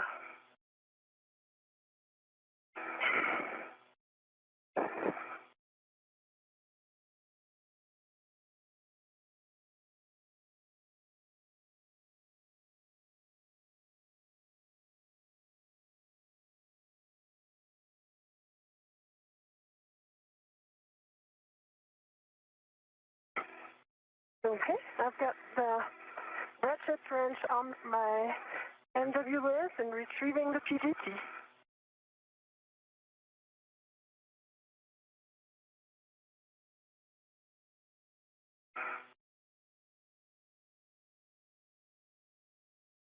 Okay, you still have good control? Good control. Copy.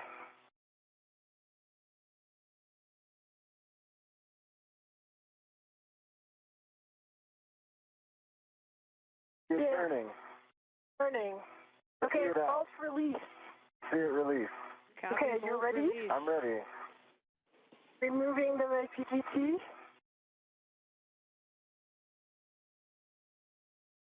I think you can put your PGT away if you want. Yeah. Yep, and so for Sophie, we're going to have you put your PGT away, and then we're going to get a glove and hap check. I'm going to give you some steps to work while Anil takes the comm to remove the ASCANT and get down to the handoff position. So you're going to be translating down to the Z1 ASCANT temp stow location, stopping at the medium ORU bag on your way and retrieving a long-duration tie-down tether.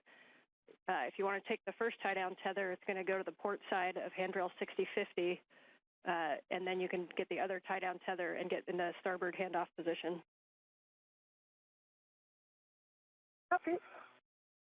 This is Mission Control Houston. We're at the 3.5-hour mark in today's spacewalk. The failed space-to-ground antenna is now free of its boom and will soon be removed from the boom itself and be brought to a nearby location to be tied down with a series of tethers. This will be an interim parking place for the failed antenna, thus conserving time for the rest of today's spacewalk.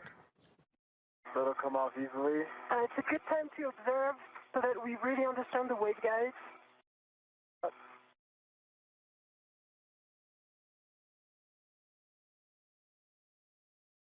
Was there more, Sophie? Right? Want me to release? No, I got it. You got it, yeah. Jessica, how copy you? We've got you loud and clear. We're in sync with you. Anil, are you ready for the GCA to the published handoff position? I'm ready for the GCA to the published. Almost. I'm going to get it off of these pins first. Yeah, I see the pins here. It's, okay. So rotate towards, forward. Towards your feet. Yep, that's it. Okay, I've got it. You got it? Free, and Jessica, I'm ready for that GCA. Copy. We're getting set up for that. Brakes are coming off. Copy off.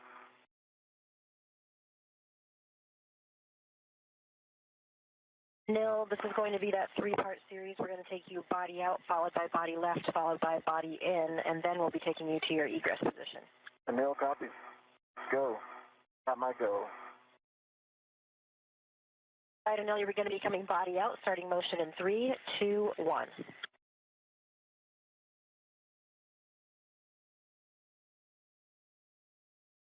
Okay, I've got it clear of the boom and very stable. Feel very comfortable with it now. Sophie, you're going to translate to the medium ORU bag and retrieve 2 long-duration tie-down tethers.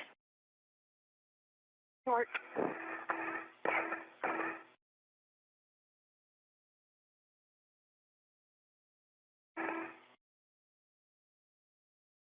Really good clearances here. Jessica, clearly getting better. I've got good control of the scan. Copy and concur. All clearances are improving.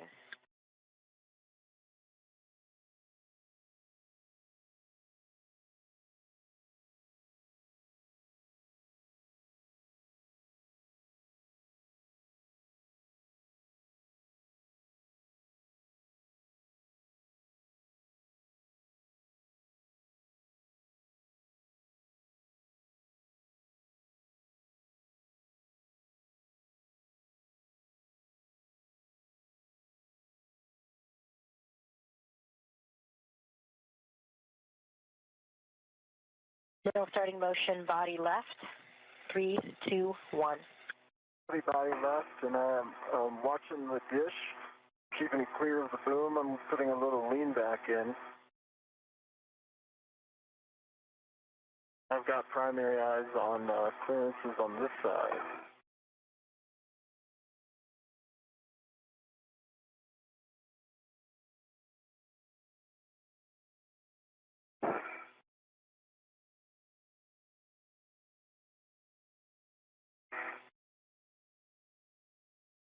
I've got a good meter dish to boom.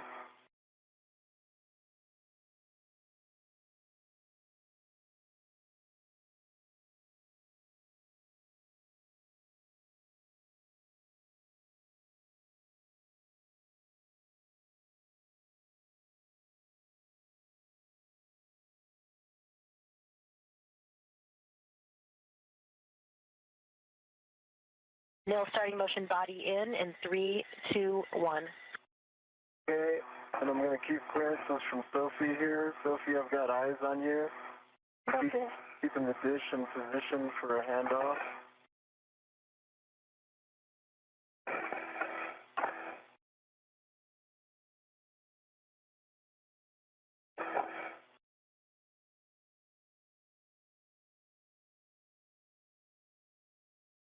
I'm right off your right shoulder, Sophie. I got a meter distance from you. Okay.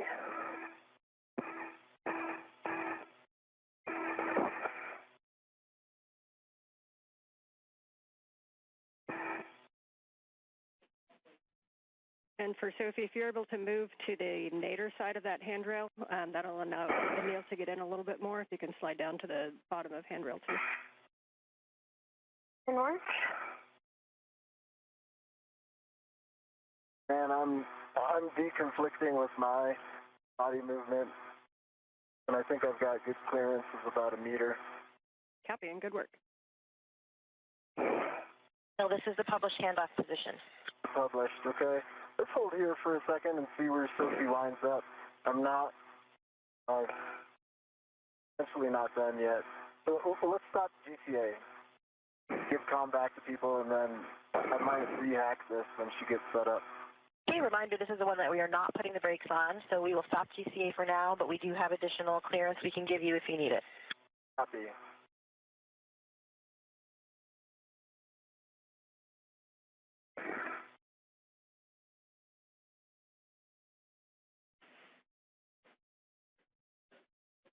Okay, and for Sophie, we'll just be retrieving those 2 long-duration tie-down tethers and moving to the base of Z1. And between the 2 of you, just please maintain RET awareness on the S-scan as we hand it off. The final tie-down is with long-duration tie-down tethers, but in order to get it from Anil to Sophie, we probably would need to do a RET swap. Copy, RET swap. I also need to do a RET swap from the... I'm just checking the number of RETs that I have. One is taken for the ratchet wrench right now, which was not initially planned.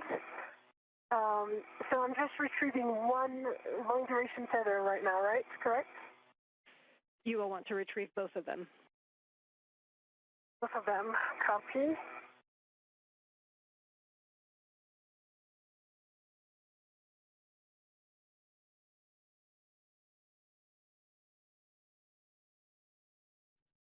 If you need an additional RET, you could always move the ratchet wrench onto an AET.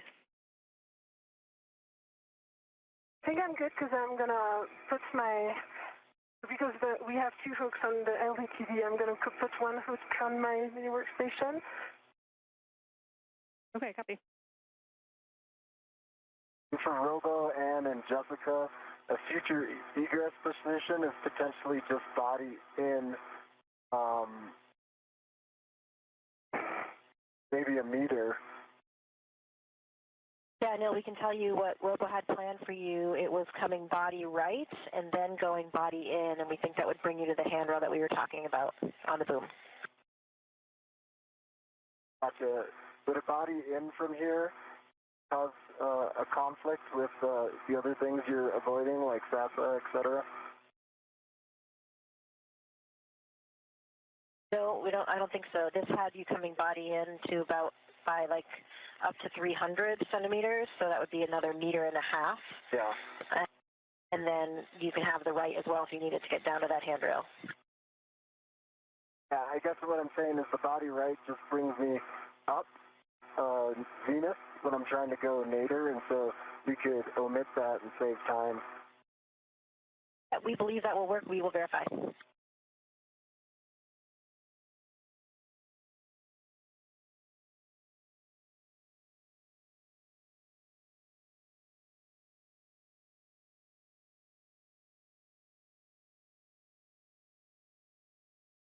Okay, 1 is retrieved and is on my mini workstation, working on the second one.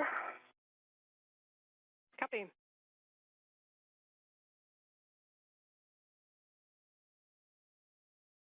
And just a reminder, as you ret to those, you want to ret to the D-ring on those so that the hooks are free for when we go to install. Yeah. I'll do the rets after. For now, I just put them on my mini workstation if it's okay for you, because I'm afraid I don't have enough rets.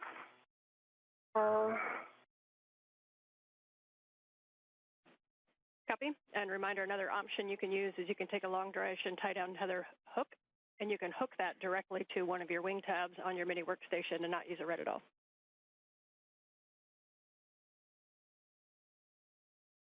Yeah, that's what I'm doing right now with the first one.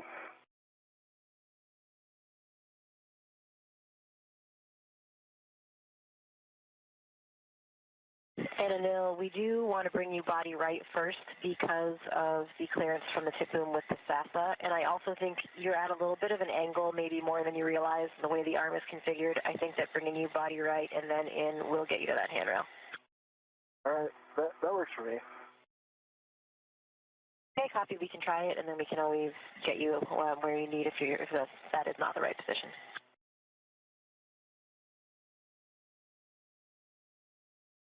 I am guessing for this handoff, I would benefit from some body in 30 to 50 centimeters. Can you do a little quick analysis of that while we're waiting? I can tell you that we can definitely give you at least 25. Okay.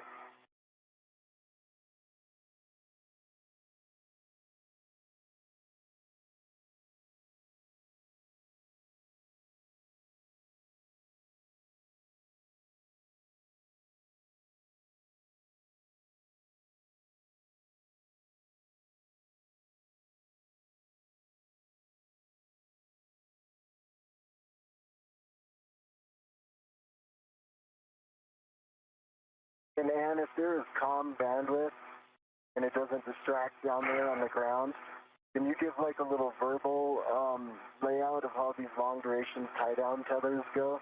I know you said the cup page, but just so I have a mental picture. Yes, absolutely. We have a handover in 20 seconds, and on the other side, I will give you that that overview. If you're looking at the picture, I will talk you through that picture. I won't be able to see the picture. I got my hands full. Okay, I'll be able to describe it to you, Anil.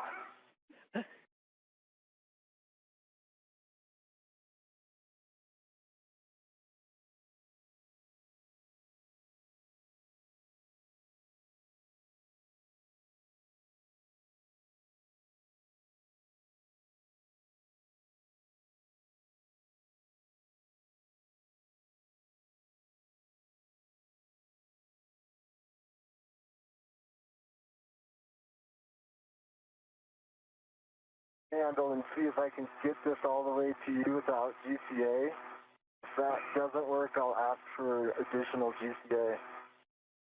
Okay. Okay, we are back with you on comm, not on video yet, so we can't see where you're at. So, Sophie, if you're ready for your Net 6, just call them out. Otherwise, I'll talk you through what this tie-down is going to look like.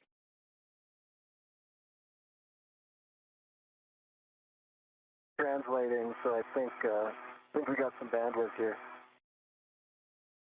Okay, awesome. Sophie, as you go to translate down, we want you to be on the starboard side. This is where you're going to position yourself on your left shoulder as if you're laying on the trunnion pin. And then your right arm is going to be the one that's going to come up and grab the escant from Anil. The dish is going to be facing aft, so you want to get yourself in a good position. And Anil, when you get off, we're going to have you on the port side of that. So Sophie, I'm going to have you set up on the starboard side. So keep both long duration tie-down tethers with you. Get on the starboard side on your left shoulder on the trunnion pin.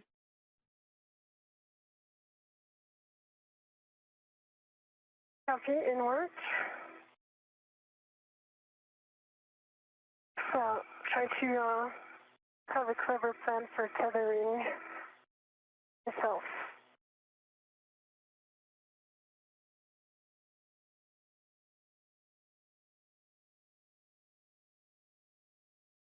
Yeah, I'm going to put this here. The sun's going down when you're set for your visor.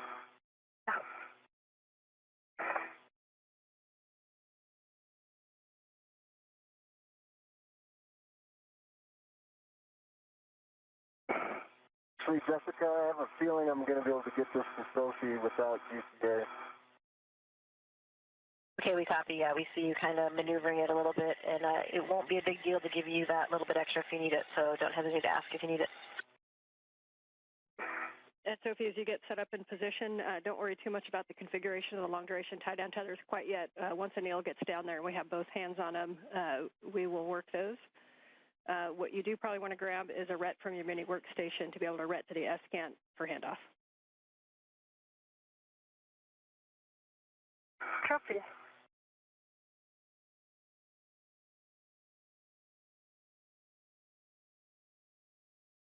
Hey, no cool down. This is Mission Control Houston, 3 hours, 45 minutes into our spacewalk today. Just to recap where we're at, the spacewalk began at 7:29 a.m. Central Time, 8:29 a.m. Eastern Time. The objective was to remove a failed space-to-ground antenna from the location point at the Z1 truss on the International Space Station, the center of the truss structure. It began to exhibit degraded performance back in November of last year, and its swiveling or gimbling capability was reduced so significantly that we had to move to a backup antenna. They come in pairs. They reside side by side on the Z1 truss. The antenna in question has now been removed from its boom. That's ESCANT number 2. ESCANT number 1 remains an operational antenna to provide high data rate communications capability from the station to ground controllers throughout the world.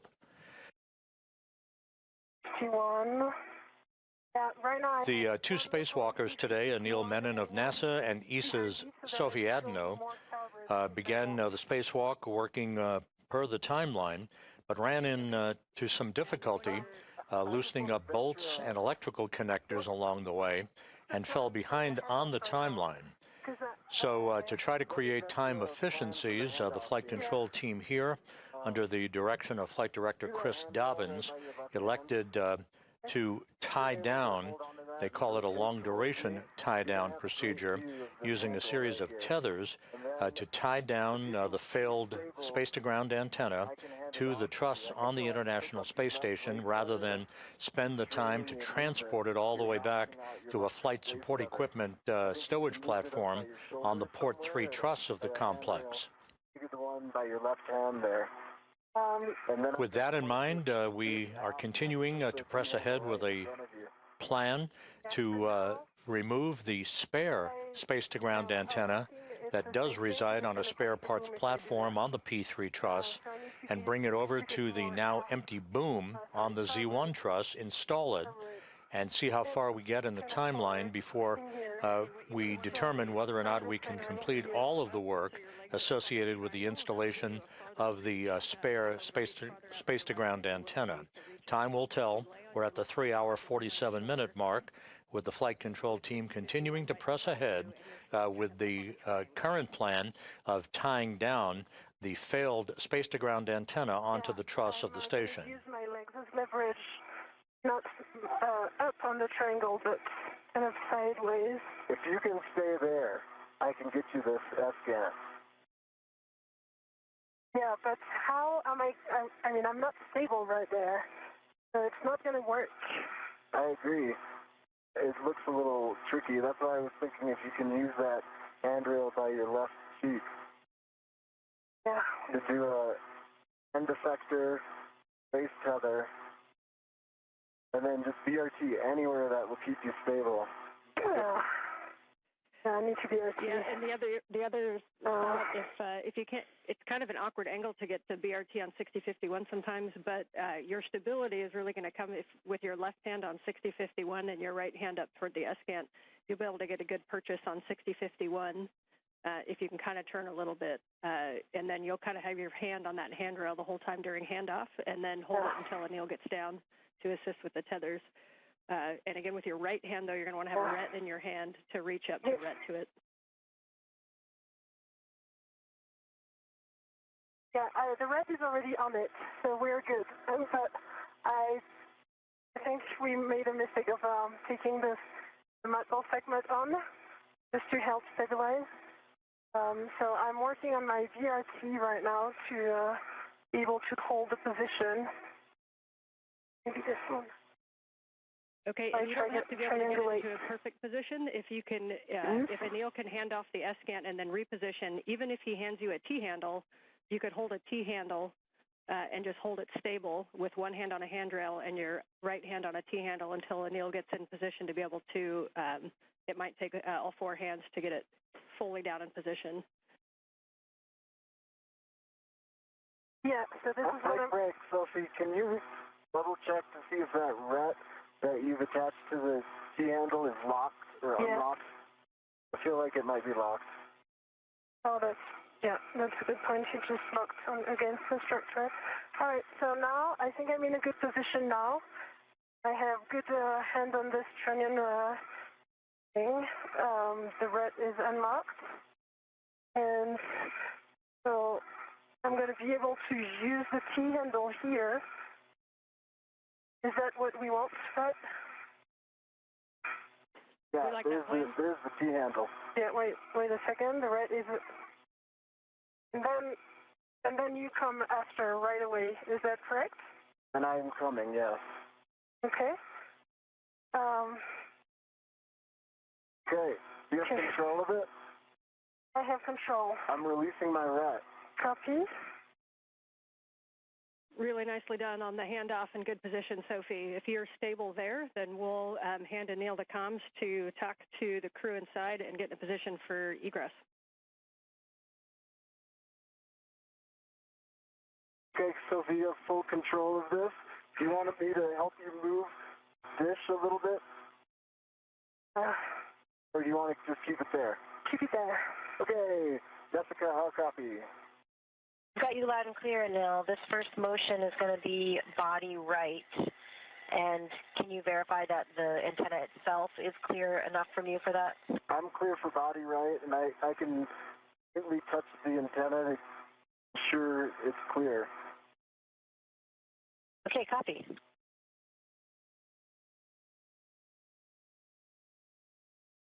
Okay, we're starting motion body right in 3, 2, 1. See motion, and it's good motion, and I've got clearance from the antenna. Sophie, good job keeping it stable.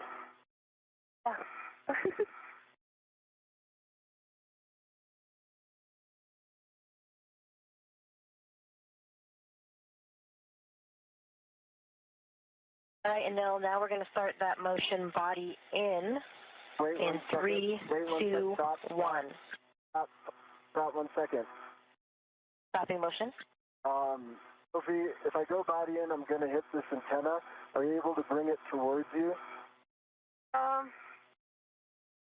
Like this? I think it's the limit because otherwise I'm close to the trunnion pin right now. Okay. Jessica, can we go body right 20 more centimeters? Stand by.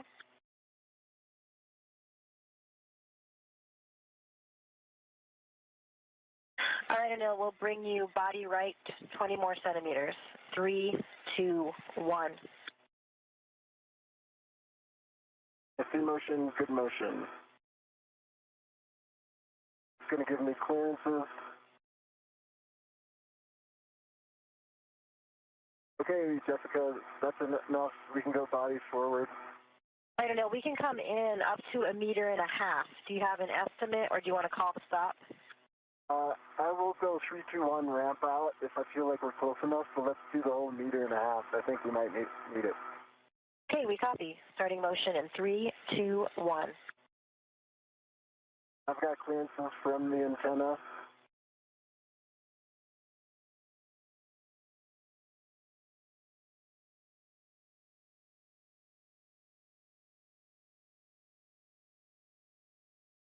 I got good clearances from the antenna, and I'm watching my crew lock bag as well.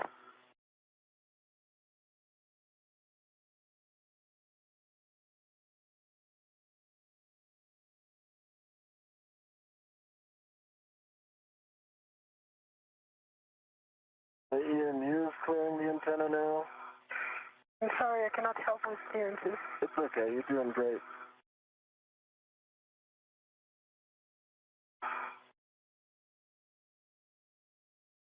Half a meter remaining. See, my crew lock bag is clear of the antenna. Ramp out in 3, 2, 1, ramp out. Okay, we've stopped motion. Stop GCA. GCA complete. All right, copy, GCA complete. So you ready for us to put brakes on so you can egress? Ready for brakes on and egress. Brakes are on, you go for egress. Go for egress. Okay, nice job. Sophie, nice job keeping the S-cant still. For Anil, you're going to be egressing and coming down the boom. As you come down the boom, a good position might be to go heads nadir and then go down handrail 2, which is the aft handrail, the long handrail. And then I'll talk you on to a good position when you get down there. But generally, you're going to stay port of the S-cant. Said head nadir. You want me to go head nadir? Yeah, I think as you move in position. Did I copy that? Yeah, I think as you move into position, obviously you decide, but as you move into position, if you go head nadir and come straight down the boom, the short handrails 3 and 4 where you're egressing, then you're going to go down handrail 2, which is on the aft side, and then we're going to walk you all the way down to Z1 into a position on the port side of the S-cant. Stand by. Break. The antenna is moving. Anil, are you still ready? I am not ready. I think it's possible to head nadir. I put my crew lock bag into it. Okay, but now it's just becoming like tougher to control. So just try to be as close as you can to the boom. Yep, and Anil, if you need to reposition back and check what's coming in contact, you can also move over to the port side of the boom and try coming down on that side.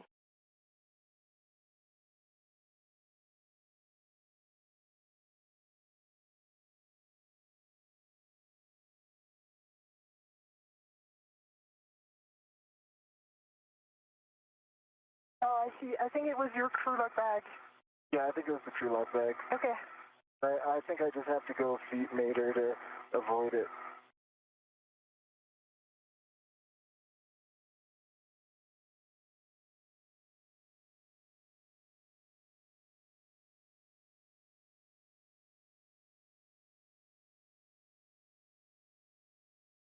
And I'm repositioning a little more aft.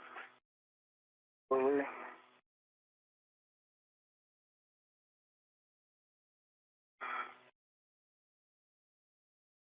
All right, nice job on getting off the arm there, I've Neil. got good eyes on everything. And I see your feet coming down. If you put your feet just forward, you're going to be staring at handrail 6058. That's a good one to hold on to. 6051 to orient you, or sorry, 6050 is the one that's pointing direct aft. That's where one of the long-duration tie-down tethers are going to go. We're going to do this tie-down very deliberately. As you know, when we do these tie-downs, we don't know if it's going to be weeks, months, or years. And so the biggest thing is we need to make sure that this is in a safe config. So if you can both be very deliberate on where things are going and calling out any issues that you see. Also be aware that Anil's tether is in a very non-standard config, so not something that we're used to. Make sure that we're not tacking him down alongside the S-cant. Right now, I see your real Anil going on your right shoulder. That's it, Sophie. Okay. And Anil, if you need to do a rich man's fair lead onto the boom, that might keep it clear of the S-cant, but your call.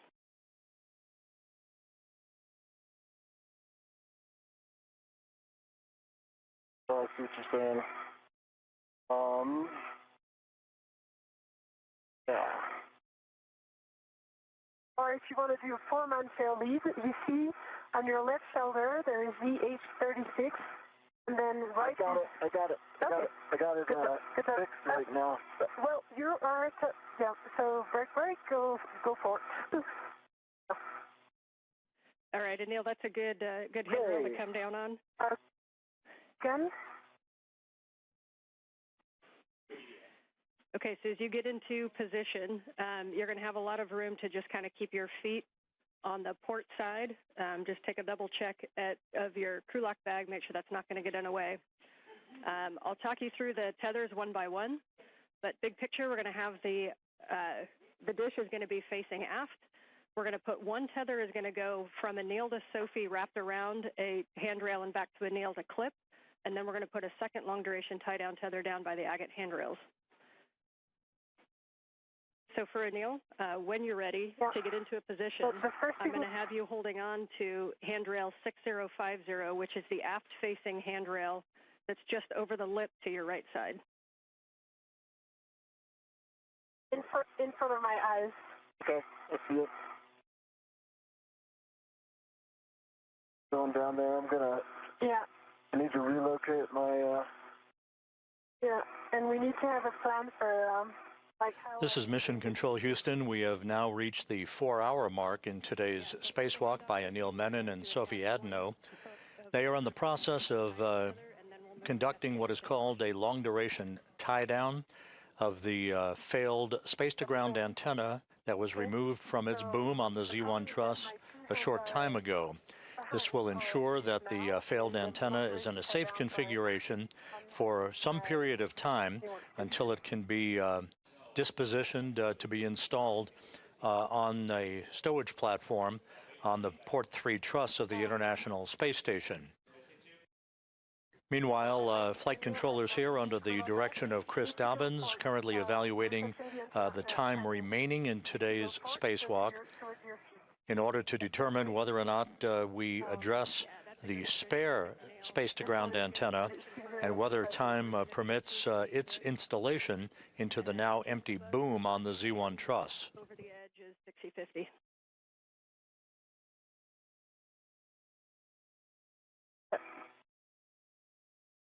Yeah, I got 6050.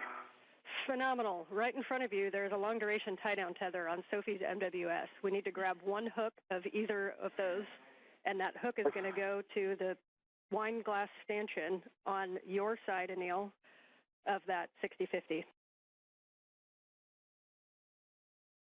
Right. So if I could give you some advice, no, take the one that is attached to the hook, like the one that is closest to the trunnion. I'm gonna take them.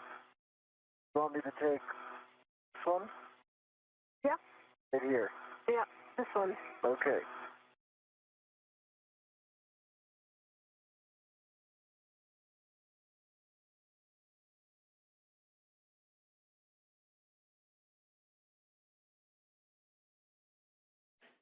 And I'm not sure exactly how they're daisy chained, but if you end up with both, Anil, that's fine. You guys are going to be in the same place when you use the second one.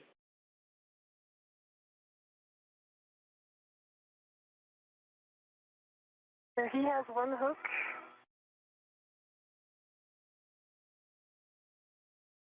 Okay.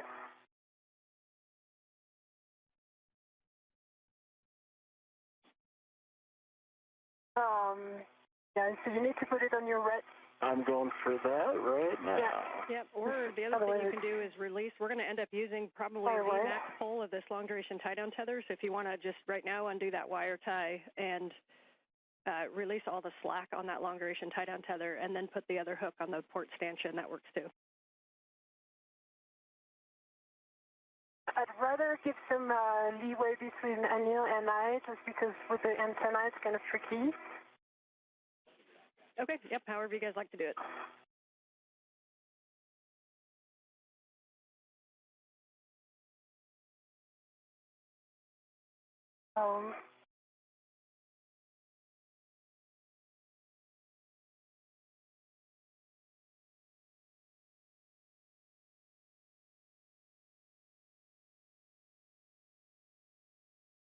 Up.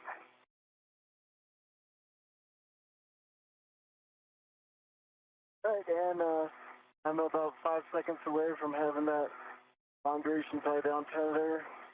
That wine glass extension on 6050 is on now. All right, nice job. Now you can just kind of tend that out of the way, and the next thing you guys are going to work together to get the ESCANT antenna faced aft.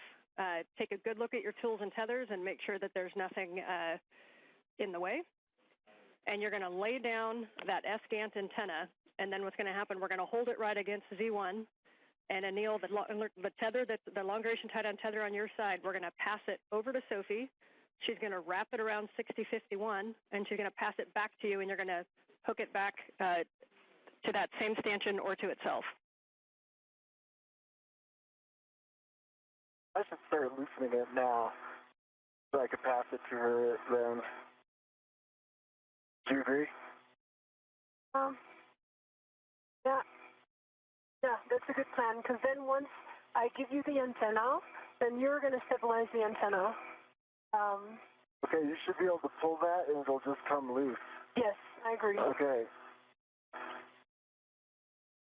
All right. But you need to put your resetter and effector and more port of this stanchion. That's like you're sure you're always saying port. I've got an idea. Yeah. Yeah, and Anil, you may lose access to 6050 once we move the antenna. Now, we can always move the antenna and grab it if you need to, but there is a handrail that should be by your right quad, which is handrail 6058 that you might be able to use. Okay, I think I'll relocate some air. That gives me a port movement plane. All right, I'll be there in 1 sec, Sophie. Yeah, no worries. Once I give you the antenna, I'm going to take a second to adjust my TCV.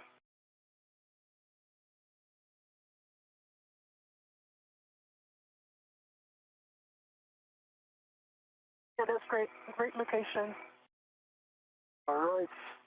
Maybe the other one to the VH36, the end effector, which is the small one on your left hand.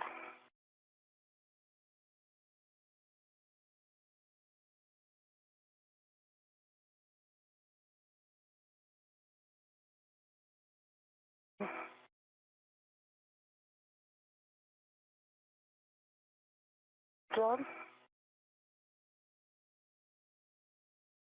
I'm going to put it, see, the antenna's going exactly my way, so I'm going to move right here. I think I'm going no end effector, and we'll just, you can pass it to me at some point. Maybe I'll put it right here. Yeah, I think that's a great idea. Okay. All right, and Anil, I do recommend at this time to take off that wire tie and open up the long-duration tie-down tether and release all that slack.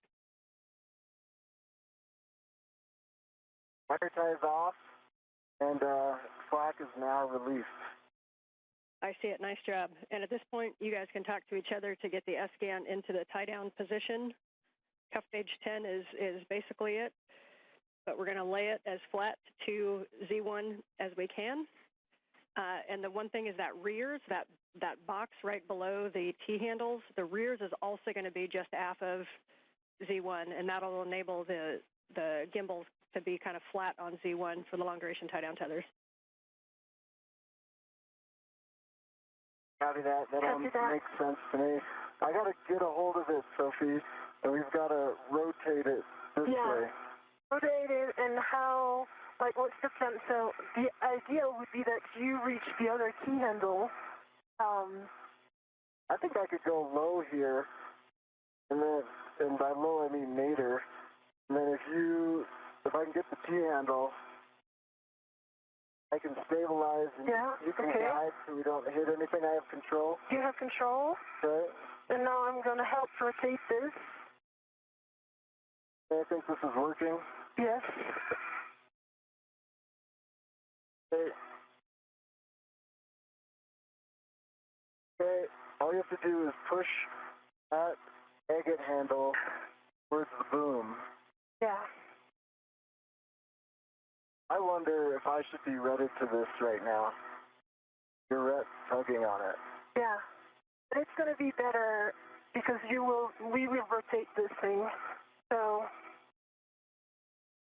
You don't necessarily have to rotate it, do you? We will, because it has to go dish facing you, basically, right now. Let me remove my DRT. Give me a sec.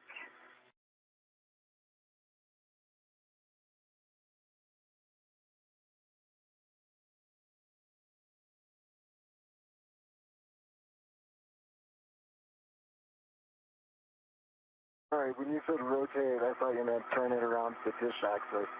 Yeah, I'm on the same page as you. The dish needs to go aft. Yeah. So I'm going to take care of the agate handle. You might want to...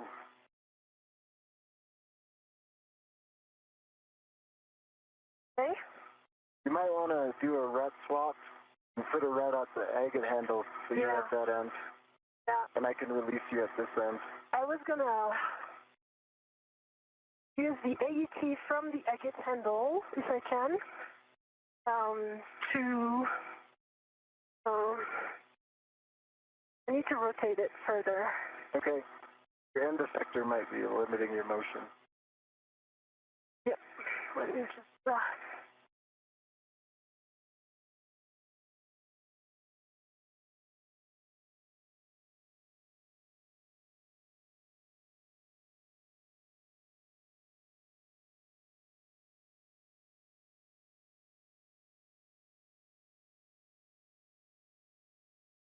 All right.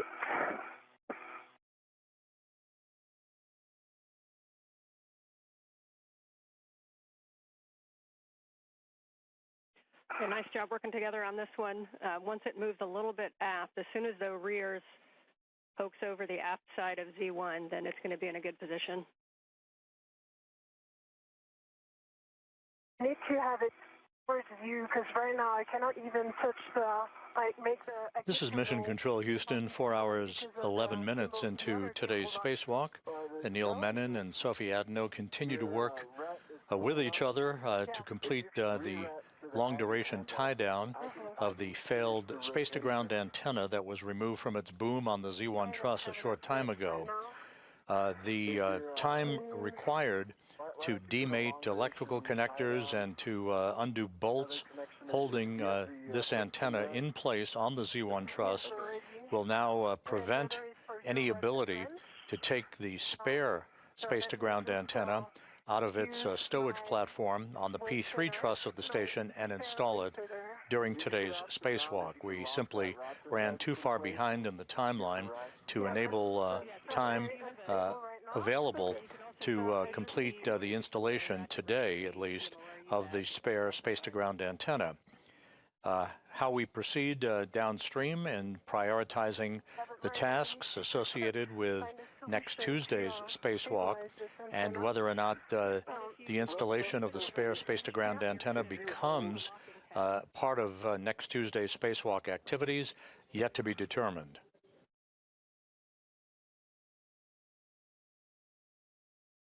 Yeah, it has a ratchet. It has a working tab right now. Okay, in that case, you can release your ret from that. That's a legal spot for your ratchet without a tether. Wait, I have my VRT, sorry, ret. So I'm going to use my VRT ret, even easier. But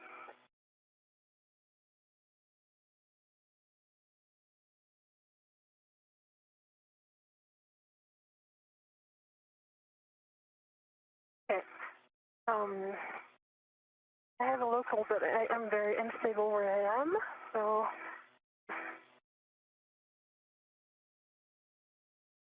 Right.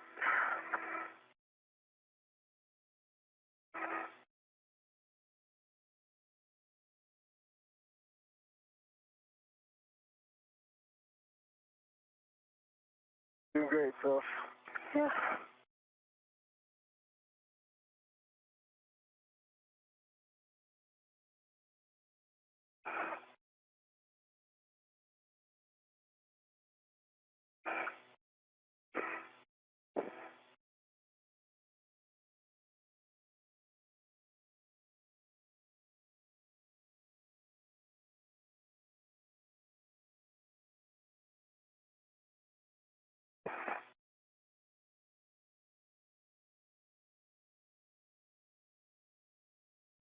And you guys are doing great. I know this is a little bit of a new work site and a weird config, but keep working through it.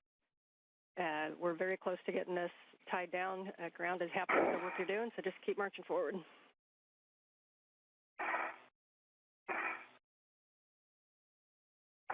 And well, Sophie's working that. I'll just give you what I think my plan is to get this dish facing aft. It's to rotate the agate handle towards the boom, and then I think I can go body nadir to get this dish in the rear part of it past the aft part of Z1, and I think I can do that all from this particular position.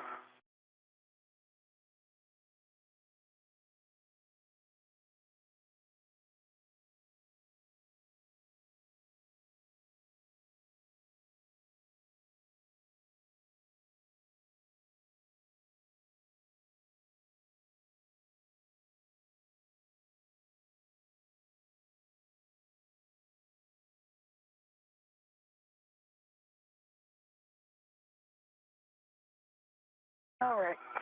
Got it? I've got a ret which is on the AET of the agate handle. Is that good enough? I think it is to we are the happy with end.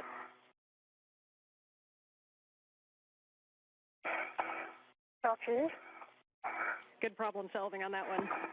So now I'm gonna release your ret. Yeah, standby one. I need to unlock it. It is unlocked, and I'm ready to receive it.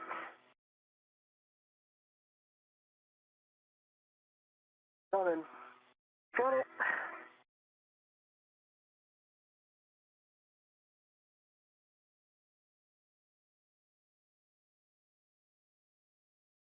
Okay. All right, if you're squared away, what we're going to do is move that boom, the agate handle zenith and port. Copy. Zenith and port. I'm in work. That's the right direction. Good direction. Now a little port. That thing port. There you go. Good direction. Now we just need to lay it flat. I'm going to get out of the way here. And the rear is past the aft side of And for Z1, orientation, so all I need to do is get out of the way. The one thing that matters is that the gimbal locks are, either one of them is faced zenith up.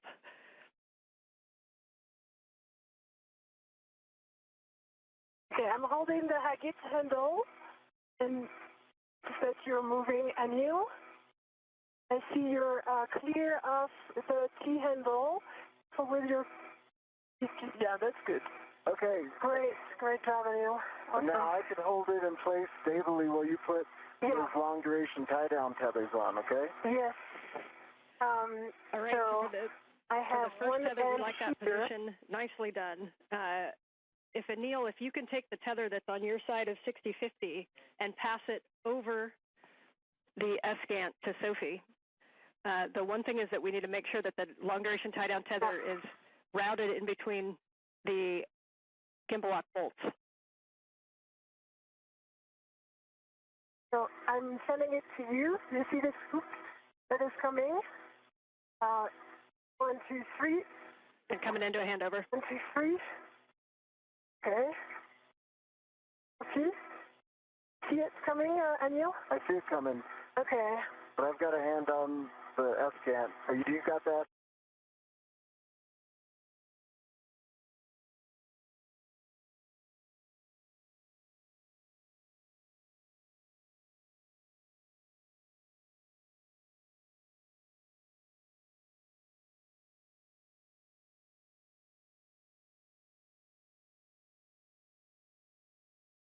I'm going to relocate my end effector, okay? Copy. This one is a good spot. And we're back with you after handover. See?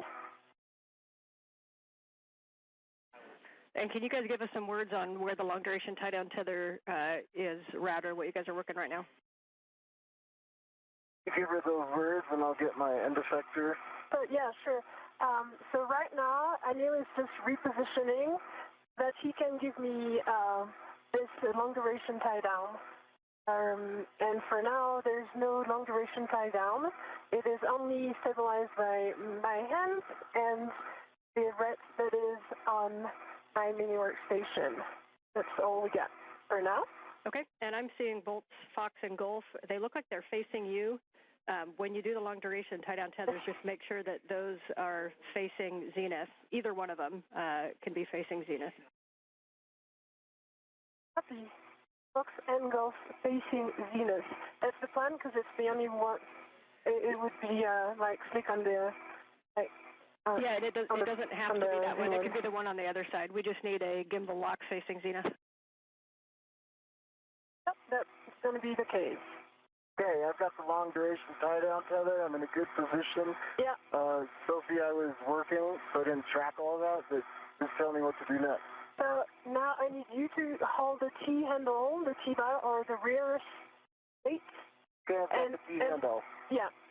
And also send me your long duration tie down, and I'm going to put around 6051. When you say my long duration tie down tether, do you mean the one that you have in your, like, close to your helmet? Yeah, so in the tether that you have on your side on 6050, it's got to go over the S-scant. The strap needs to go in between gimbal lock bolts.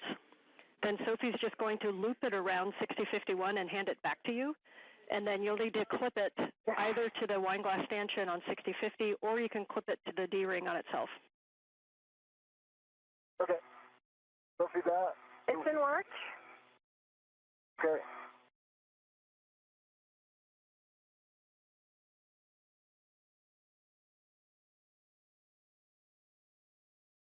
Okay, it is right now looped around 6051. Or some twists on the cape on the long duration tie down. But does it reach? Yes, it will reach. Yep, it should reach all the way back as long as it's all the way released. It'll reach back, and you may need to kind of move the S-scant so that it can fully reach. Twists are okay. The one thing you want to think about is if you're twisting next to where we're going to tighten it, you don't want to get a twist into the actual mechanism of the long duration tie down tether. Yeah, sure. Okay, so now we are, we need to put those straps above Fox and Gulf. Yeah, I'm supposed to put this on the handrail though, right? Yeah, it can go back to the handrail or it can go back to itself. Itself. The hook, but there is not enough. Okay. Oh, okay, I see why. Because it was looped around once. See that? Okay, maybe take a look under the S-scant to see if it's caught on something, and make sure that the full rears is aft of the Z1 platform. Full rears is aft.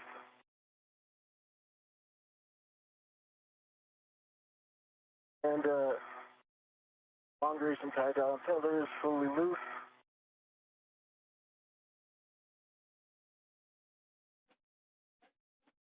Yeah, that's better. I can give you more. The one thing is that we want to be above Fox and Gulf. One of the wire ties is in a... Yep. So you guys mentioned that the rears was aft of the Z1 platform. Make sure that it's not very aft. Like the rear should almost be up against 6050 on the aft side of Z1. Yeah, it is on the aft side of 6051, so that is really good. One thing that we need to correct right now is that it would need to go above some Gulf, but in work. Neil is working on his side. Okay, it's maximum release here. Okay, can you grab this, put it above Fox and Gulf? Like aft side of Fox and Gulf? When you say grab this, grab the strap. Okay. And yes, exactly. And there it is. That's it. And now I'm going to give this to you. And I think, wait, it needs again to be above. And I think that you would have enough. Thanks. To go back. That did the trick, and I think we're going to just, we're in. Good, nice work, you guys. So about an inch to spare. Yeah. As for your information, it goes to Z8. This is Mission Control Houston, 4 hours, 24 minutes into today's spacewalk. Menon and Adenot wrapping up the long-duration tie-down of the failed space-to-ground antenna near its original parking place on the Z1 truss of the International Space Station. It will not be moved to its permanent stowage location on the P3 truss since the crew members ran behind time-wise in removing electrical connectors and bolts earlier in today's spacewalk that sent them behind in the overall timeline. We do not expect to remove the replacement space-to-ground antenna from the spare parts platform on ESP3, the external stowage platform number 3 on the P3 truss.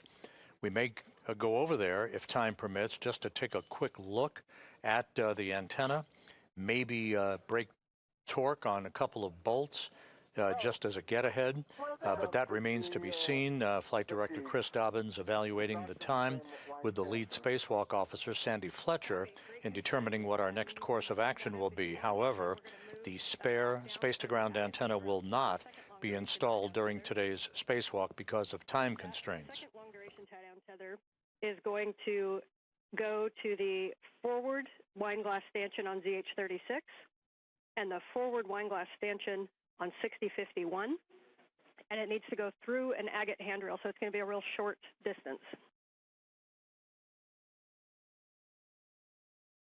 Copy. Anil, I'm going to give this to you. Okay. One end, and you can work on this.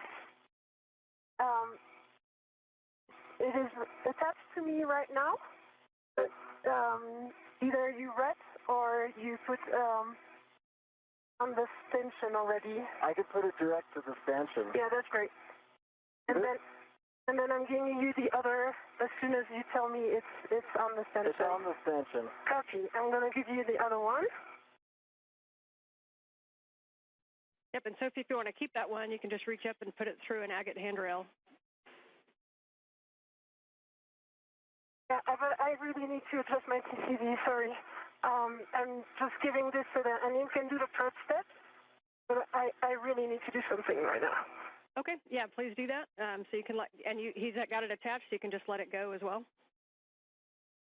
It is, and now I did send it to Anil.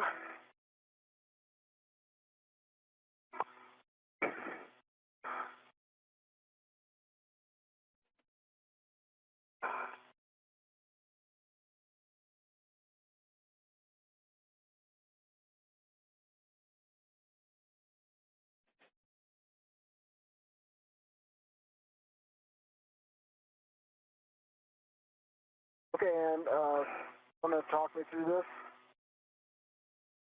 So Sophie's getting set up.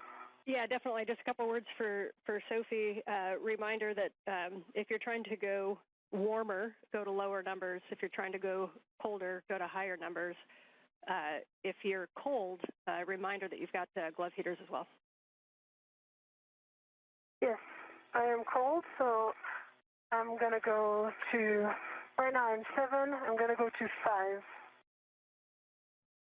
Okay, that's a good plan, and if you'd like your glove heaters, you have those available to you too. For Anil, that long-duration tie-down tether is going to go from ZH-36 underneath an agate handrail, and then over to Sophie's side, it's going to go on the forward side of 6051. It just needs to go under one agate handrail? That's correct. Okay. If you need it to go under more, it's fine. It just needs a minimum of one. Okay. And the idea that the tether is going to be over the top of the central boom of the ESCANT. So over the top of it, but underneath at least one of the agate handrails. Yep. We'll get it ready for Sophie. Okay, TCV is 5 and glove heaters are on. Copy TCV 5 for EV2. All right, Sophie, this has gone through an agate handrail. Yes. And take your time getting I'm ready. Okay, there you go. I've got it. All right, that's going on the aft side of 6051. And the next step after that's going to be to tighten it. Oh, you mean the hook is attached to? Yes, that's correct. So this is going hook to hook. So one side's on Anil's, and yours is the hook is going to be the Z1 6051 forward stanchion.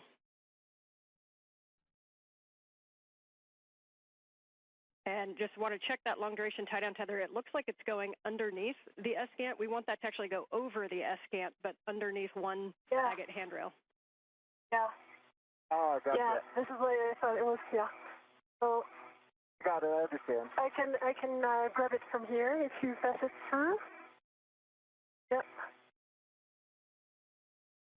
Yeah, we like that config. Two agate handrails. But I hold it right here, Sophie. Yeah.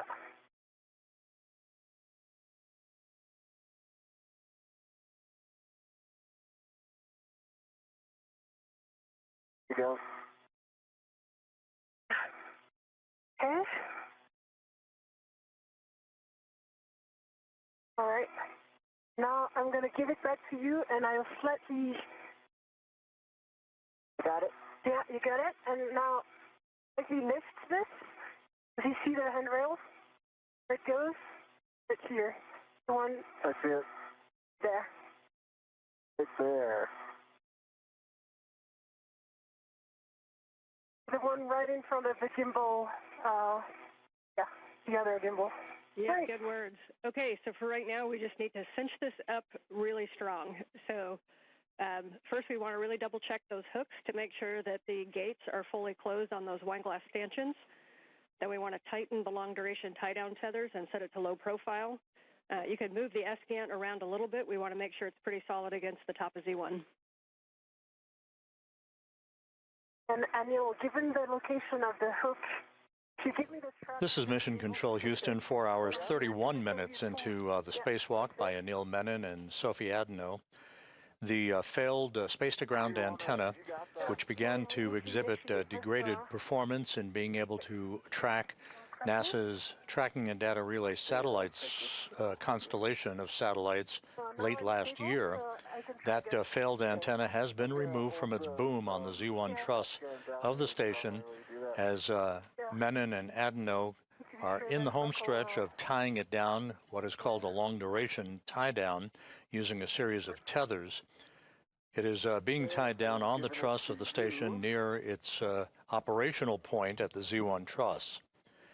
What we will not be performing today is the installation of the spare space-to-ground antenna because the crew members ran behind earlier in today's spacewalk due to the time that was required to remove electrical connectors and bolts regarding the failed antenna that held the antenna in place on the boom. Okay, here it is.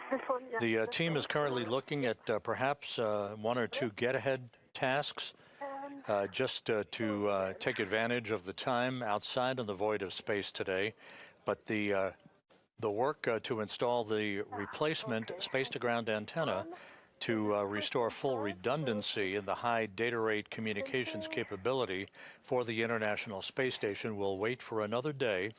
There will be some meetings that will be held to determine the priorities and the further course of action coming up on next Tuesday's spacewalk and other activities associated with downstream spacewalks.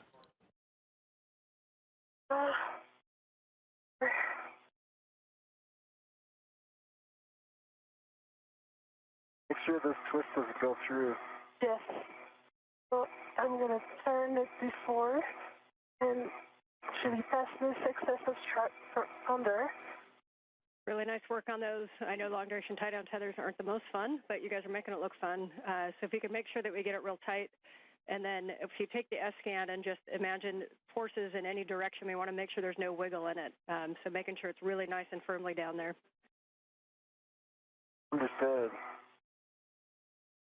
Okay, I'm going to fix the twist from under.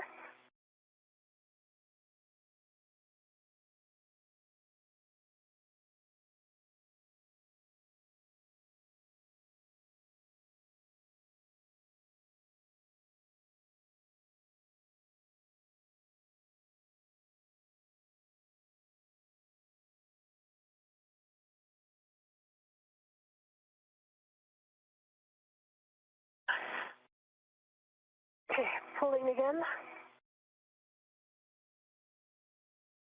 Okay, it's booked. Go back.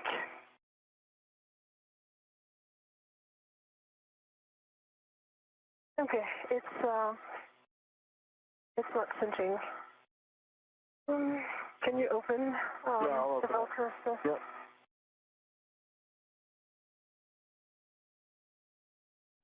And based on that angle, it may actually be more of a zenith pull to tighten it instead of over towards Sophie. I don't know if that would make any difference.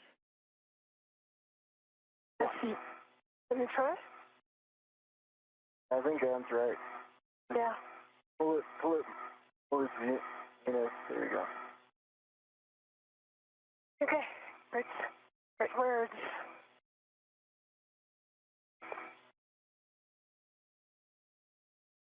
Done.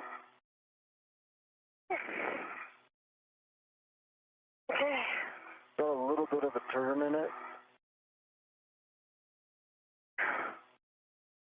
But it's pretty tight, actually. Yeah. Like, when I look at this side, it's got, like, quarter-inch play in it, maybe, on the agate side.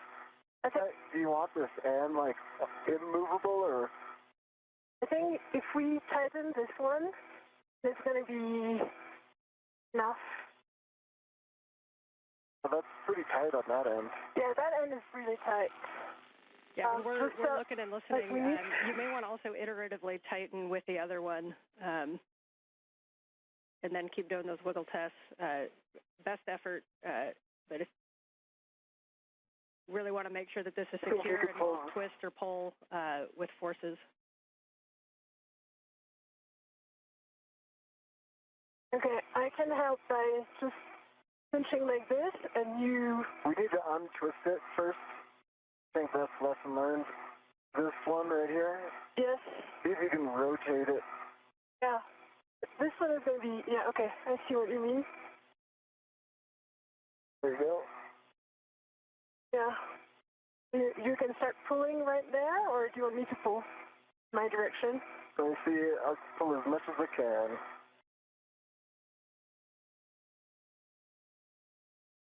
Good pull.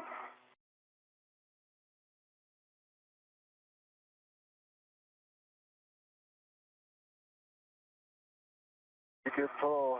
Yeah. Maybe I can cinch this one again. Right.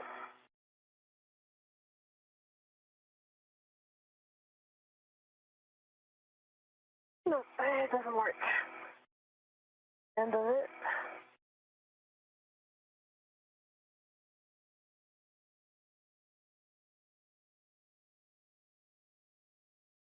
Okay. 10 seconds to a handover. What you guys are doing is great. It's pretty secure, Sophie. What do you think? Yeah, I think.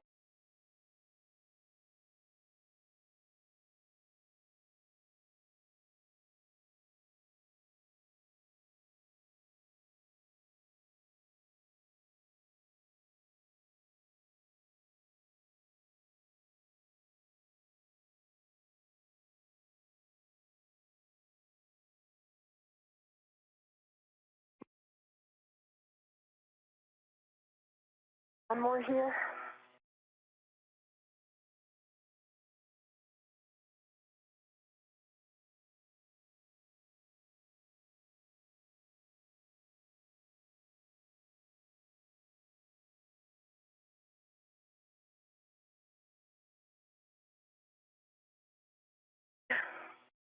What do you think?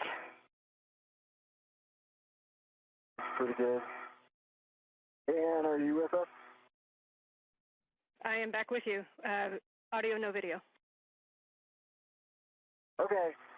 I think we've got it max tightened. Because of the long duration tie down tether confirmation, there's probably like maybe quarter-inch movement capability in it if you apply direct force. If you wanted it tighter than that, I would recommend putting like an AET. Yeah, I get the AET right here. Okay. So and then tying that down to a handrail on either side of the agate handle, and then Copy. And since it has also 2 tether points, can you check that I can remove my red? Because I think it also put the slight force.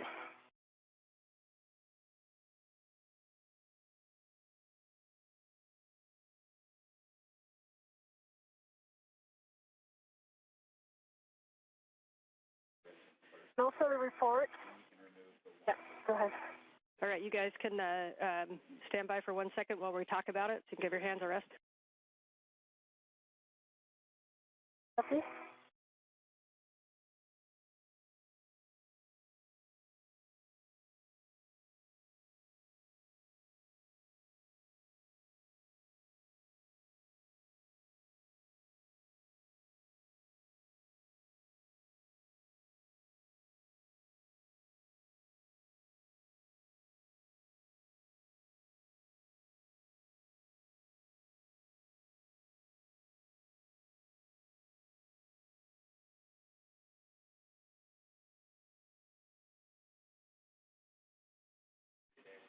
We're still chatting about some things. You guys take the opportunity to relax your hands and enjoy the view for a sec. Nice. The view is Anil. I enjoy. See if I can get my camera for you. Oh yeah, I can do that too.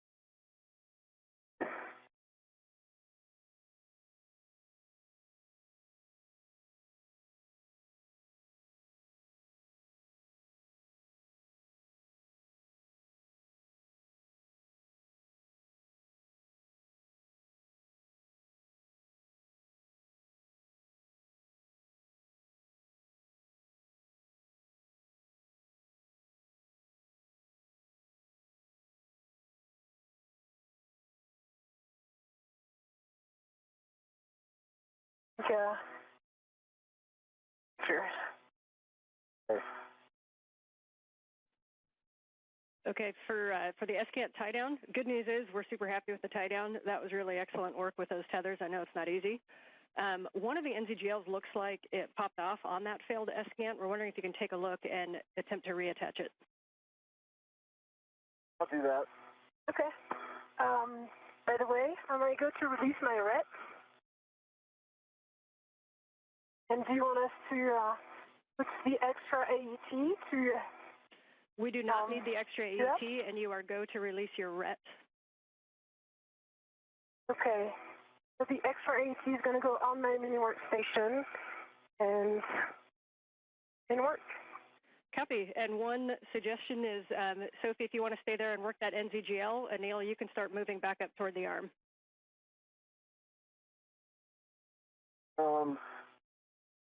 Okay. Unless the NZGL on your side and it's easier access, up to you guys. Yeah, that's what I see what you're saying.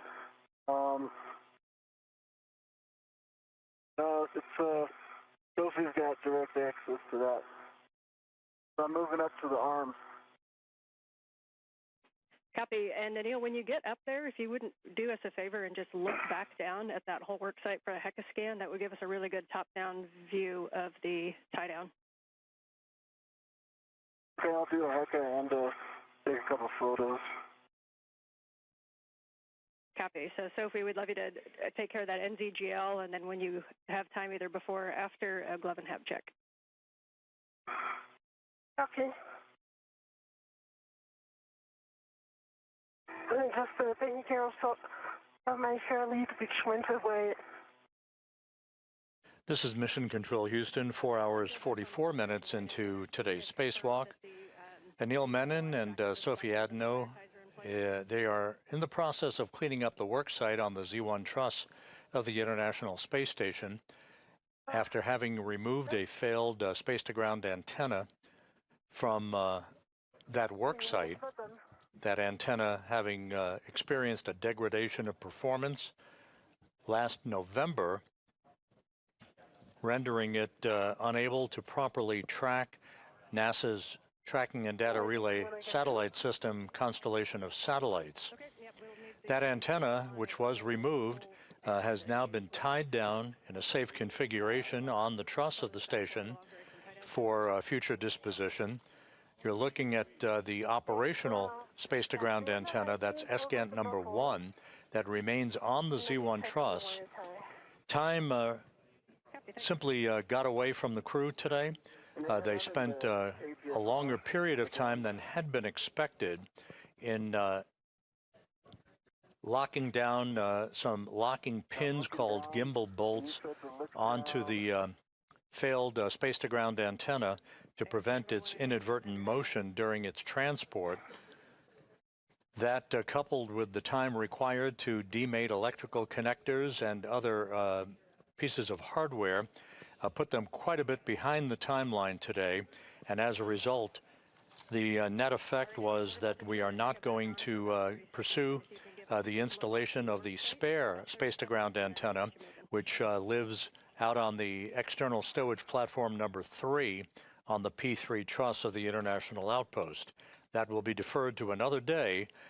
Future discussions will be held to prioritize tasks associated with next Tuesday's spacewalk and to determine whether or not we pursue the failed or the replacement space scanned activities next Tuesday, or wait for another day to take that task under consideration.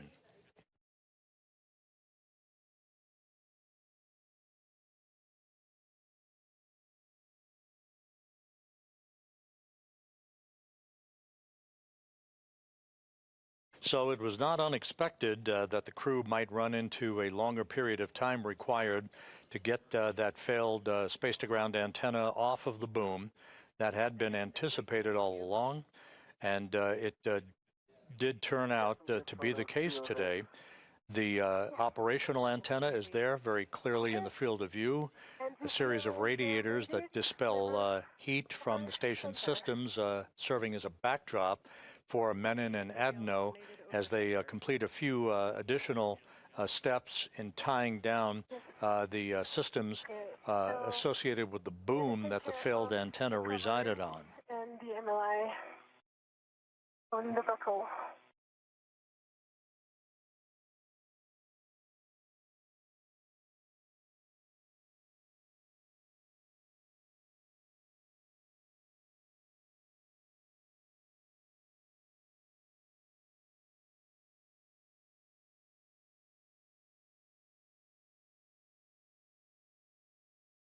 And Sophie, just confirm, I heard you say made it over center. Are you talking the NVGL by your right hand? Oh, I was talking about the other one. The one that was fully demated. Yeah, that's true. This one was also demated, like not over. The flight control team here is currently determining whether or not we will pursue a few get-ahead tasks and what those tasks would be to take advantage of the crew's time outside.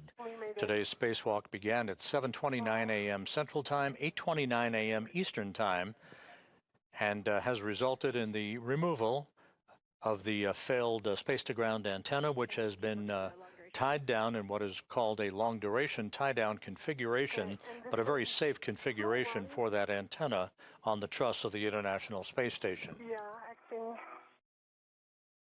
Small one is aft, over center. Yeah, they were aft. Connected. Connected, yeah.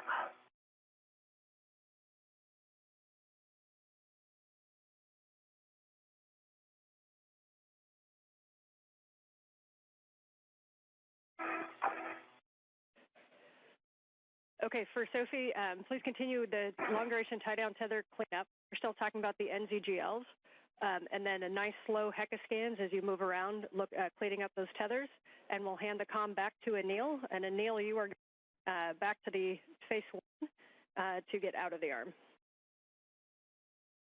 Okay. Picking up comm. Jessica, how copy?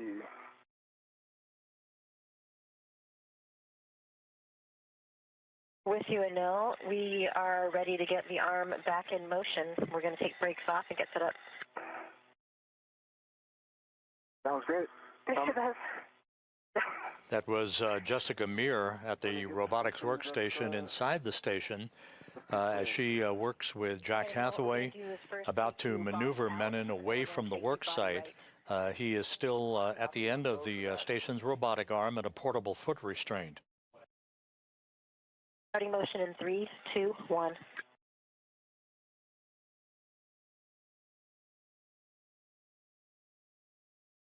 Good motion, good motion.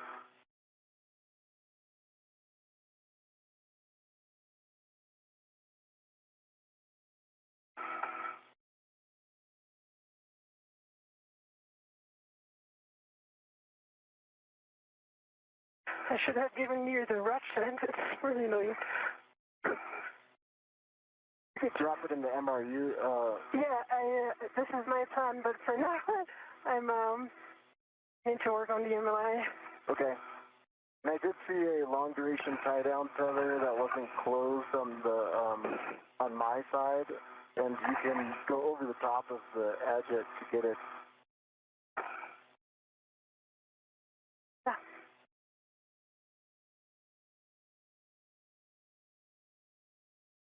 This was indeed my plan.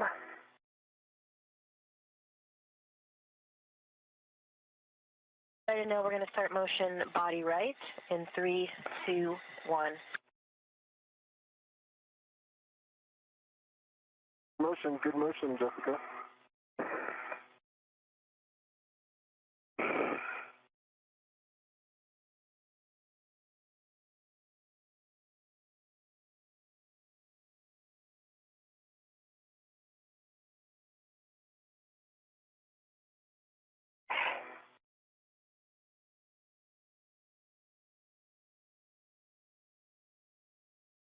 Now we're going to bring you body up. Sorry, body down. Copy.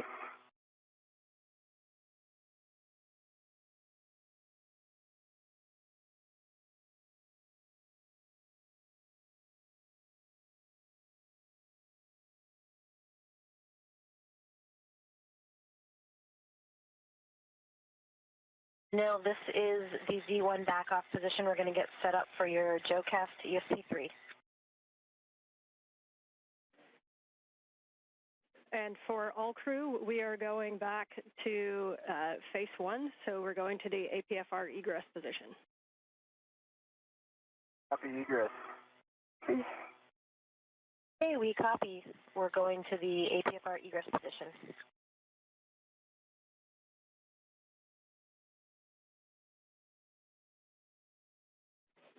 So for big picture, to sync folks up, Sophie, we got you cleaning up that work site. We want to make sure that it is in a really good configuration to be out there for a while. So what you're doing is really important. We need those straps tied down. We need the MLI over the buckles and the wire ties on. We need a really good HECA scan, and then we'll be having you scan, including the dish, as much as you can. And then we'll be having you clean up the bag. For Anil, we're going to be GCAing you over to the APFR egress position and doing a swap back onto your regular tether and cleaning up the arm. And from there, we'll make a call on get-aheads. Copy, and thank you.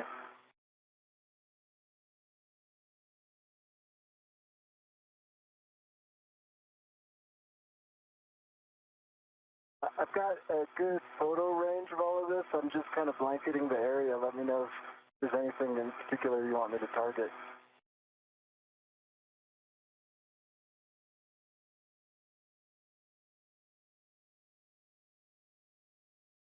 And Anil, we appreciate those scans. We got what we need from that. We're actually going to power it down just for heat. And one go back for you, Sophie, we are going to take a look at that NZGL that you noticed the back shell's back. We're basically going to have you demate it and remate it and see if we can't get that over center. And then we may need to do a wire tie. Copy.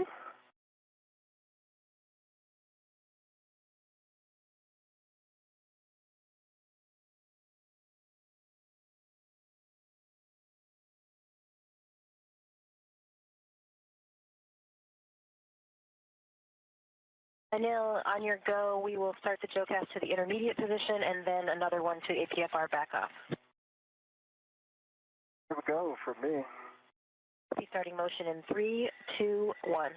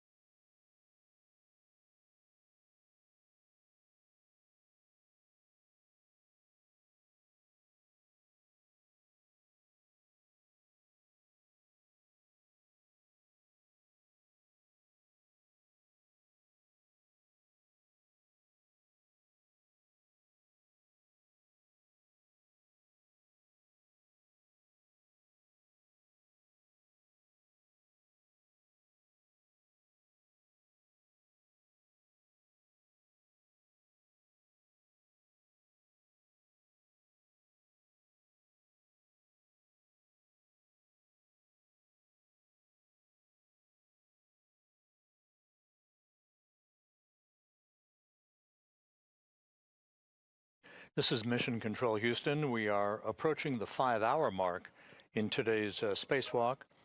As previously mentioned, the forward plan now calls for Anil Menon at the end of the station's robotic arm, as you see here in this view, wearing the suit with the red stripes.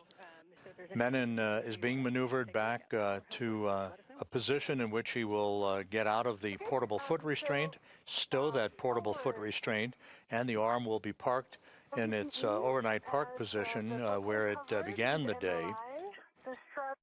There is some additional cleanup work, gathering tools and tethers, and we'll see whether or not time permits a couple of get-aheads, perhaps a swab of microorganisms from one of the modules near the Quest airlock, and possibly a swap of portable foot restraints along the Z1 truss of the International Space Station. The failed space-to-ground antenna was removed and tied down in a safe configuration near its parking place, normally, on the Z1 truss.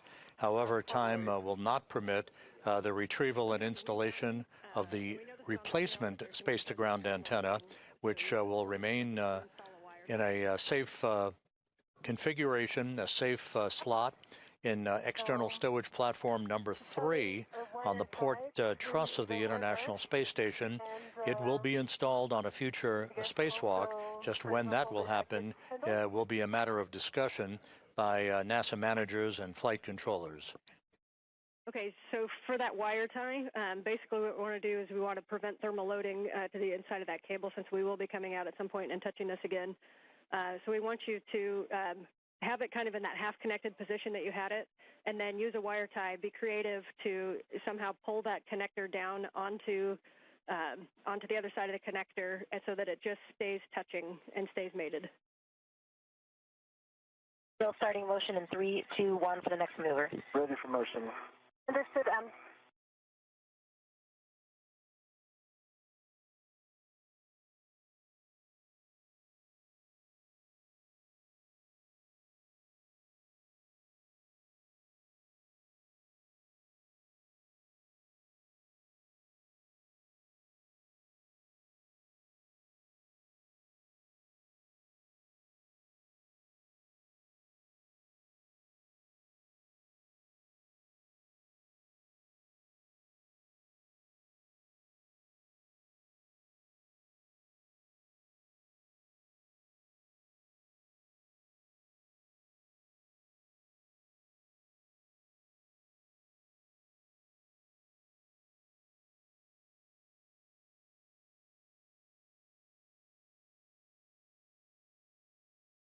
Now retrieving the wire tie from my BRT to start wire tie up on the NVGL.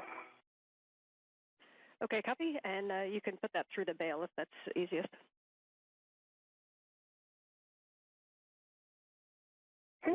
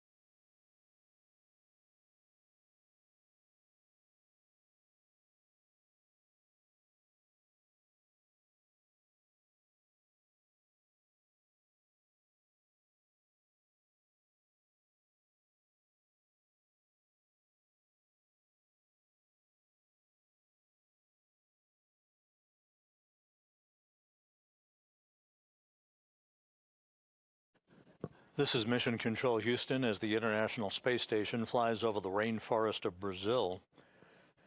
A good view of Anil Menon riding at the end of the Canadarm2 robotic arm with Sophie Adenot not far behind as they make their way back toward the final work site of today's spacewalk.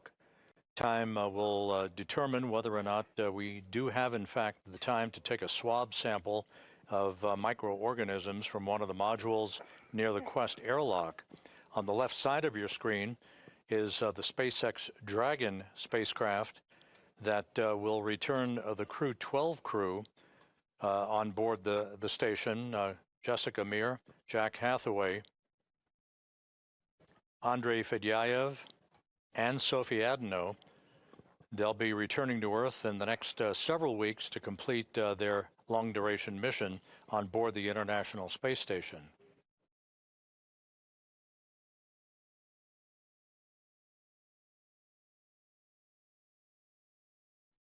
And so if we still don't have Heka, once you do have that wire tie on, if you have a camera with you, if you wouldn't mind snapping a bunch of photos of that whole area, it'd be great. Copy, will do. I'm just adjusting my body position right now. Working on the wire tie. So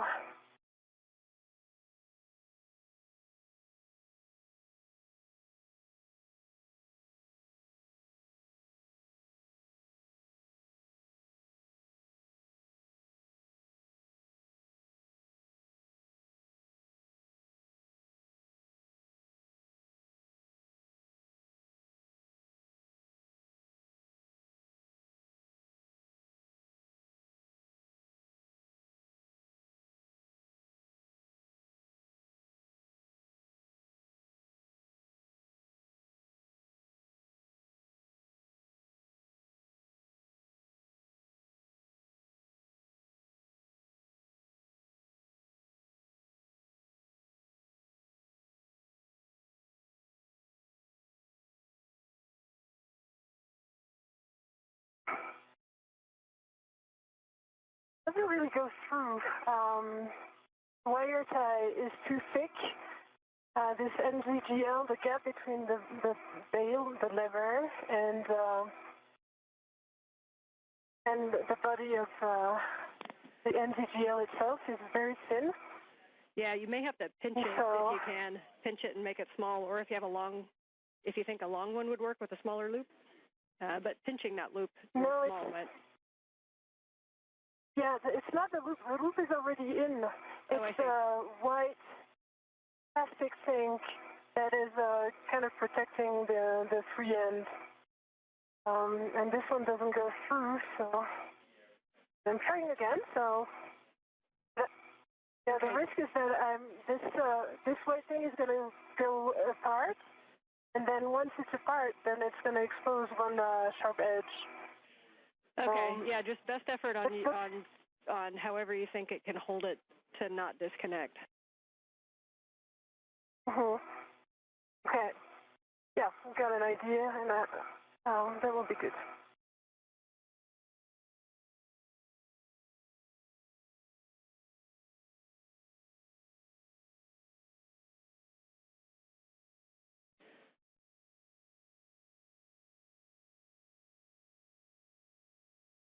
Anil, we're getting set up to bring you to the APFR egress position. Stand by. Stand by. And Sophie, if you can take the free end of that wire tie around the agate handrail with free twist, then we're happy with that config. Copy, in work. That was exactly my plan. Copy and thanks. And that AET that was on the agate handrail, did you pick that up? Or is that still on the handrail? No, I did pick that up. According to what I understood, was the sun, right? Yep, no, that's exactly correct. We're just making sure. Okay.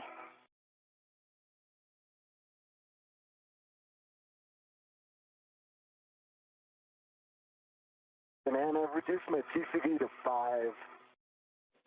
Copy, TCV to 5 for EV1. Anil, are you ready for the GCA to the published egress position? That'll just be coming station aft. So where are you ingress? Go to publish. Okay, copy. We're starting motion in 3, 2, 1.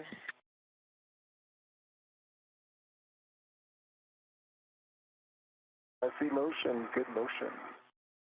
Got good clearances here, and I know you have an orthogonal view, but I can also give you.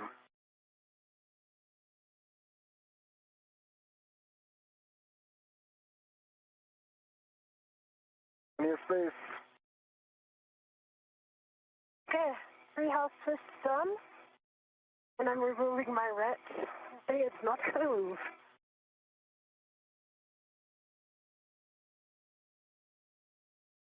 Okay, we copy. All right, you have happy people down here. Well done, Sophie. Okay, I need to work on the other MLI though, and take a few pictures before I change location.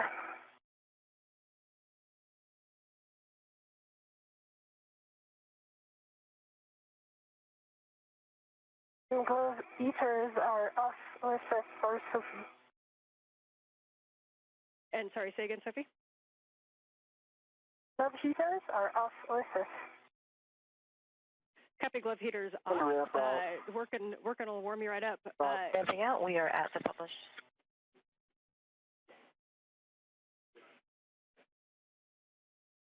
Good, and I believe the NG stop GCA complete.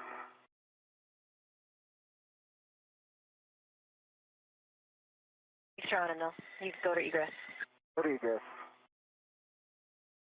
All right, Anil, you will egress and then temp stow the bag as desired.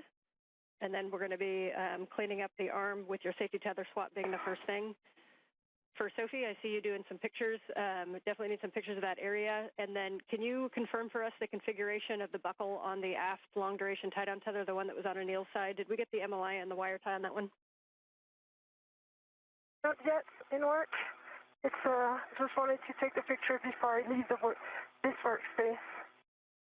Okay, copy. We got you going over to the other side.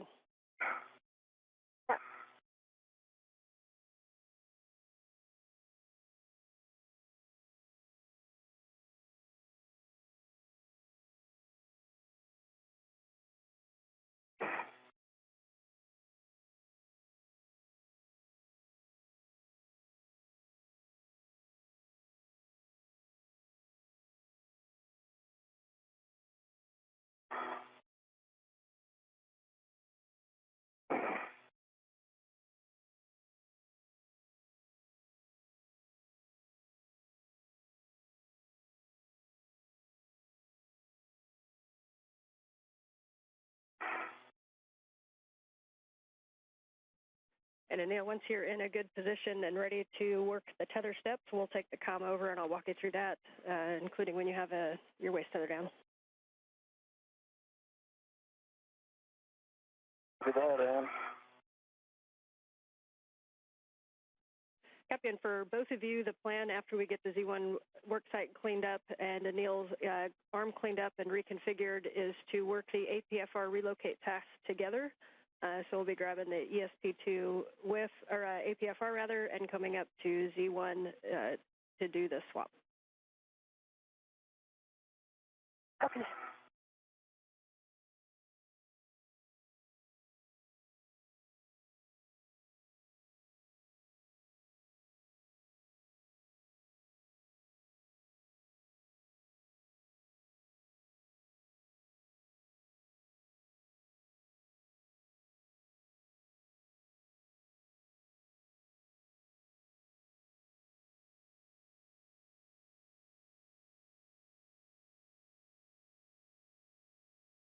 And you said to put the bag down. Did you want me to leave the crew lock bag on the truck? Or am I bundling it with the APFR?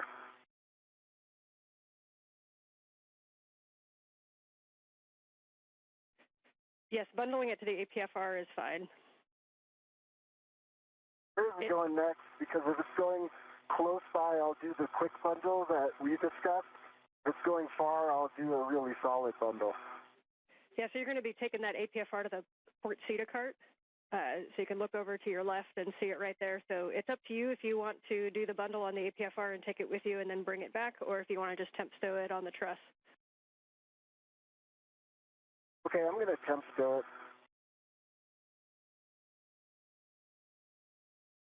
Copy.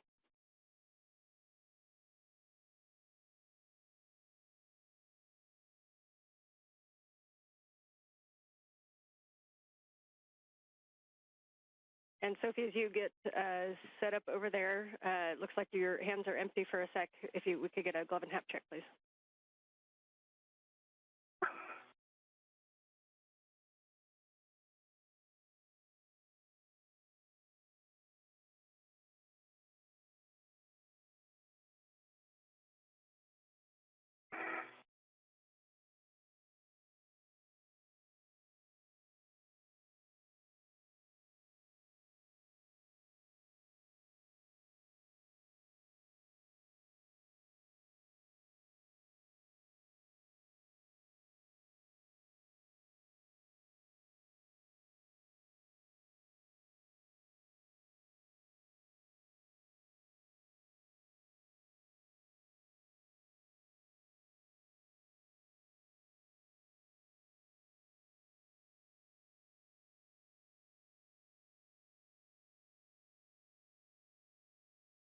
Okay, and crew lock bag is on the truck.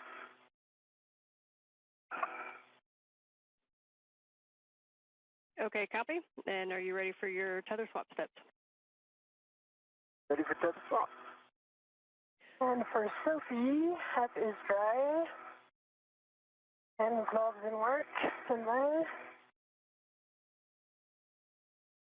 Okay, copy. And Sophie, you can head up to the medium ORU bag and clean that up. Yeah, I still need to work on the MLI, but I'm going to remove the ratchet wrench from my mini workstation because it's really annoying. Okay, and put it into the medium ORU bag. That's great. And then we have you going down to the other long duration tie-down tether to clean that up. And I'll take the comm with the nail for the tether swap. Copy. Okay, for Anil, with your waist tether down, you're going to retrieve your green hook from the NTA vertical handrail and attach it to your red tether reel. Work. Locking the green reel.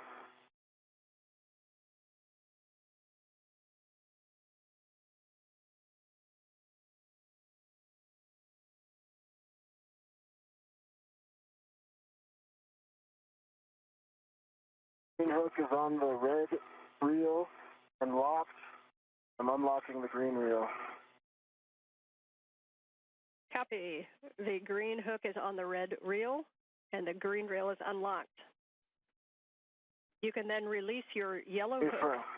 You can release your yellow hook from the SSRMS and attach it to the green tether reel, also checking gate and hook.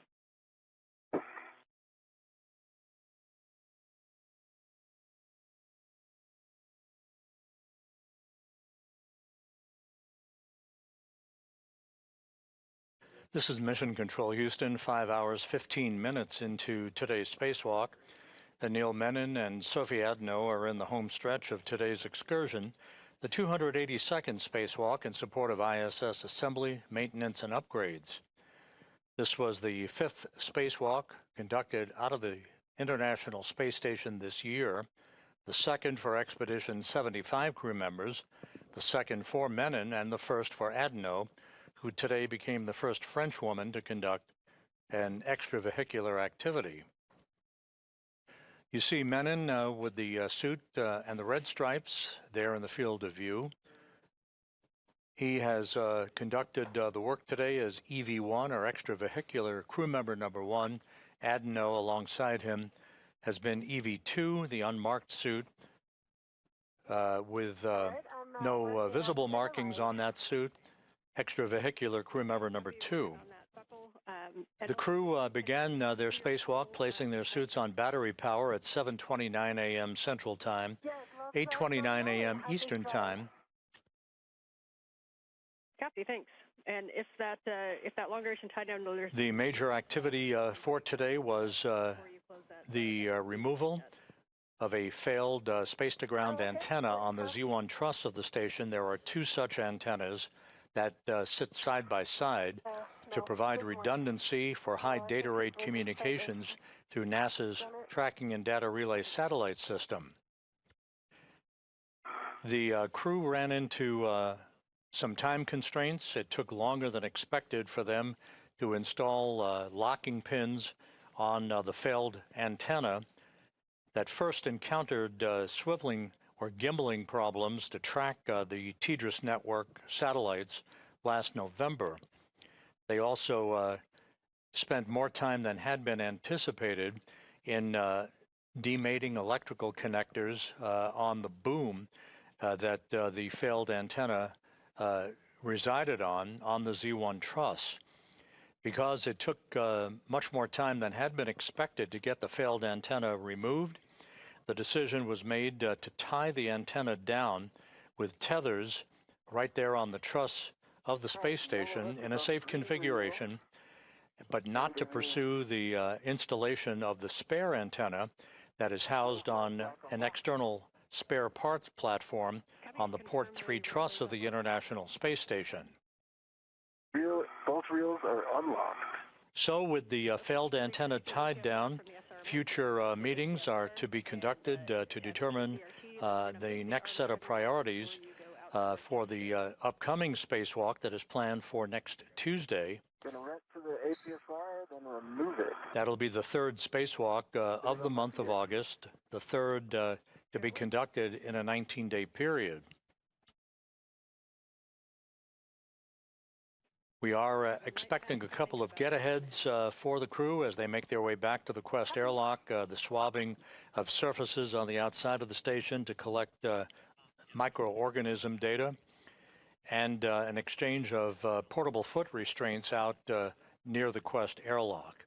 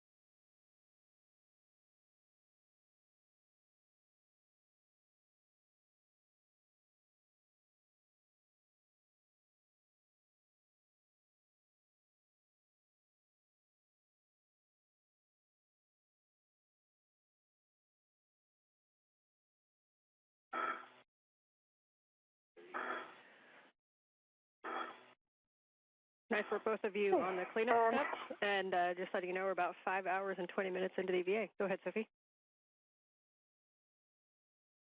Copy, 5 hours, 20 minutes. So the last VTV buckle is covered with armor and 3 housed with the wire tie. We see that config. Beautiful.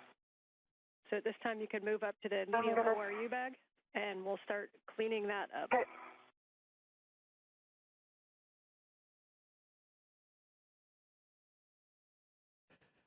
So the bottom line of today's spacewalk is that Menon and Adenot were able to remove the failed space-to-ground antenna. It is in a safe configuration in what is called the long-duration tie-down configuration with tethers on the truss of the station. However, as occurs from time to time during these spacewalks, there were bolts and electrical connectors that proved to be more bulky than had been planned. So it took longer than expected to undo those bolts and remove the electrical connectors to demate them so that the failed antenna could be removed from its boom on the Z1 truss. The net effect, we ran out of time, and so the spare antenna will remain on its stowage platform on the P3 or port 3 truss. It will be addressed on a future spacewalk. There will be some meetings by program officials to determine a set of priorities for the next spacewalk that is targeted for next Tuesday. And yes, we will take pictures of that angle of the stow. Thanks. Copy.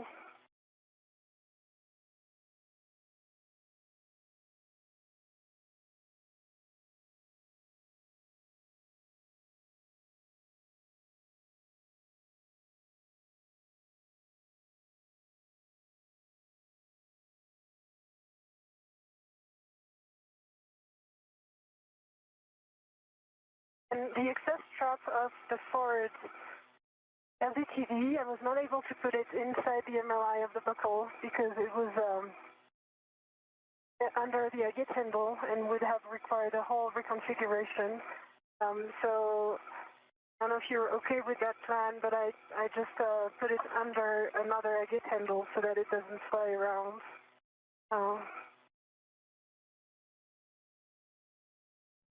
Okay, that is a good config. We're happy with that. Thanks. Okay.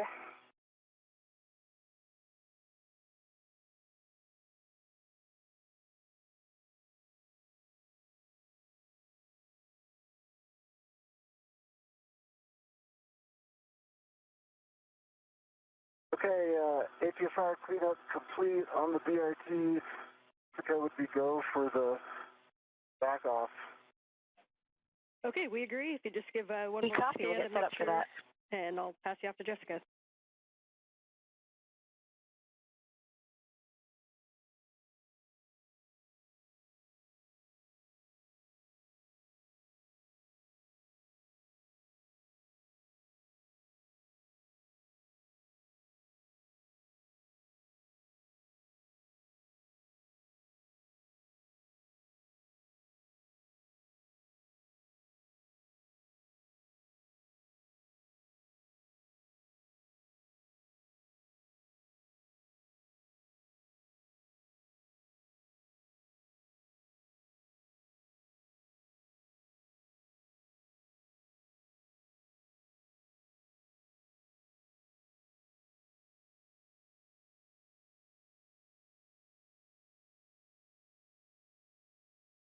Okay. Nighttime is not the best time to do the pictures, but I did my best.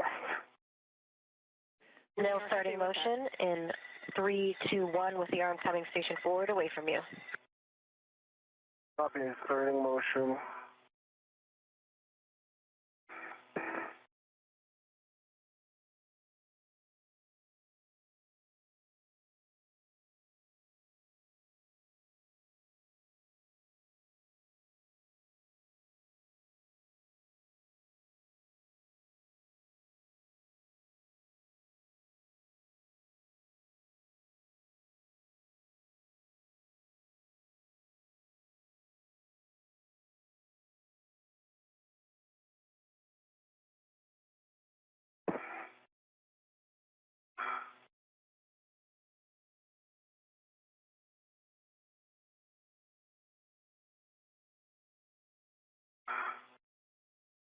And just a clarification, I close the bag with everything in it. I do the HECA scan, and then I put it on my BRT. Is that correct?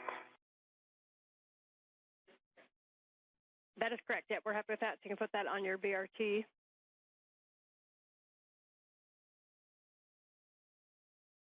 Okay. And we can see your scan. So yes. So if you just want to go through everything that's in the bag and show it to us, we will write it down. Okay. Inventory metal segment with a scoop on it. The ratchet wrench. Squeeze out the palm wheel. And coming soon, the heat shields, which I need to protect as well.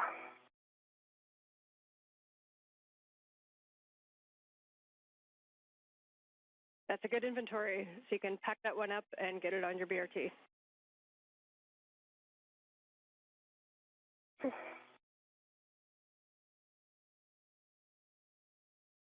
And I'm at the Fort Cedar. Copy. You'll be stowing that in with 3 and setting it to low profile, and I have recommended settings. Okay. Go for settings. Copy. It is 6 Papa Papa Fox 6. 6 Papa Papa Fox 6. And that's that top left with. 6 Papa Papa Fox 6. I'm at the top left with. Copy. And big thing too is we want to make sure that the ingress aid is low profile and won't move, so it's tightened up there. And then we'll just get your words on making sure that it's clear of the MT and the POA.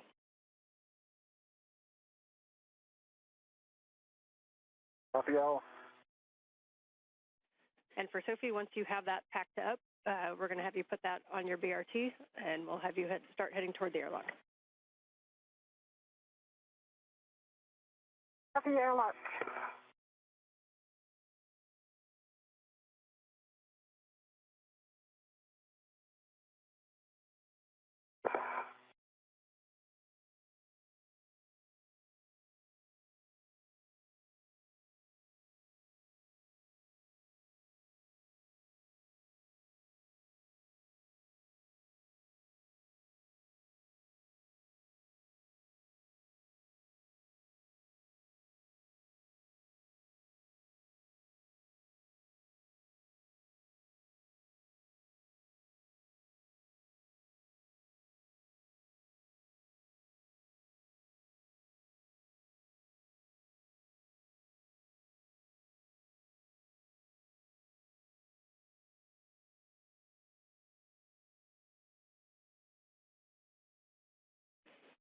Big picture for both of you as you're working your tasks.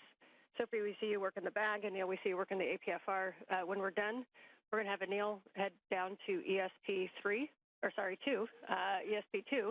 and pick up the APFR that you previously gave us the inspection on, and we're going to have you relocate that to Z1. And for Sophie, you're going to grab that medium ORU bag, and you'll be heading back to the airlock. And we don't have any further tasks, so you can take your time and enjoy the view while you do that.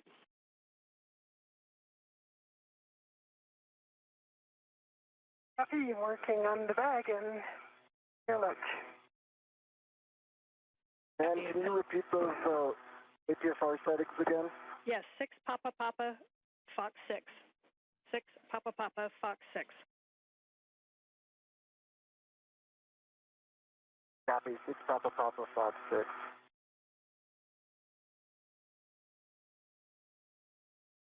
And for a picture in your mind, the boot plate should be kind of facing toward the MT.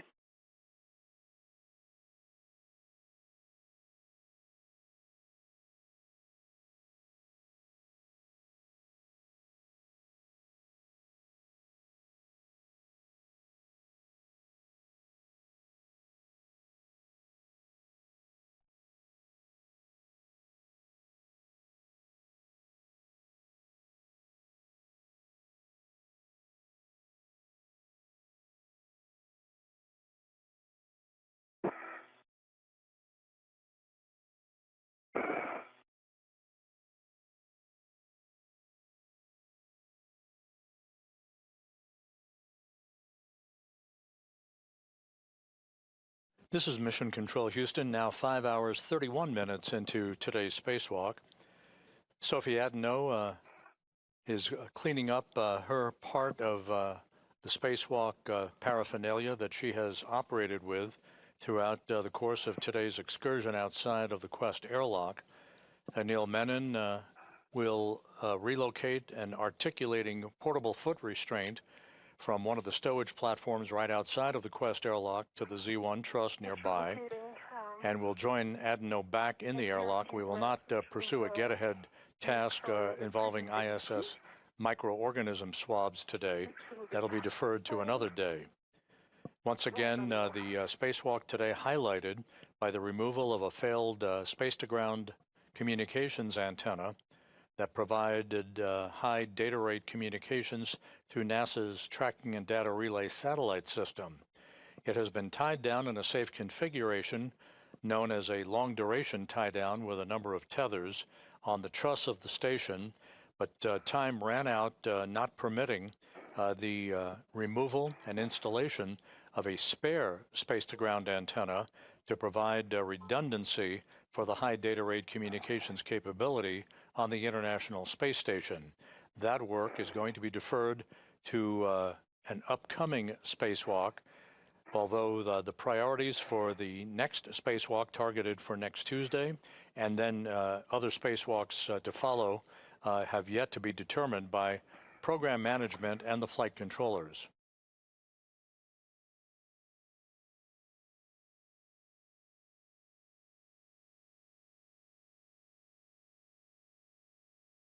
Okay, 6, Papa, Foxtrot 6, X, and Whisk 3, locking collar, black on black, good pull and twist test, and it does look low profile. I'm sure you can see it in the HECA.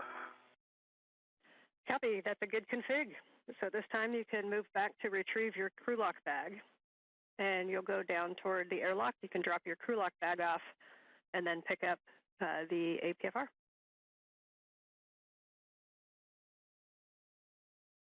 Hey, going for crew lock, then APFR.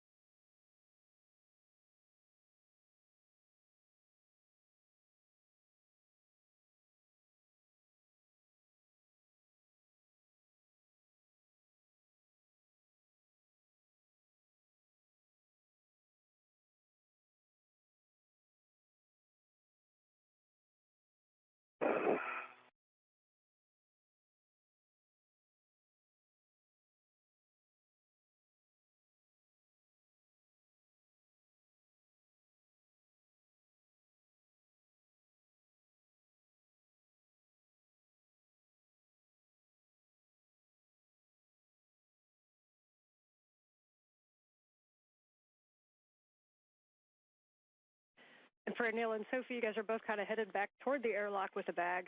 You guys can work out the choreography yourself, but so Anil, when you get down there, if you want to attempt stow the bag, and then Sophie can put both bags into the airlock while you relocate the APFR, that may work. That looks like a great idea. The timing works out.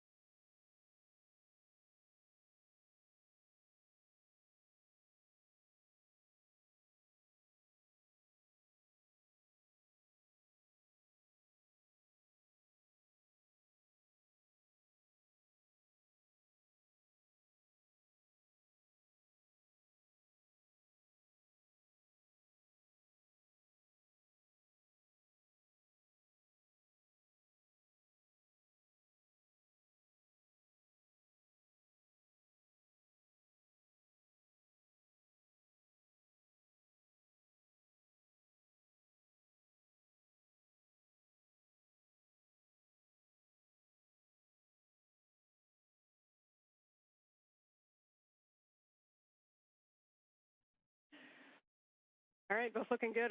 Anil, it looks like you've got that crew lock bag out at the NTA, and Sophie, it looks like you're about to grab the medium ORU bag as well. How are you guys feeling? Yeah, it is on my BRT. I'm about to do a final check before heading back to the airlock. Okay, copy. And for future reference, as you go down, if you want to give us any words on the forward or the aft translation paths, I know there was a lot of discussion as we were planning the CVA because we haven't had a lot of people do it. So if you have any thoughts on your way down, we'd take them. All right, let me wait before, and I'll give you the information.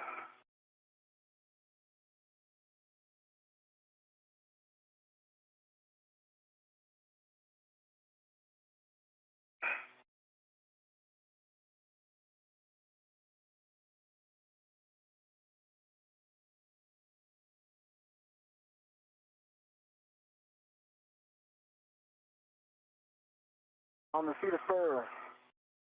Cap on the seat of spur.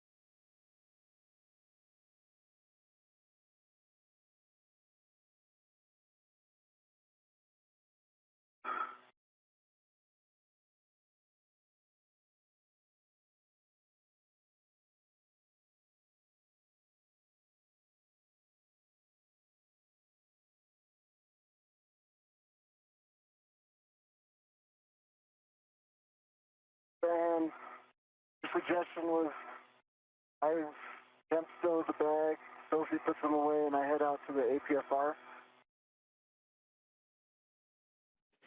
And Anil, can you tell us where you temp stowed that? Oh, it was a question.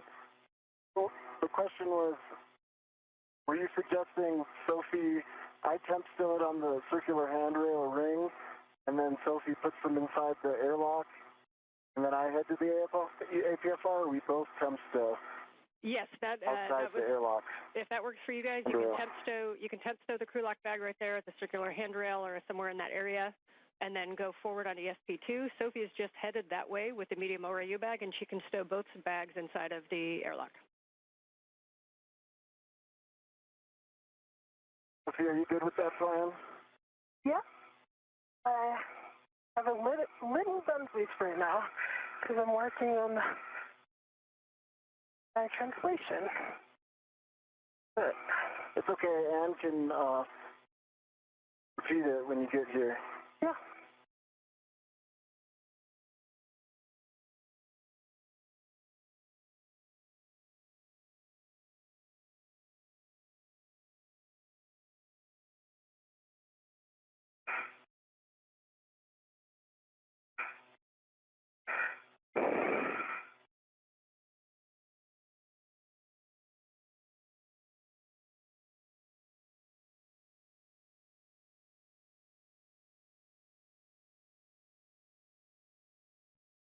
And Sophie, you came down the forward side of Z1, is that correct? Yes, because the antenna was on the aft side, and so now I'm still working on it. Okay, yeah, so you'll come down, as you get down to the bottom there,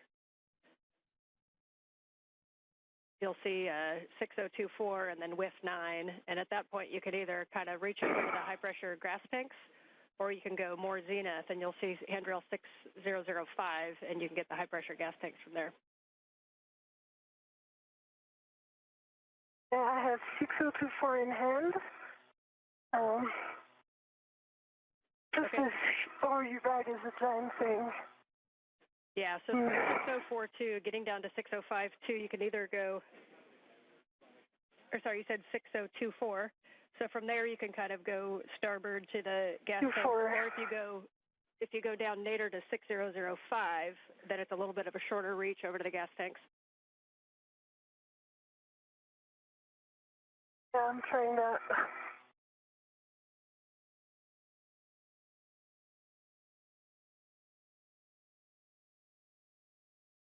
And the crew lock brake temp stowed forward part of the circular handrail. Copy temp stow. So you are going to translate to ESP2 WIF4, which is the one that you passed before, that's on the most starboard side of the forward side of ESP2.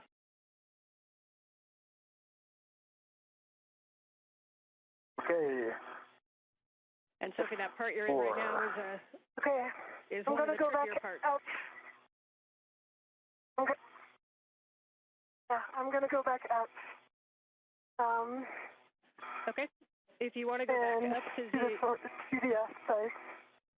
Okay. Yeah, if you want to go right back up, you'll go up, you'll hit 6039, and then on the triangle on the forward side is handrail 6041, and then from there it's where you were before.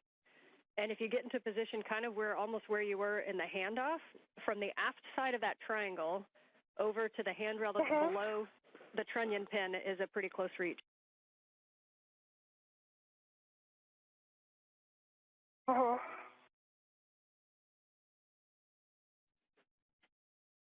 Yep, nicely done. So from the... I'm over the triangle, just Yeah, so that in your left hand is 6040. If you reach from that down below the trunnion pin, you'll see handrail 6003, and that'll take you right down the aft path.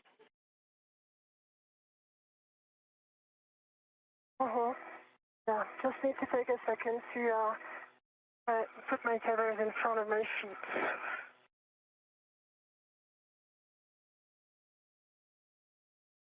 Good call. Slow and careful. Oh,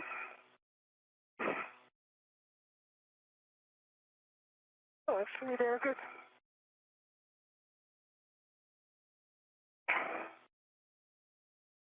Okay, mindful also about the antenna.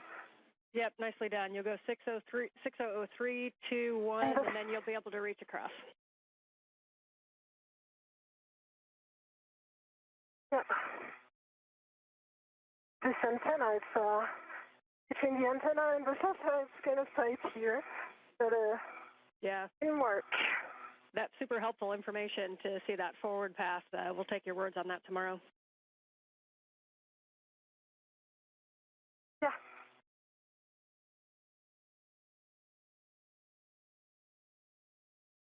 This is Mission Control Houston, 5 hours and 47 minutes into today's spacewalk.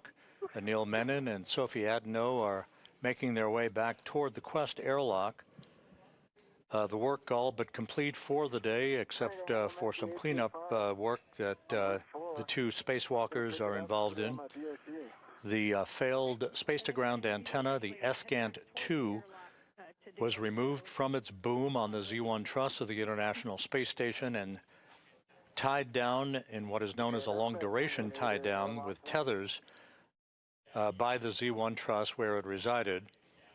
However, time ran out on the clock that would have enabled the two spacewalkers to retrieve a spare space-to-ground antenna from a stowage platform out on the port side of the truss structure of the International Space Station to install it on the now empty boom that the failed antenna occupied for all the years that it provided its service. So that work will be deferred to another spacewalk. We will determine through a series of meetings what the priorities are for dispositioning the completion of the space-to-ground antenna spare installation. It will be conducted, it's just a matter of when, and other work yet to be determined in the next spacewalk that is tentatively scheduled and actually targeted for next Tuesday, August 25th. Boxes. Can I see your tethers, Anil? This was the second spacewalk for Anil Menon. He ventured outside back on August 6th with Jessica Meir to complete the construction of the bracket platform upon which the final IROSA, or ISS Rollout Solar Array, will be installed after it is delivered to the space station later this year on a SpaceX resupply mission. Yeah, I remember that from the... So Menon is in the home stretch of the second spacewalk of his career. This was the first spacewalk for Sophie Adenot of the European Space Agency, the first spacewalk by a French woman in history. And again, the determination of the priorities for the upcoming targeted spacewalk for next Tuesday, along with determining when we will complete the installation of the spare space-to-ground antenna, which we could not get to today when time ran out. The two spacewalkers simply ran into a longer than expected amount of work to disconnect electrical connectors and to remove bolts holding the failed space-to-ground antenna in place. So as we approach the 6-hour mark in the spacewalk, the two spacewalkers soon will be making their way back inside the Quest airlock. You see them right there at the hatchway to Quest. They will close the hatch, and the end of the spacewalk will be officially marked with its elapsed time at the point that the repressurization of the spacewalk of the Quest airlock begins.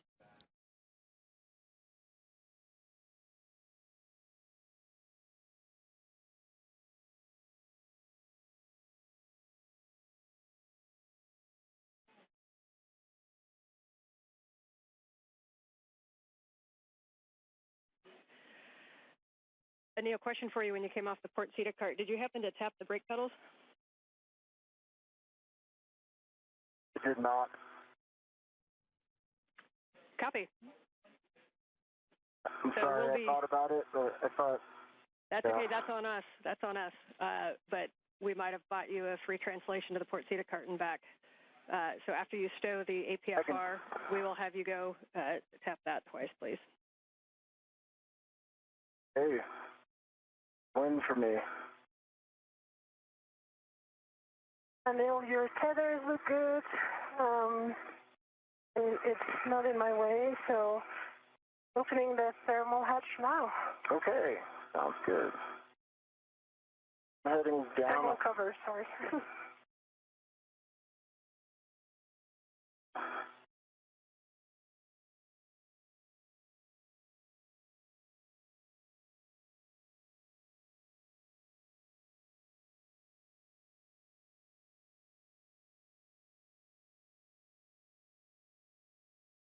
So once again, to recap, the failed space-to-ground antenna was removed, albeit with a longer period of time to disconnect electrical connectors and remove bolts holding the failed antenna in place on the Z1 truss.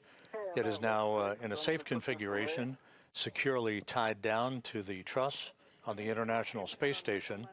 Ultimately, it will be moved to the external stowage platform number 3 on the port truss of the International Space Station.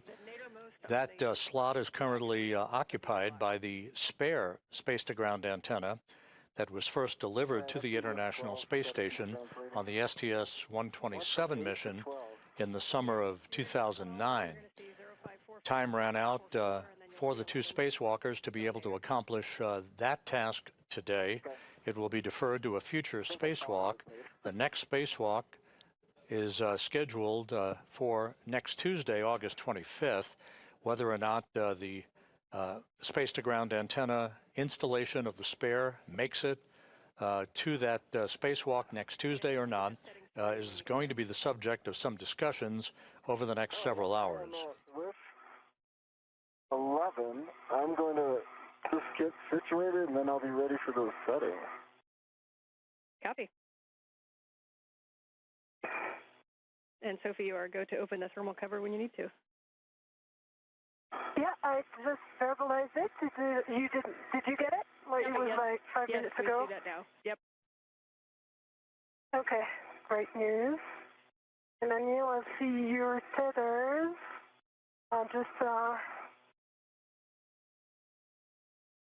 Yeah. Now you're going aft.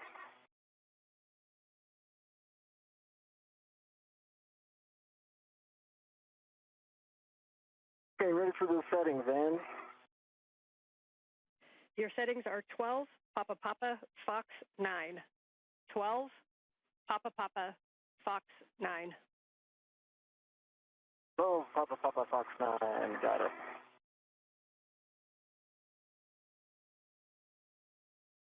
All of the bags are bundled together and ready to my DRT rep. Okay, we copy the bags are ready together, and you'll go to transfer those in the airlock. Uh-huh.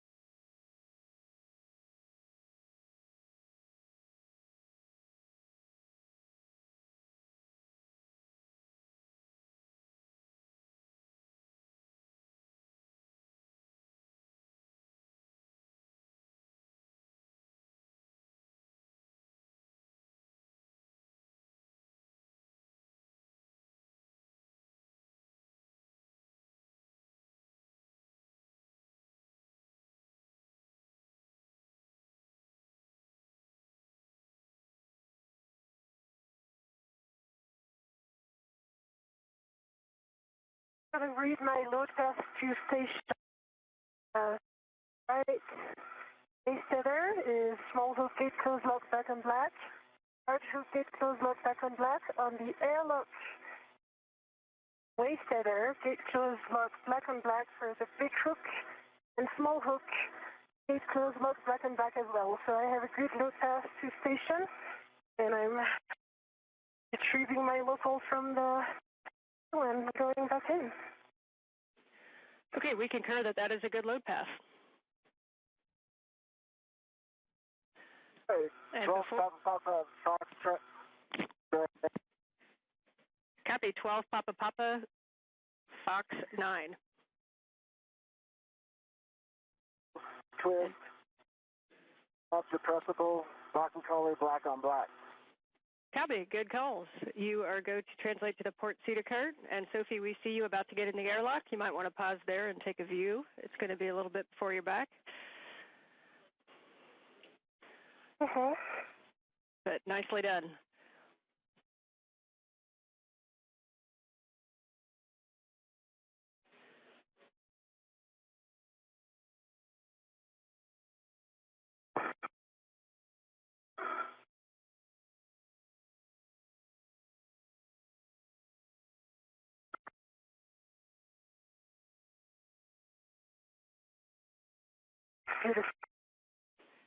Okay, Ed and Neil, before you start your translation, we'll take a glove and a hap check, and then we'll send you back out there. Okay. Anything I can help with, Anil? Oh, I'm in a good spot. Right glove, right index finger has a few small remarks. And looks nominal. And copy for Neil, thanks. And for some pretty small, some small dark spots in not bigger than a fingernail. And there's also another on the left thumb.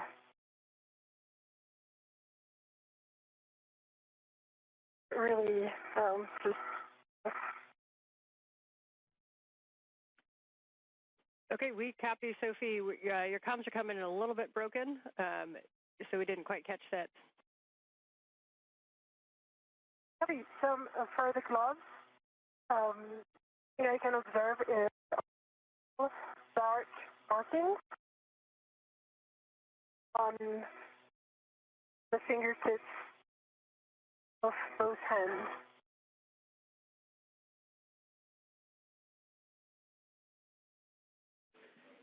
Okay, we copy, thank you. You're welcome.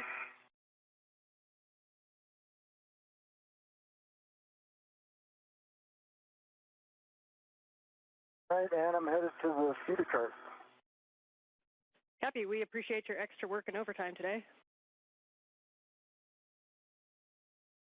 Oh, any day.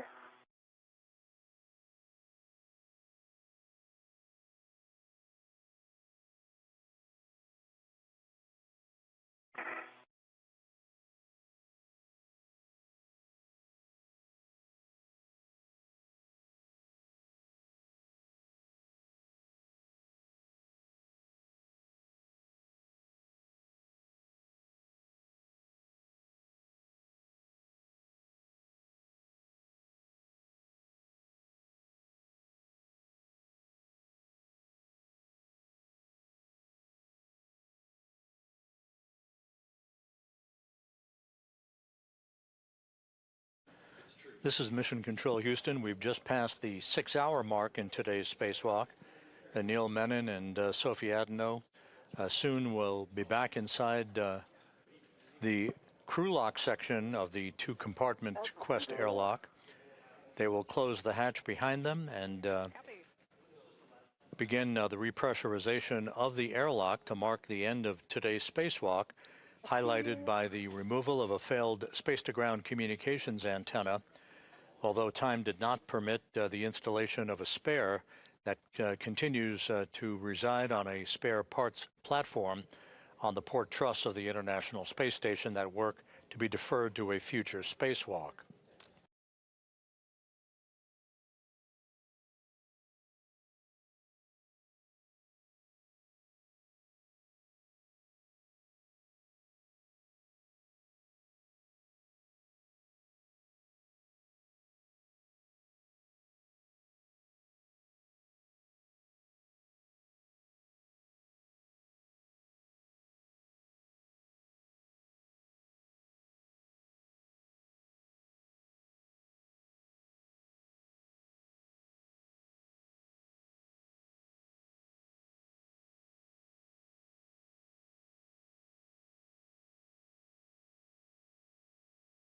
I'm hitting the brakes on the outboard side, right? Inboard. Yes, that pedal that's right in front of you, that's correct. 2 pumps a day keeps the myrrh away. Pumped it. Unfortunately, on this one, the myrrh won. Oh, I thought you were going to say, unfortunately, go back and do it again. We appreciate that. I don't mind. Anil, with that, you are going to return to the airlock, and Sophie, you're going to ingress the airlock. Copy.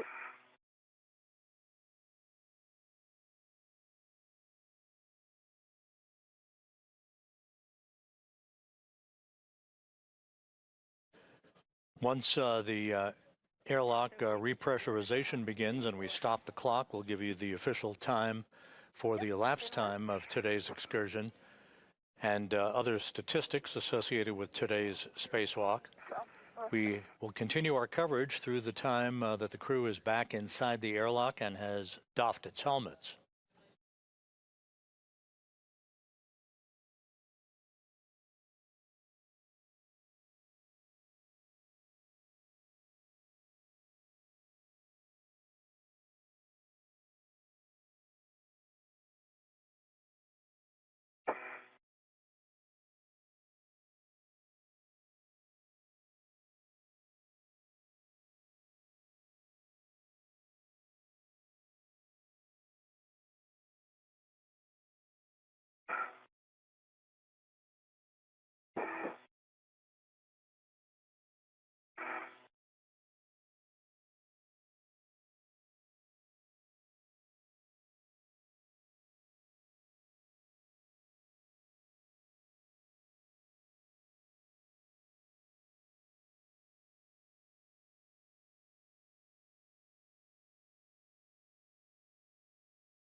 And at the end of the feeder spur. Copy. And Sophie has her good load path into the airlock and bags in the airlock. So as you get down, once you get her go, you retrieve anchor hook.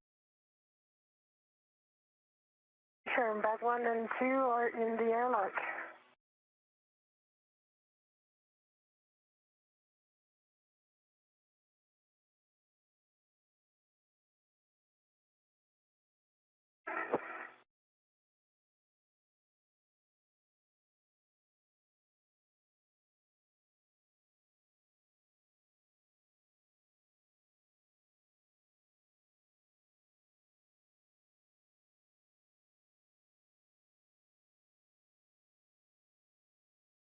All right, Ann, I'm going to verbalize everything so I get this last part right, okay? Copy. We'll take it. Let me know if you'd like any steps.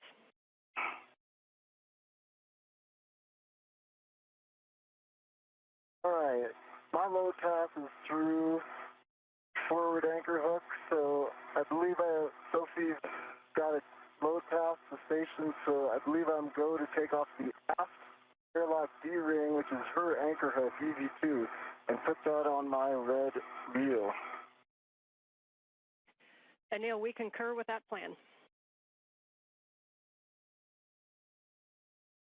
Hey, Sophie? Yes, I concur. And I prepared all the bags really aft so that you can ingress.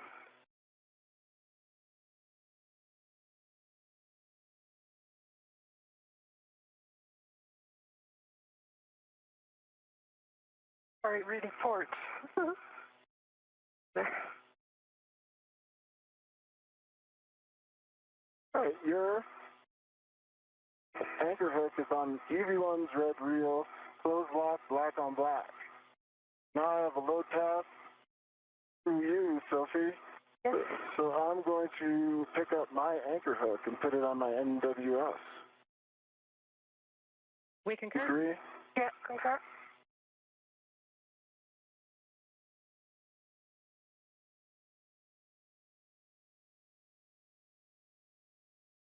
All right, I'm going to go ahead and ingress now.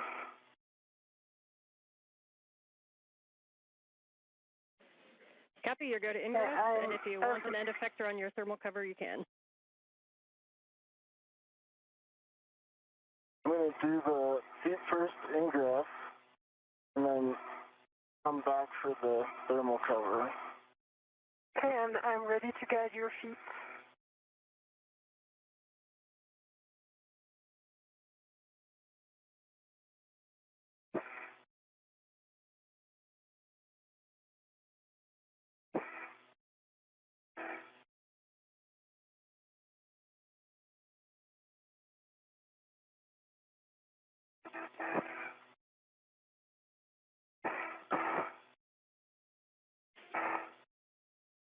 Okay, I'm going for the thermal cover here. Mm-hmm.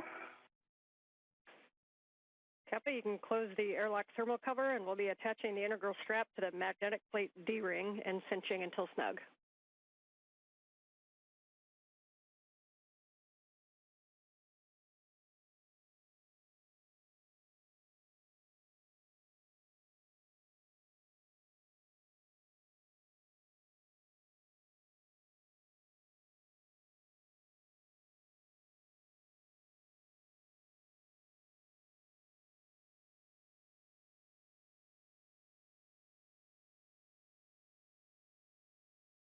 So the crew back inside the Quest airlock, closing the outer thermal cover.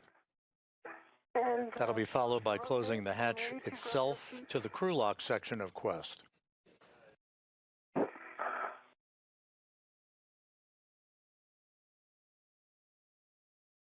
My cover is closed.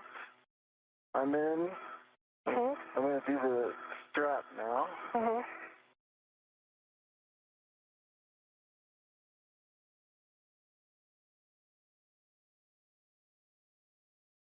Okay, and once you have the strap cinched, we'll take the number of Sharpie lines visible, expecting 6.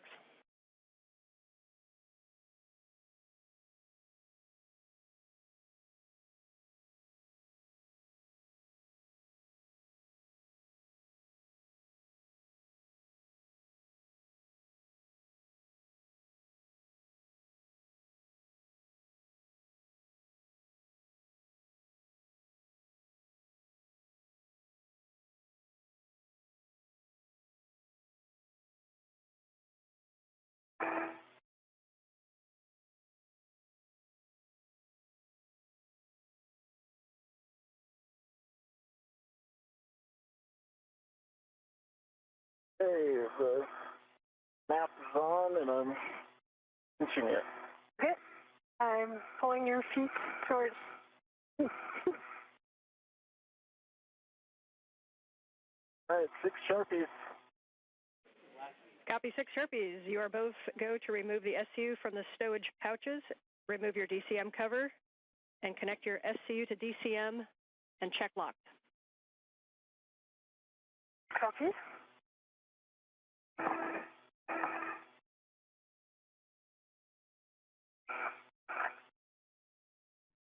And Anil, if you could turn your HECA off, please.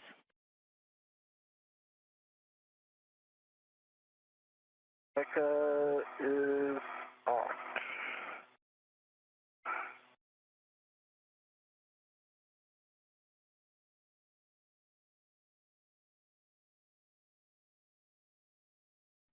As you work your SCUs, just a note on the water that comes out of the SCUs, reminder that the station water is a little bit warmer than what your PLIS gives you, and so you may want to turn down your cooling to a higher number if you need it.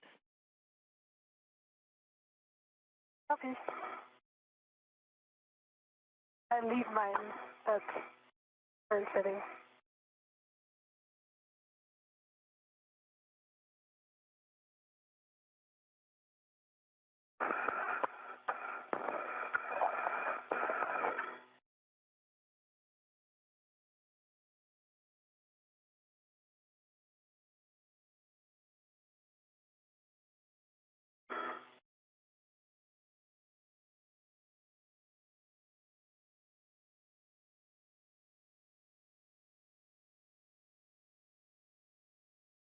Hey, EV1's SCU on. EV2, SCU on. Connected. Copy. SCU for EV1 and 2 are connected. We are in the pre-repress cue card. You can now switch your water to off OFF.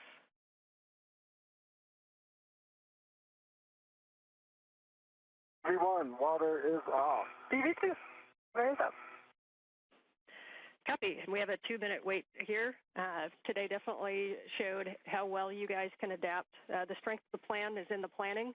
And while we did a lot of things that were not on the nominal timeline, we did nothing today that we had not already planned for. Your ability to adapt and change to the plan is what made today successful. So thank you.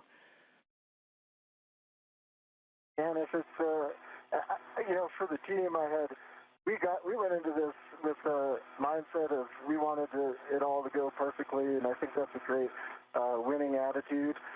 Things were a lot different than expected, but I would say that what I'm really impressed with is that all of those contingencies were well thought out, and I heard those plans by the ground team, Sandy Fletcher, Chris Dobbins, Lucas, the whole team had thought through all those scenarios.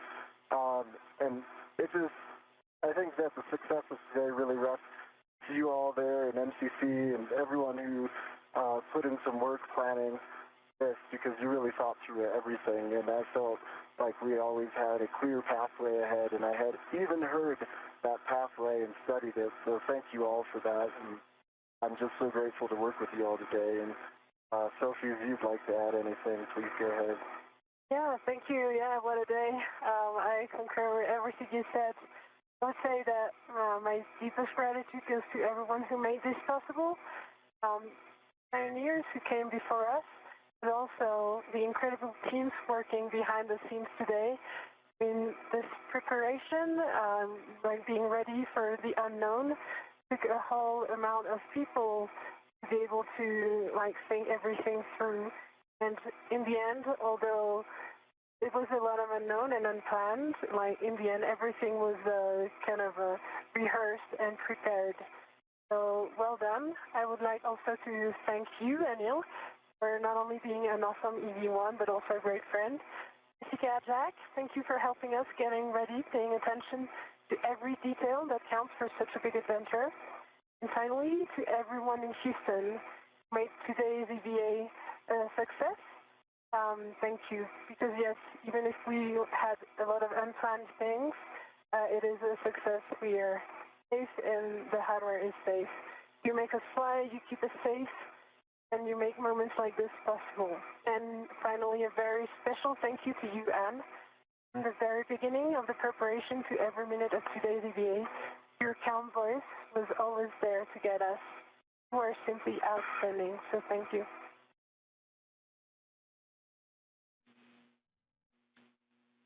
Anil, Sophie, Jack, and Jess, it's Dobbins. I just wanted to say really quick, great job today. I know that it wasn't necessarily the result we were hoping for in the morning, but I really appreciated your perseverance and resilience throughout the day.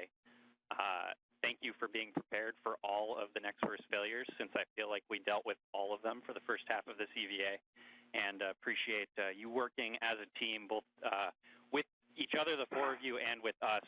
Without that, Escant would have been in a worse configuration than it is. We'll get back out there and finish this up sometime, hopefully before at least one of you comes home.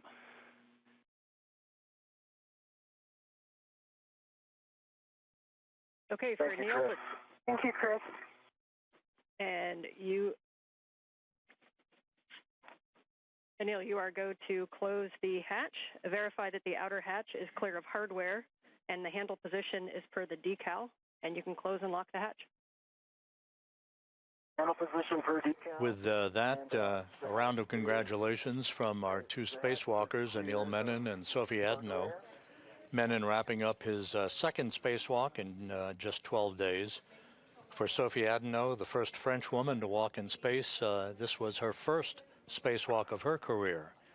And the lead flight director for this spacewalk, Chris Dobbins, acknowledging the work that the crew did out there, especially when the crew fell behind due to difficulty demating some of the electrical connectors on the failed space-to-ground antenna, and working with some of the bolts that were balky throughout the course of today's spacewalk.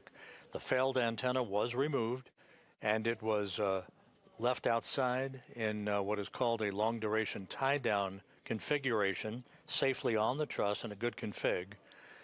The work yet to be conducted will be the installation of a spare space-to-ground antenna that will be on an upcoming spacewalk that will restore full redundancy to the high data rate communications capability on the International Space Station. Sometimes an end effector on that handrail helps. Yeah, I thought maybe my arms were long enough to reach the hatch key, but I needed the anchor hook. In any case, the hatch is down. Menon and Adenot are in the process of configuring their suits to airlock systems before the repressurization of the Quest airlock begins to mark the official end of today's spacewalk.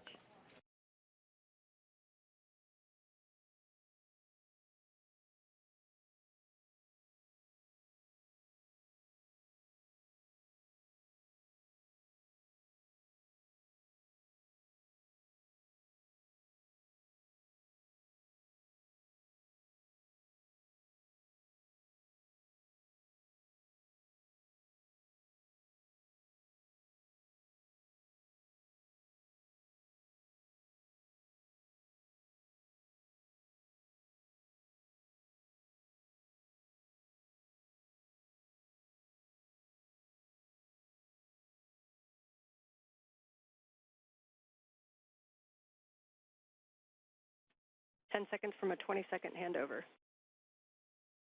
Right.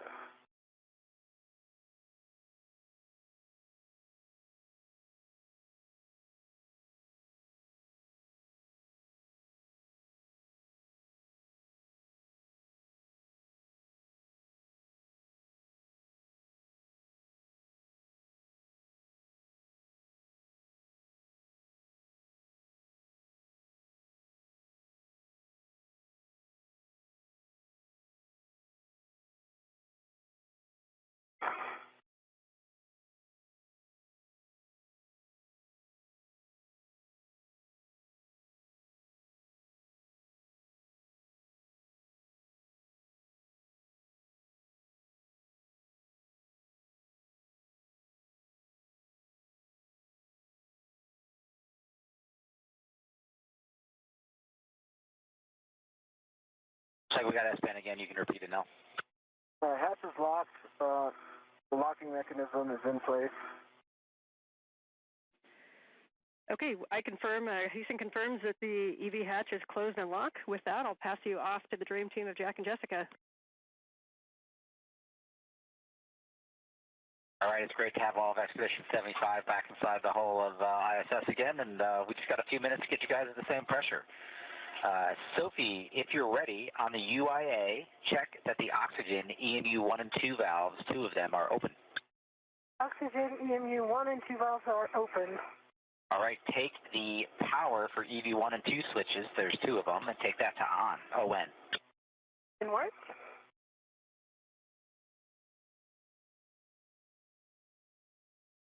Power EV1 and 2 on, ON. Good green LED. The ON and two LEDs, can you verify the voltmeters on 1 and 2 for me? 18.8 and 18.6. So that's great. EV1 and EV1 only, take your power switch to SCU, expect a warning tone. EV1, pushing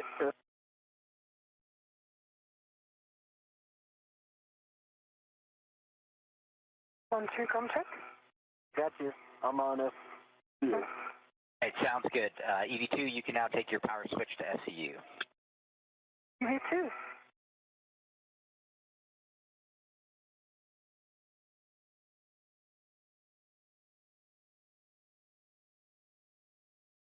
Power to SCU. Both EV1 and EV2 are on SCU power. All right, for both EV1 and EV2, take your O2 actuators to press. Okay. Or please verify on the DCM that it does say O2 position to press.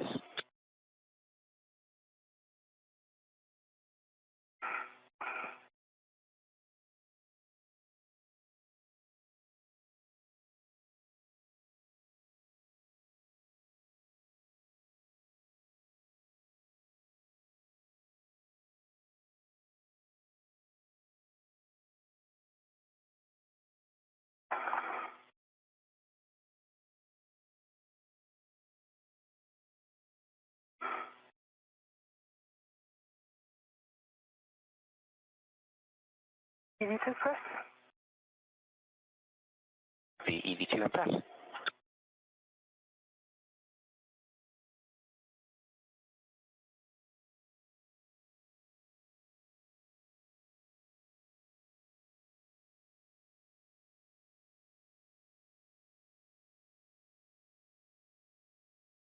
EV1 press. All right, EV1 press. We copy both EV1 and 2 in press. Awesome. Anil, would you check that the EV hatch MPEV is in the closed position? MPEV is closed. All right, we are going to take the IV hatch equalization valve to start the repress. You guys should get an alert tone as we start.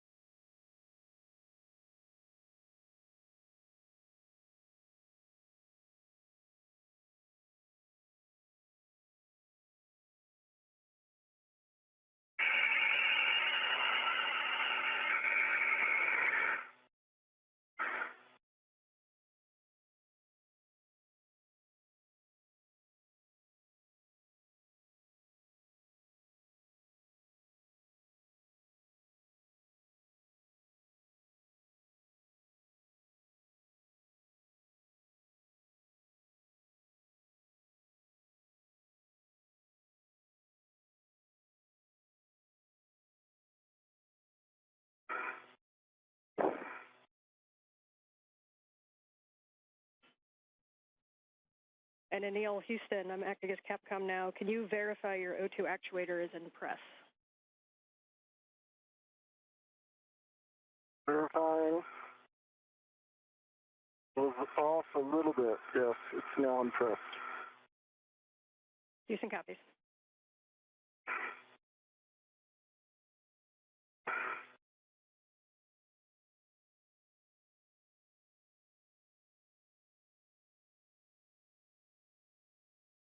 Jack, can you go down the rate?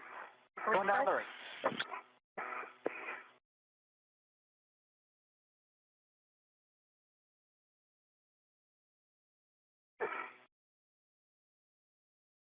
This is Mission Control Houston.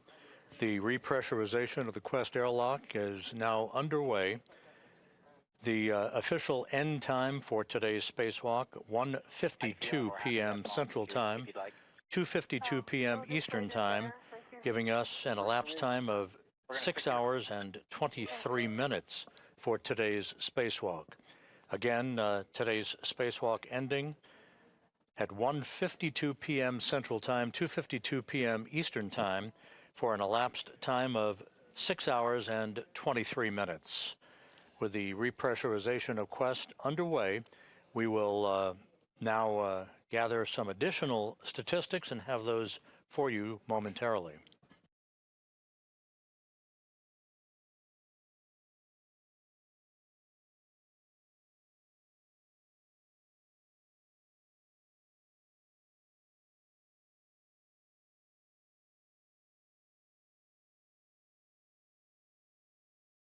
Right, we're passing up through 2 PSI on our way to 5. Copy.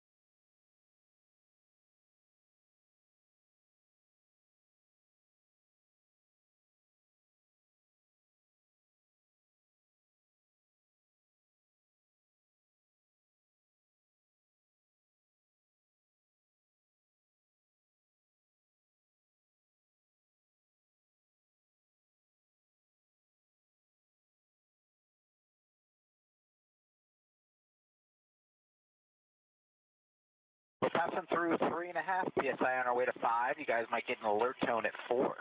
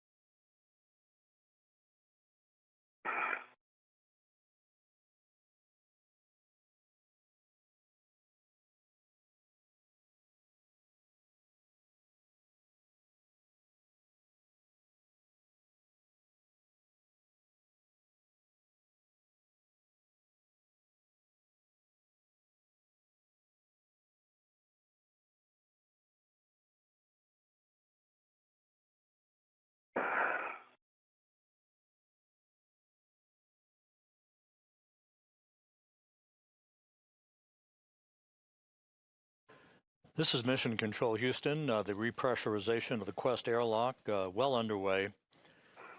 Approaching 5 pounds per square inch of pressure. It'll get up to about 14.7 psi, and that will then set the stage for the opening of the hatch, separating the crew lock, in which Anil Menon and Sophie Adenot are located, and the equipment lock, where you see Jack Hathaway. He'll be joined by Jessica Meir as they help the two spacewalkers out of their extravehicular mobility units. The spacewalk today was the 282nd spacewalk in support of space station assembly maintenance and upgrades, the 5th spacewalk out of the ISS this year, the 2nd for Expedition 75. This was the 2nd spacewalk for Anil Menon. He now has a total of 12 hours and 50 minutes of spacewalking time.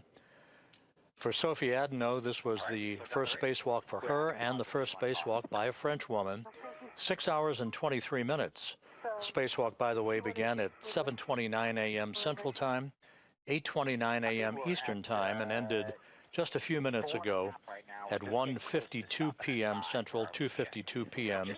Eastern Time. The 282 spacewalks in support of space station operations have now totaled 1,786 hours and 44 minutes.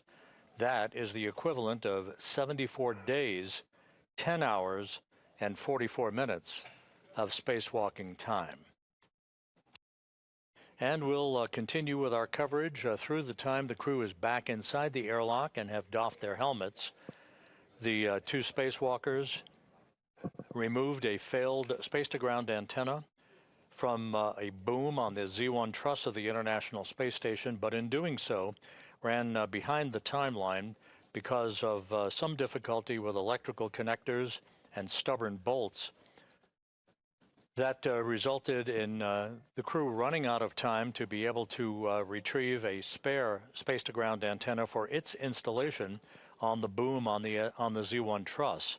So that other portion of today's major objective will be deferred to a future spacewalk.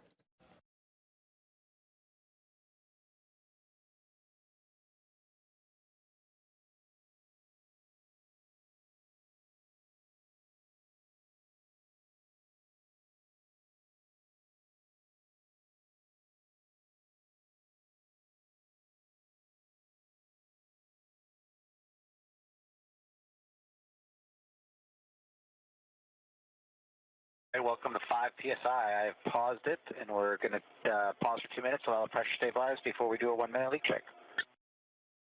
Copy. Copy.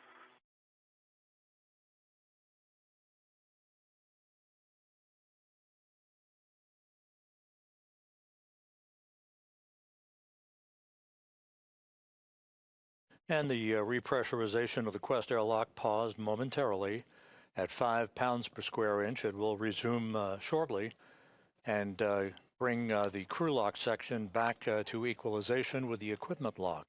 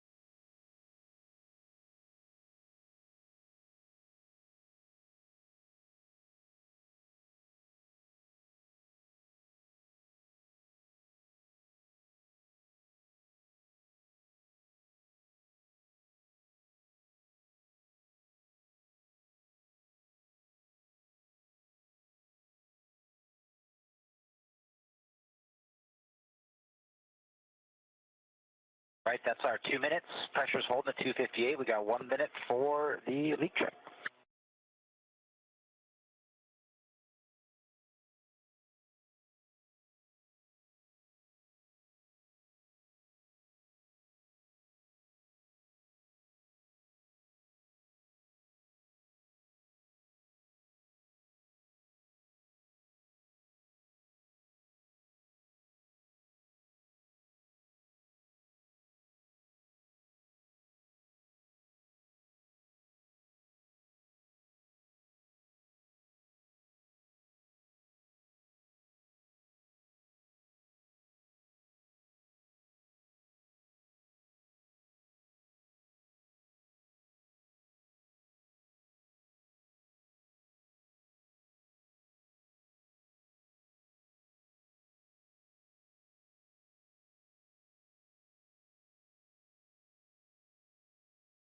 Right, that is our minute wait, and the pressure is held steady, so that's a good leak check. All right. EV1 and EV2, will you check your gloves? Heater switches are in off, OFF position. One is off. And 2 is off. All right, copy. Glove heaters are off, OFF for EV1 and EV2. Next, check your gloves for any contamination. I know you guys gave a glove report earlier. Is there anything you guys are worried about? Nothing worried about for EV1. Nothing I'm worried about for EV2. All right, copy. Sounds good. For step 9 into step 10, both EV1 and EV2, take your O2 actuators to IV. Good work. Good work.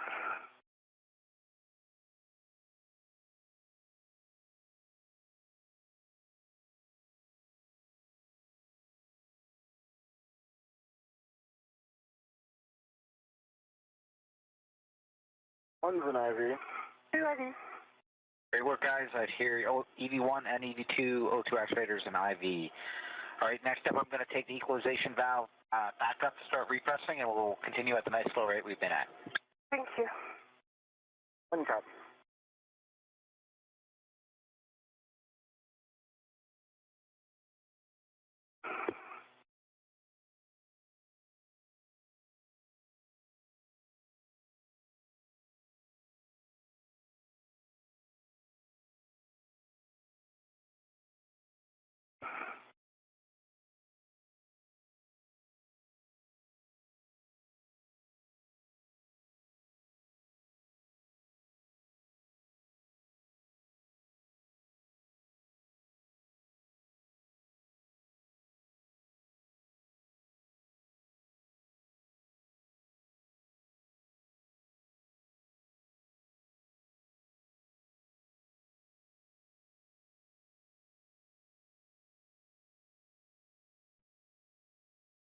And airlock Houston We just want to let you know that if there's any symptoms that the EV crew has, and as Anil and Sophie, as you repress, if there's anything that seems to resolve that could be considered a symptom, like a Cup 1 symptom, upon repress, please report it to Jack and to us, and then we'll change actions going forward. But just wanted you to stay aware. Copy all. Okay.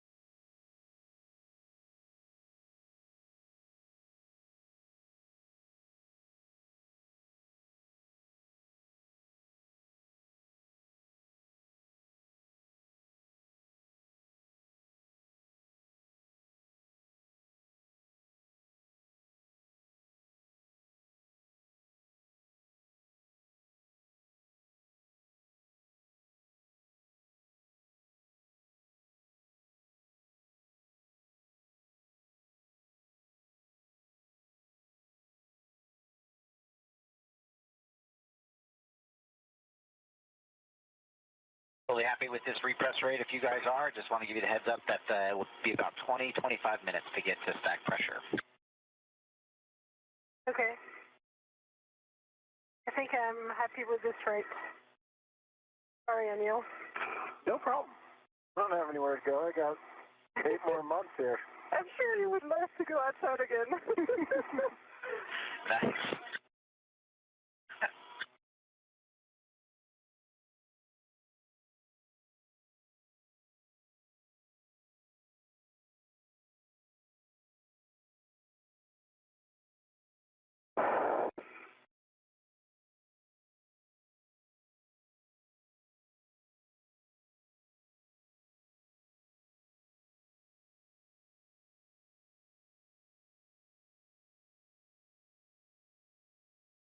The repressurization of the Quest airlock is continuing.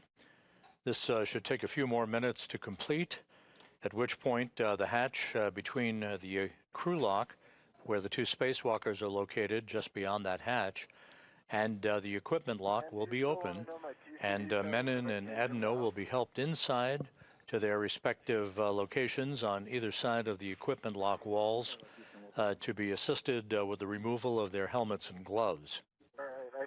The spacewalk ended at 1:52 p.m. Central, 2:52 p.m. Eastern Time, with an elapsed time of 6 hours and 23 minutes for today's spacewalk, which saw a failed space-to-ground antenna removed and stowed on the truss of the International Space Station, setting the stage for the retrieval and installation of a spare space-to-ground antenna on a future spacewalk.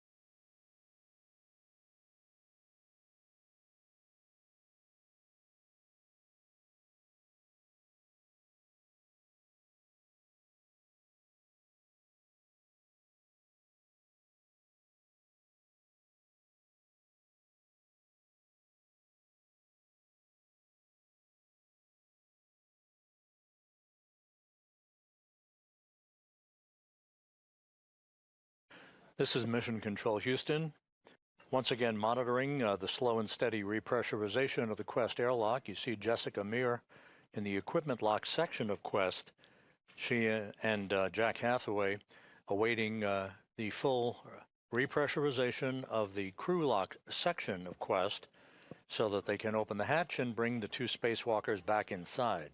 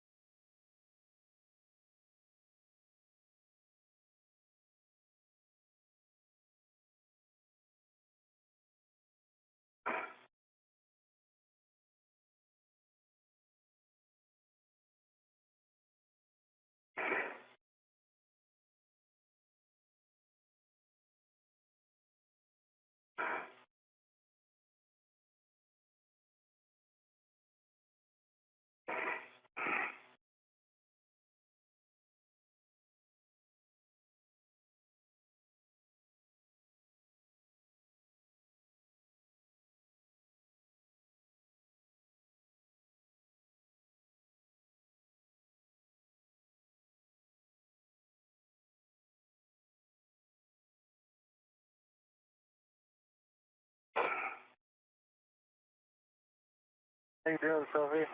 Yeah, good. Sorry, I think this is really the max rate I can handle. Oh, no, I'm just checking in, that's all. Yeah, thanks. Thanks for checking in.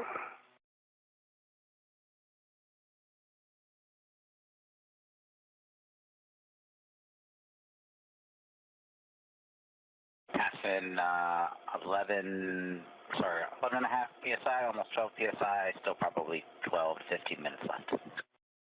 Okay. Copy.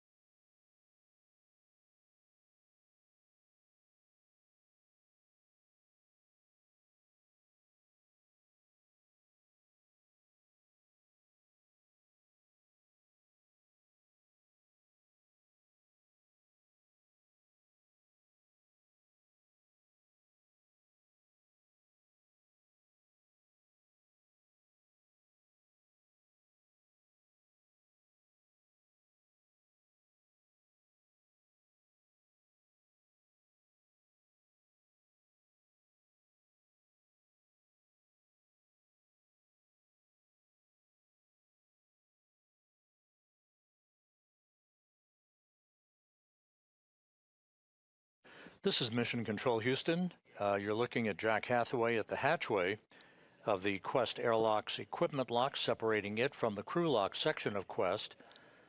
As we are almost complete now with the repressurization of the crew lock section of Quest, that will lead to the opening of the hatch, and Hathaway and Jessica Meir guiding Anil Menon and Sophie Adenot of the European Space Agency back inside the International Space Station's habitable volume.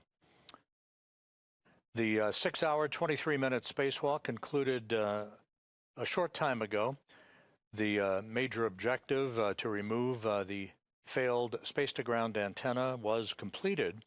That antenna was tied down with a series of tethers to a truss structure near where it resided on the Z1 truss of the station. However, it took longer than expected to undo electrical connectors and bolts holding the failed antenna in place, and the clock ran out on the two spacewalkers, so we did not complete the installation of a spare space-to-ground antenna, which remains on a spare parts platform on the Port 3 truss of the International Space Station. That work will be done on a future spacewalk.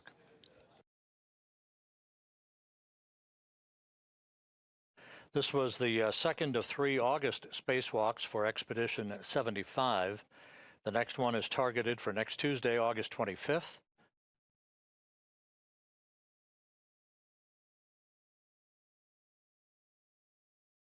That will then in turn lead to the mid-September launch, targeted for September 12th, of the Crew 13 crew on a SpaceX Dragon spacecraft.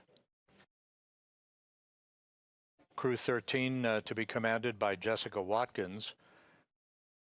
Associated with that flight, pilot Luke Delaney, Canadian Space Agency astronaut Joshua Kutrick, and Roscosmos cosmonaut Sergei Tetryanikov.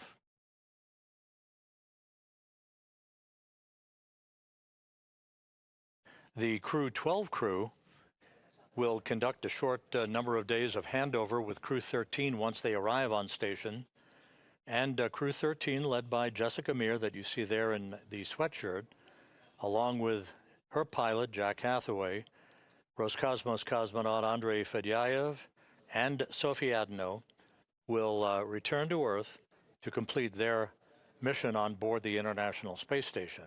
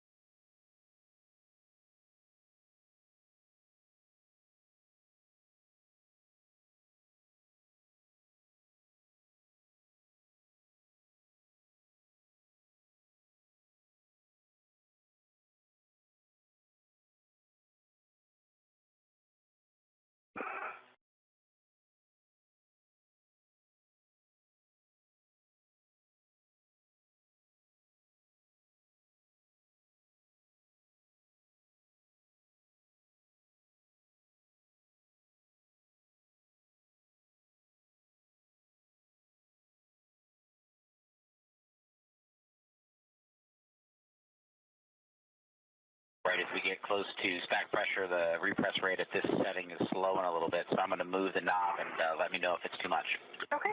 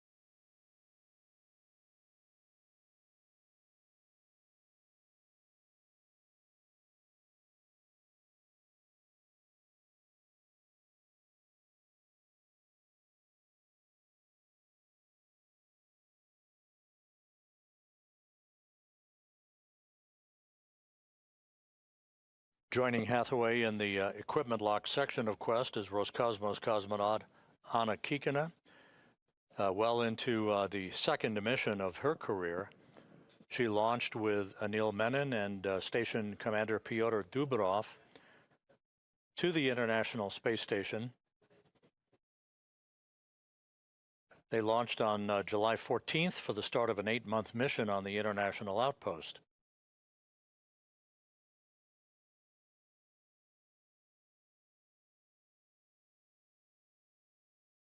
We're just moments away from the completion of the repressurization of Quest.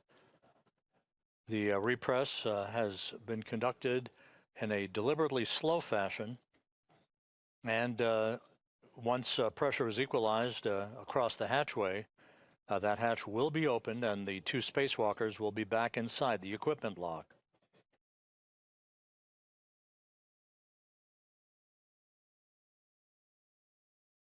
And we're hearing from flight controllers that we expect the repress to be complete about a minute or so from now.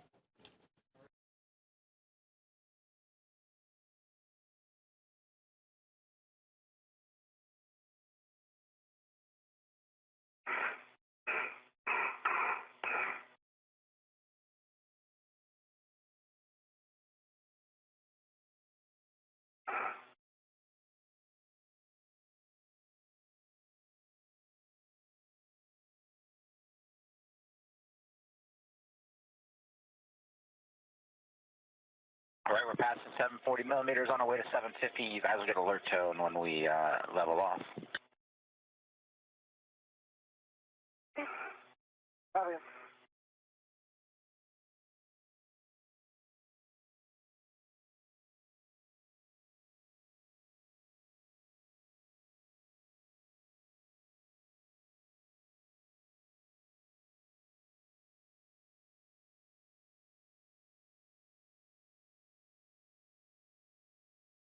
All right, that looks like equalization, and that's the end of the Q card. We're into 1.240 post-EVA, so we're about to open the hatch. Hey.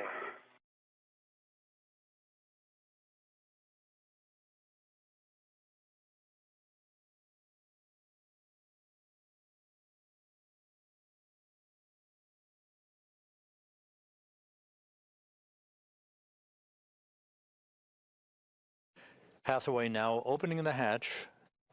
Jessica Meir and Anna Kikina awaiting the entrance of the two spacewalkers back inside.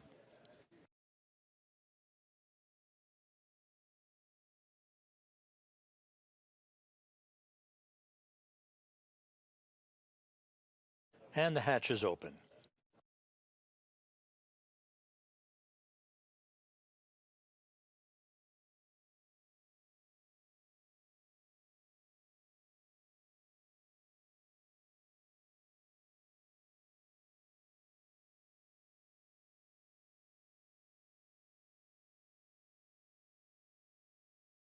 Airlock,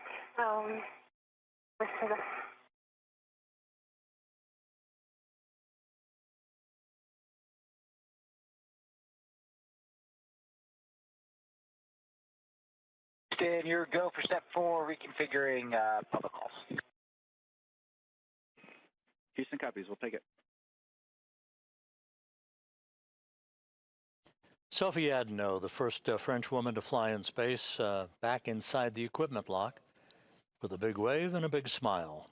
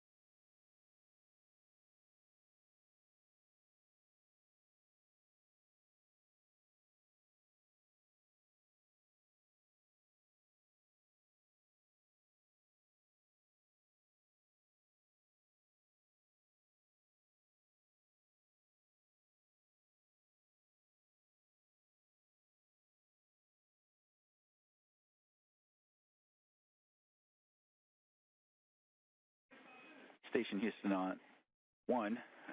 Just a heads up that we have configured comm back to nominal, and you are no longer hot mic.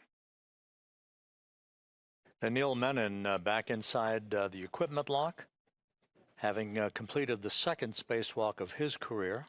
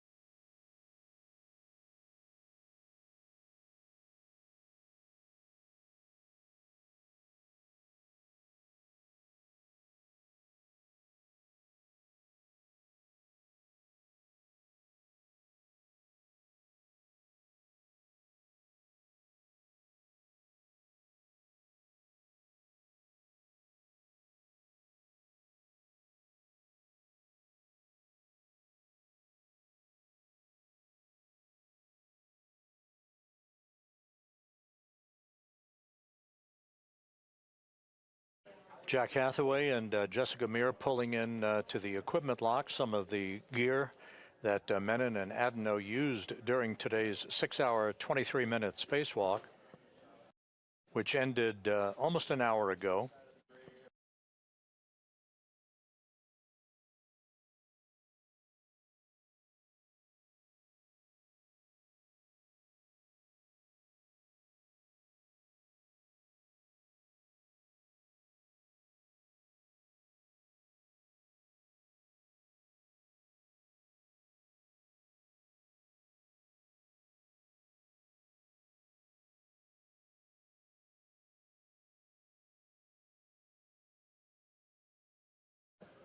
We're in a handover between satellites on our tracking and data relay satellite system. We'll regain our downlink capability from the station through the functional space-to-ground antenna that resides on the Z1 truss of the International Space Station. The other antenna that failed was removed by Menon and Adenot and stowed, tied down in what is called the long-duration tie-down configuration. It was stowed on the truss. The crew ran out of time, however, before it could get to the installation of a spare that resides on the external stowage platform number 3 on the port 3 truss of the complex.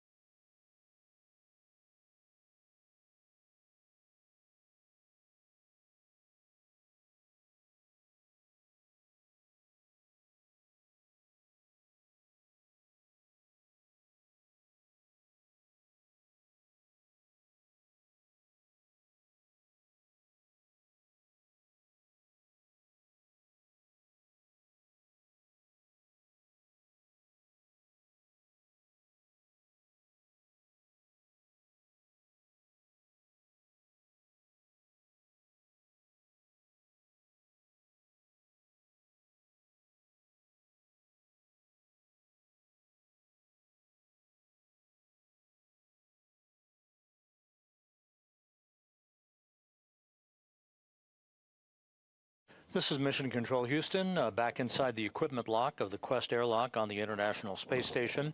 Sophie Adenot on the left, Anil Menon partially obscured by a laptop computer on the right. Their helmets now doffed, their work for the day complete. A 6-hour, 23-minute spacewalk to remove a failed space-to-ground antenna from the boom it resided on the Z1 truss of the complex. The installation of a spare that has resided on a spare parts platform on the station since 2009 is forward work that was originally intended to be completed today. It will be deferred to a future spacewalk as officials will gather to determine the exact complement of work that lies ahead for the next scheduled spacewalk that is targeted for this coming Tuesday. In the meantime, the two spacewalkers, Adenot from the European Space Agency and Menon from NASA, their work complete for the day. They completed a 6-hour, 23-minute spacewalk, the 282nd in support of space station assembly, maintenance, and upgrades. We appreciate your attention throughout the day. Thank you for joining us, and for now, we'll sign off. This is Mission Control Houston.